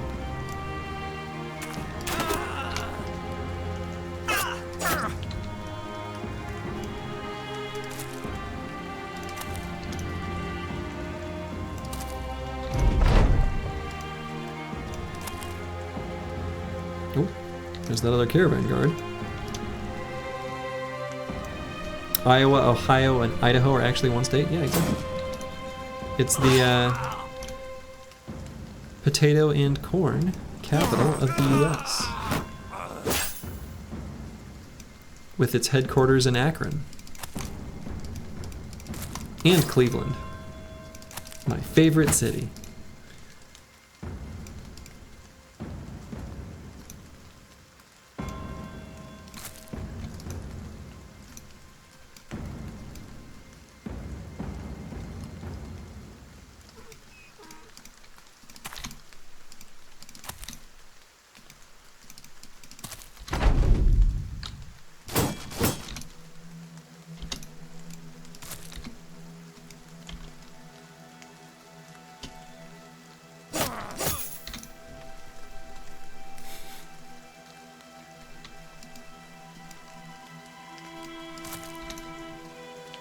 Can't help it, there are actually drones designed to mimic birds proven to exist these days. I suppose such a thing could exist.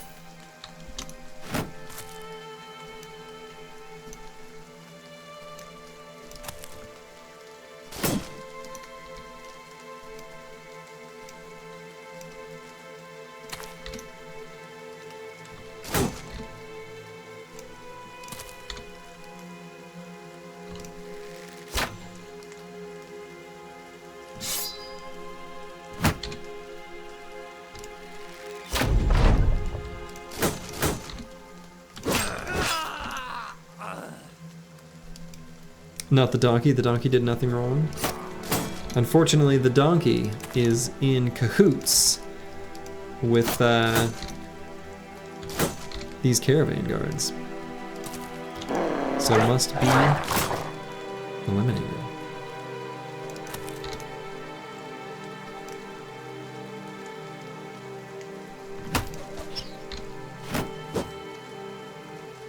Strange meat's back on the menu, absolutely.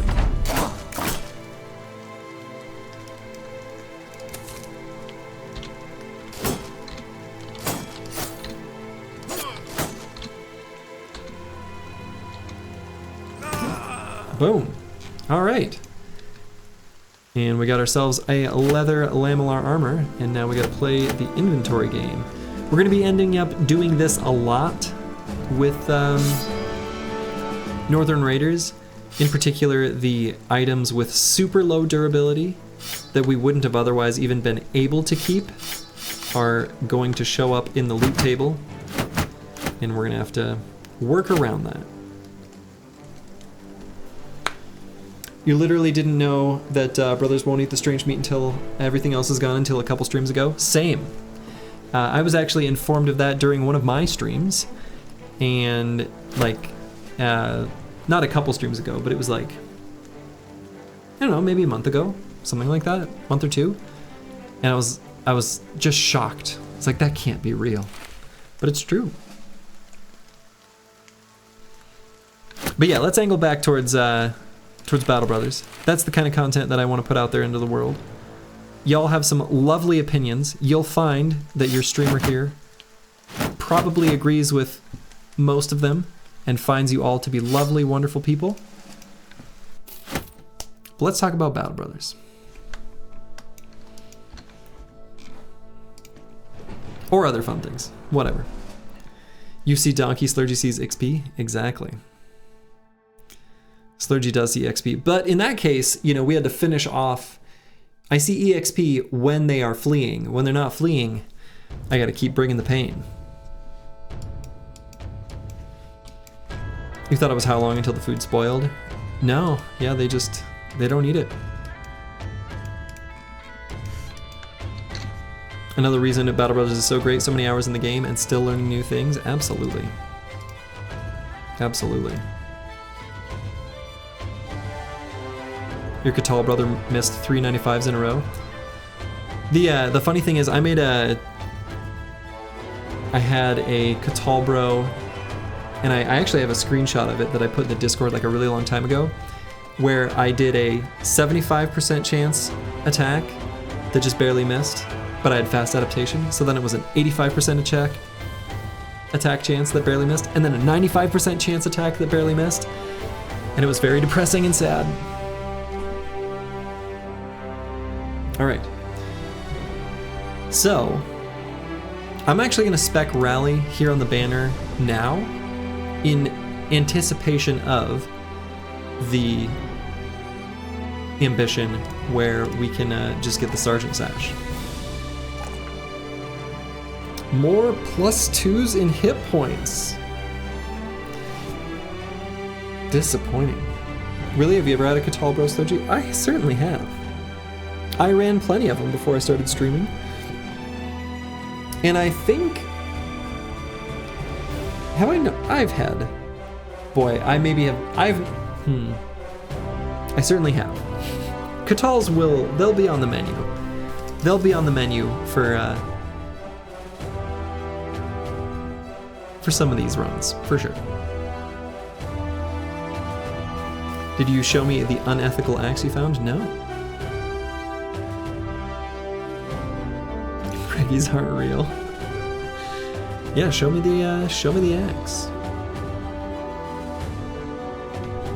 Slurgy had a dagger mace bro last run. Yeah, I did. That's true. That's true. All right, I'm gonna grab hit points here. Suck it up and just take the +2. And just feel sad. This banner could not be more mediocre. True. Actually, wait, what did I just level on the banner? I did take Resolve, didn't I? no. What did I take? I did range defense, resolve hit points, right? I hope that's what I did.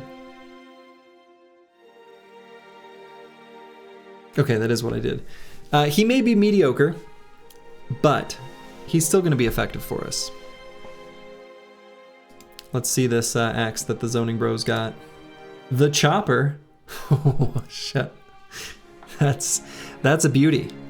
That is, in fact, unethical. That is true to its name. You did take resolve. Okay, thank you. Thank you, Huff Dead.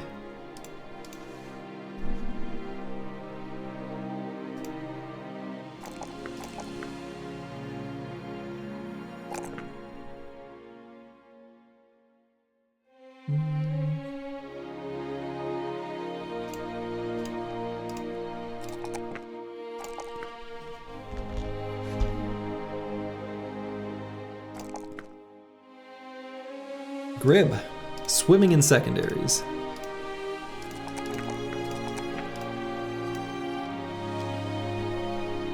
Banner is just a fancy spear. True. Sword, short spear. Yeah. An axe is just a spear with a really big tip. It spears all the way down. It's a conspire a C.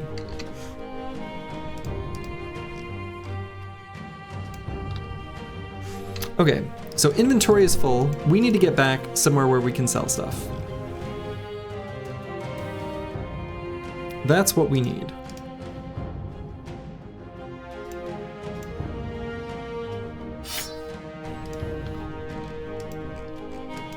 I wish I knew where there was a T3 city anywhere. Cargill's the biggest we've found, which is kind of disappointing.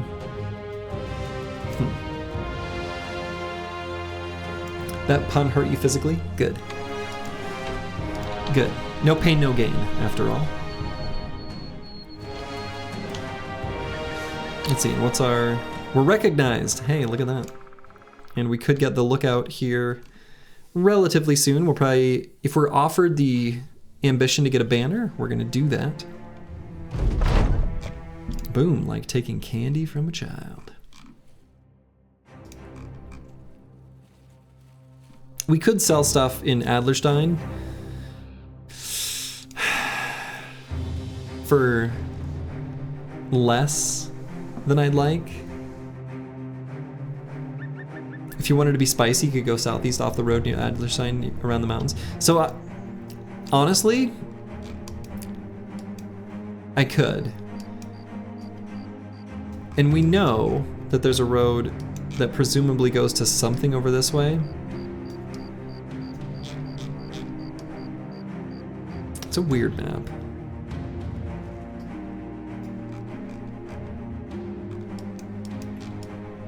Yeah, I don't know. You've broken my brain. Everything is just a spear. Always has been.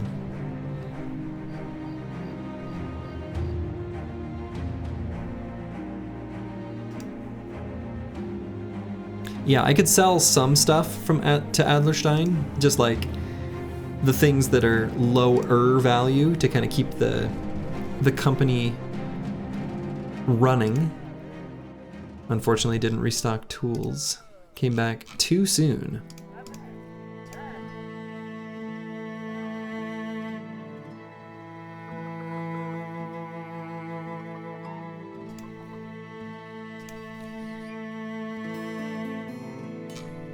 So I'm gonna sell everything that's less than like 20 gold. I'm gonna say that's my break point.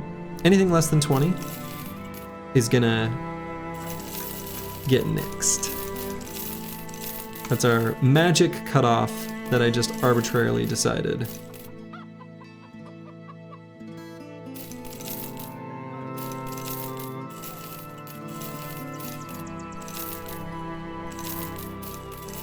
And we'll see where that puts us.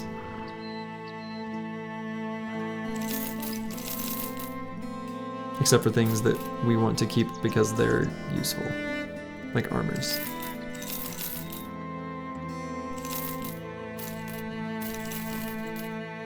Okay, 57 of 99. And 1,000 crowns. Okay. Since everything can be used as a weapon, everything is a spear, why even use words? Exactly. Yes. It's all spears all the way down.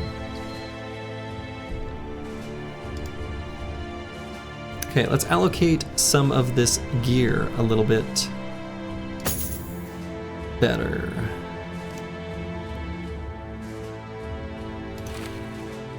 Words are just verbal spears. He's got a point with that one.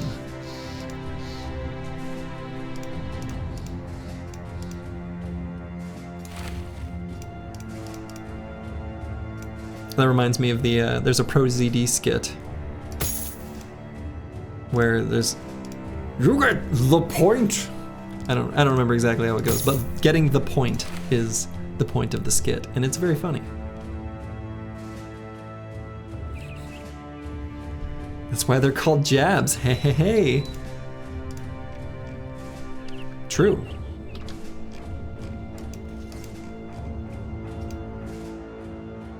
The dogs just have mouth spears. True. That's how we eat our food.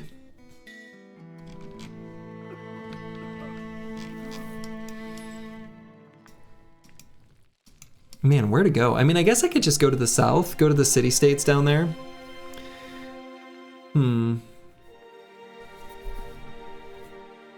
Could buy more war dogs and then terrorize nomads. May as well.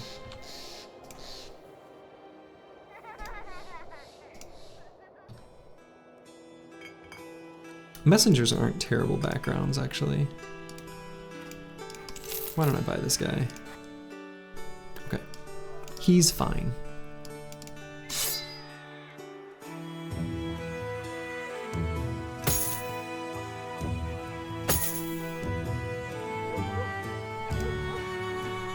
We have Briggy lore, now it's time for Spear lore. Ooh, I like this.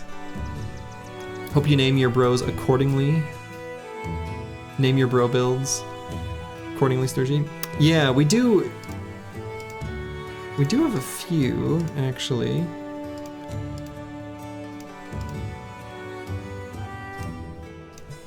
That we can name.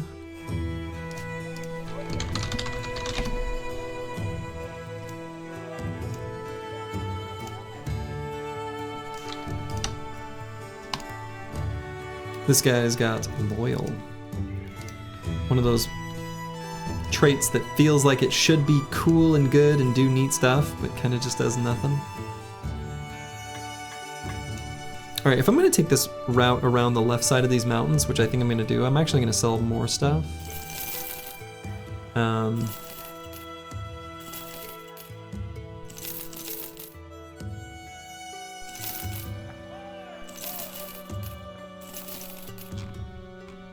Keep a few different types of weapons. In case there's enemies we fight where that is meaningful. It is possible that a famed spear can be called Spear Long Spear. I want that spear now. I want it. You did find a famed spear once that was just called The Spear? See, I'm into that. I want to find that. Have I found a famed spear? Actually, I think I did, other than a goblin spear. I think I found one, but it was in a run after I either didn't have spear bros or they had died, one or the other. But I didn't have anyone to give it to and it was sad. I think the spear wasn't very good. I don't remember exactly. Speary McSpearface. Like Bodie McBoatface. Okay. So. Let's do this one. Let's get a battle standard. We are gonna have to get to a place where we can sell stuff to get our 2,000 crown renos. Does loyal help when cultists sacrifice? I think so. It should.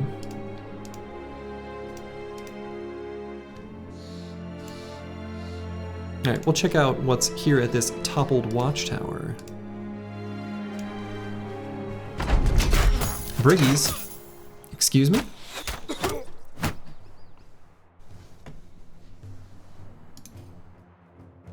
All right, we got 4 raiders and 3 marksmen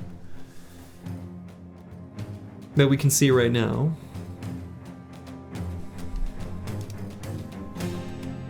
The dagger.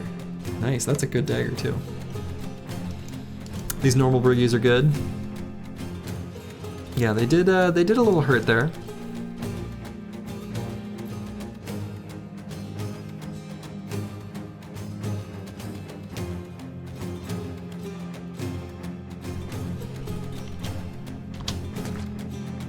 Okay.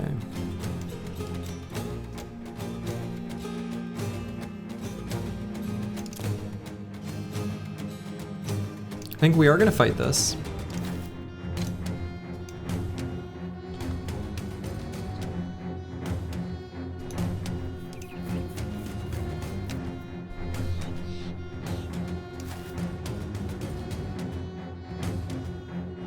Okay. So that's all of them. No leader or anything like that.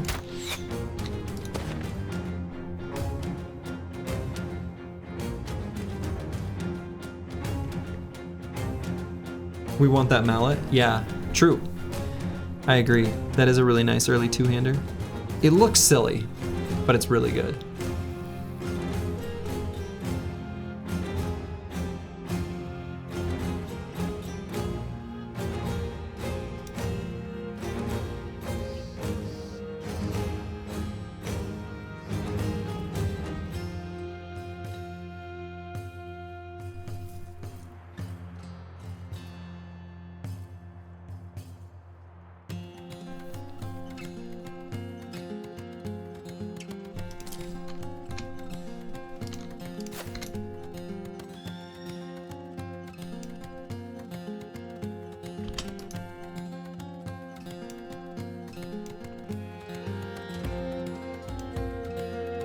The Lone Wolf Killer can opener has many names.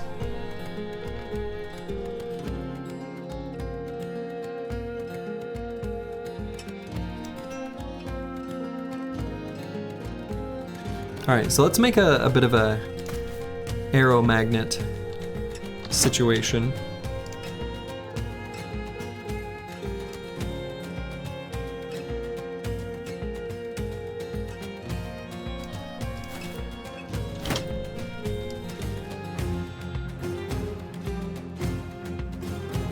The real question is just what to do with these bros here.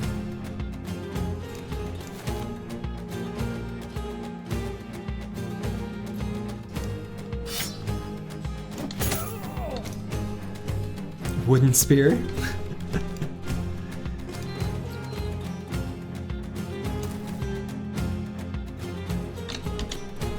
Oh, he has a new button. I thought he was... I pressed... Disappointing.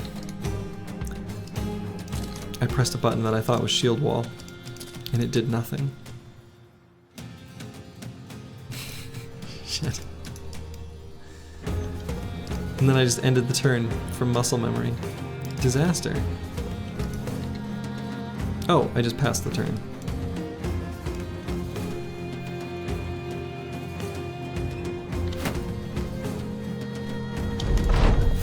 So there's gonna be some arrows here shot into the band.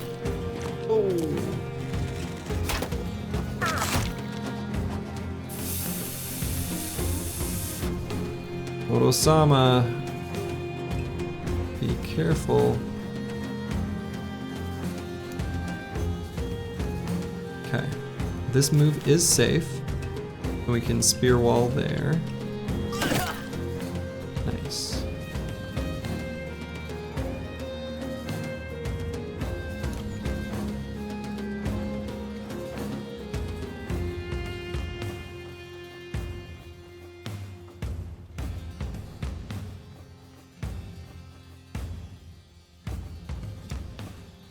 Let's make sure no one gets in melee contact with Osama. Ooh, boy, okay, careful, good lord. Frightening.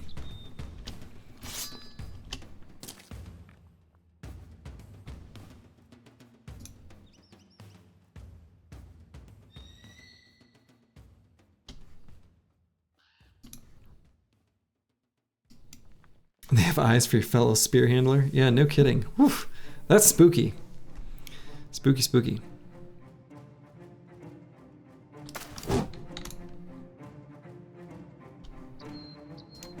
We're just gonna run all the way back.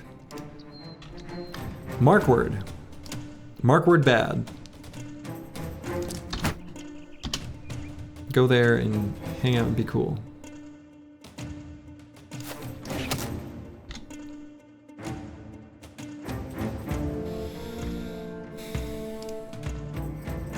Xerxes. Sniped him.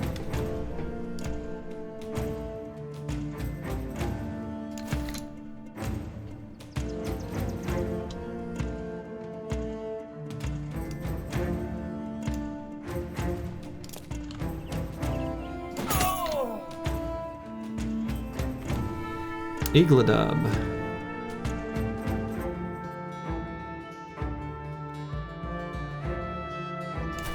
We can put him there. I think that's okay. Another mallet. These two are brothers. Okay, that guy just abandoned his brother. One throw from a normal javelin did more than 5 arrows. Yeah.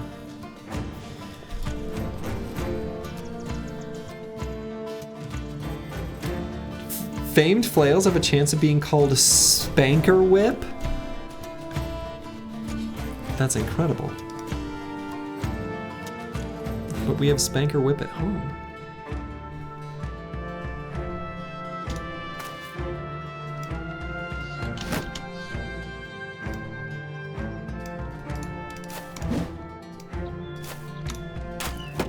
What kind of weapons?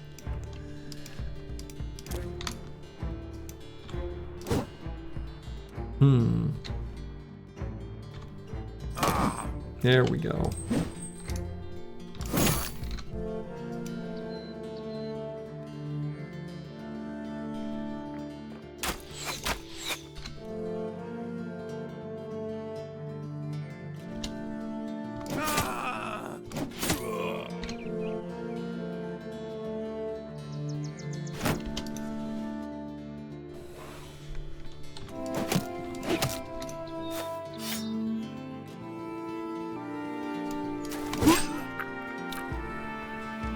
Ooh.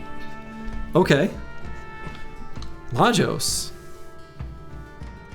Nice. Also, how should I be pronouncing that? Lajos, Lajos, Lajos? Inquiring minds wish to know. Free armor, yeah. Huh. Well, that was nice. Took his head right off. Free armor.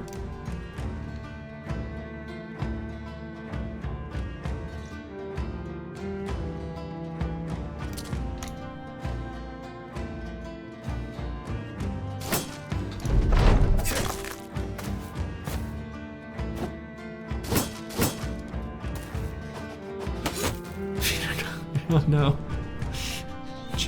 The German language, my arch nemesis.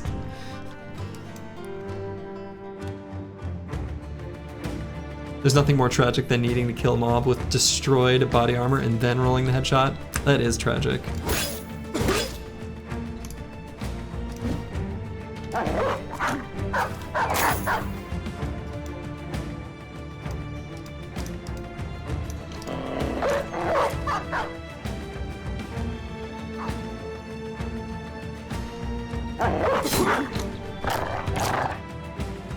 It is Release the Hounds o'clock.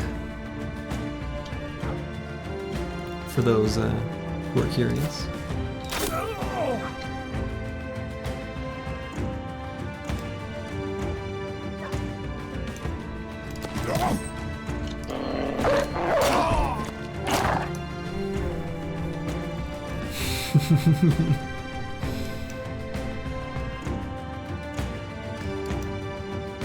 We got some spice in the chat.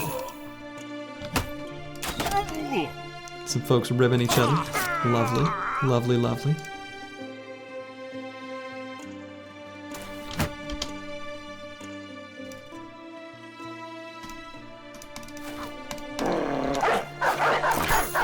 I use big spears, you use little spears.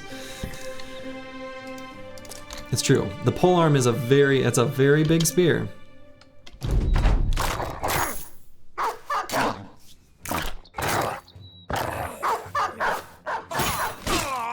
Ooh, yikes, okay. That marksman just took 2 big ol' swings. Caused some pain.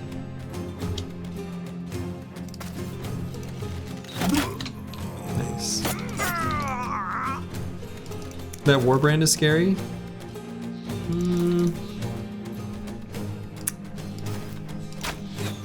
Not as scary as that marksman with a hatchet.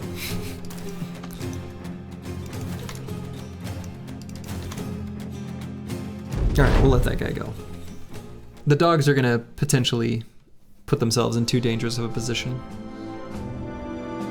Bijante! Whoa, whoa, whoa, whoa, whoa, whoa. Bijante. Let's keep this obituary nice and clean.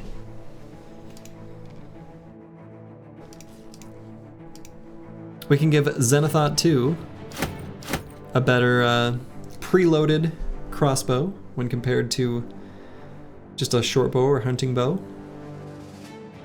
So let's go ahead and do that.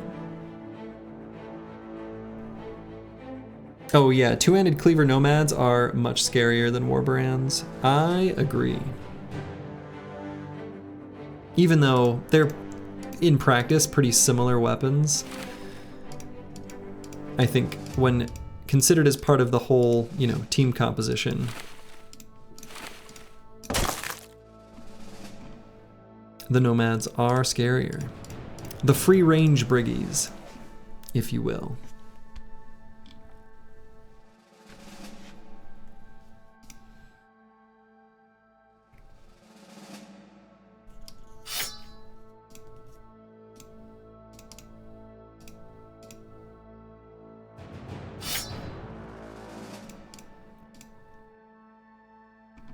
Still haven't managed to find a T3 flail. I feel like brigands have those pretty often, so I'm a little disappointed that one hasn't dropped for us yet. We're all spearmen, we just use different spears. You guys have no idea how happy this is making me. As a, you know, as a spear enthusiast. Kalashnikova no longer suffers from deep chest cut? Wonderful.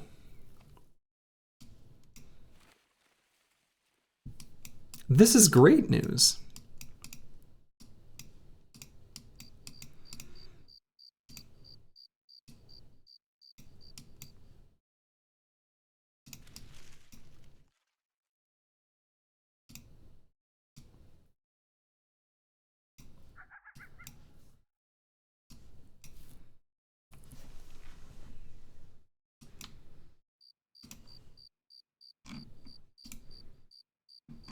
The first famed is going to be a spear? We hope so. We sure hope so.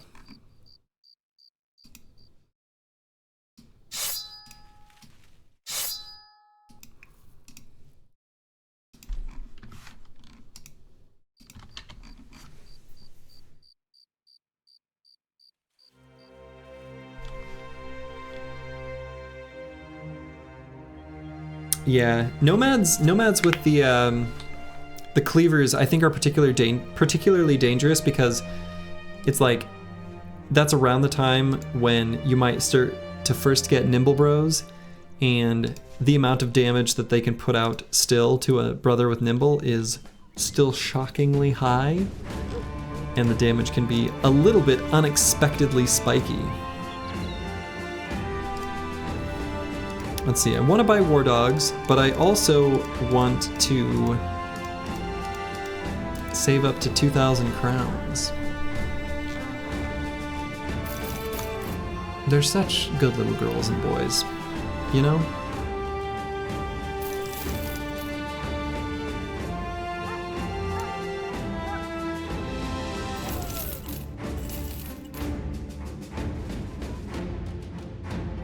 Yeah, that's good enough. Yeah, nomads have pretty high initiative to support the cleaver's burst and bleed stacks. Very true. That is a really good point. That is a really good point, Gajante.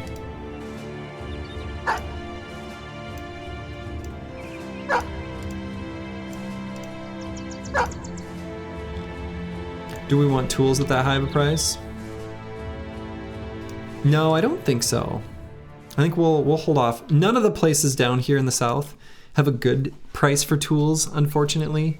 Like a lot of them are pretty high, which just sort of sucks, but kind of just something to accept about our situation.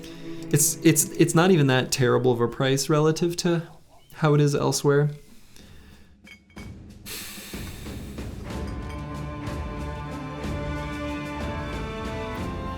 I guess we're still only at like 17 tools. Maybe the Far East has better repair spears. They might. They might. We do have a road going that way.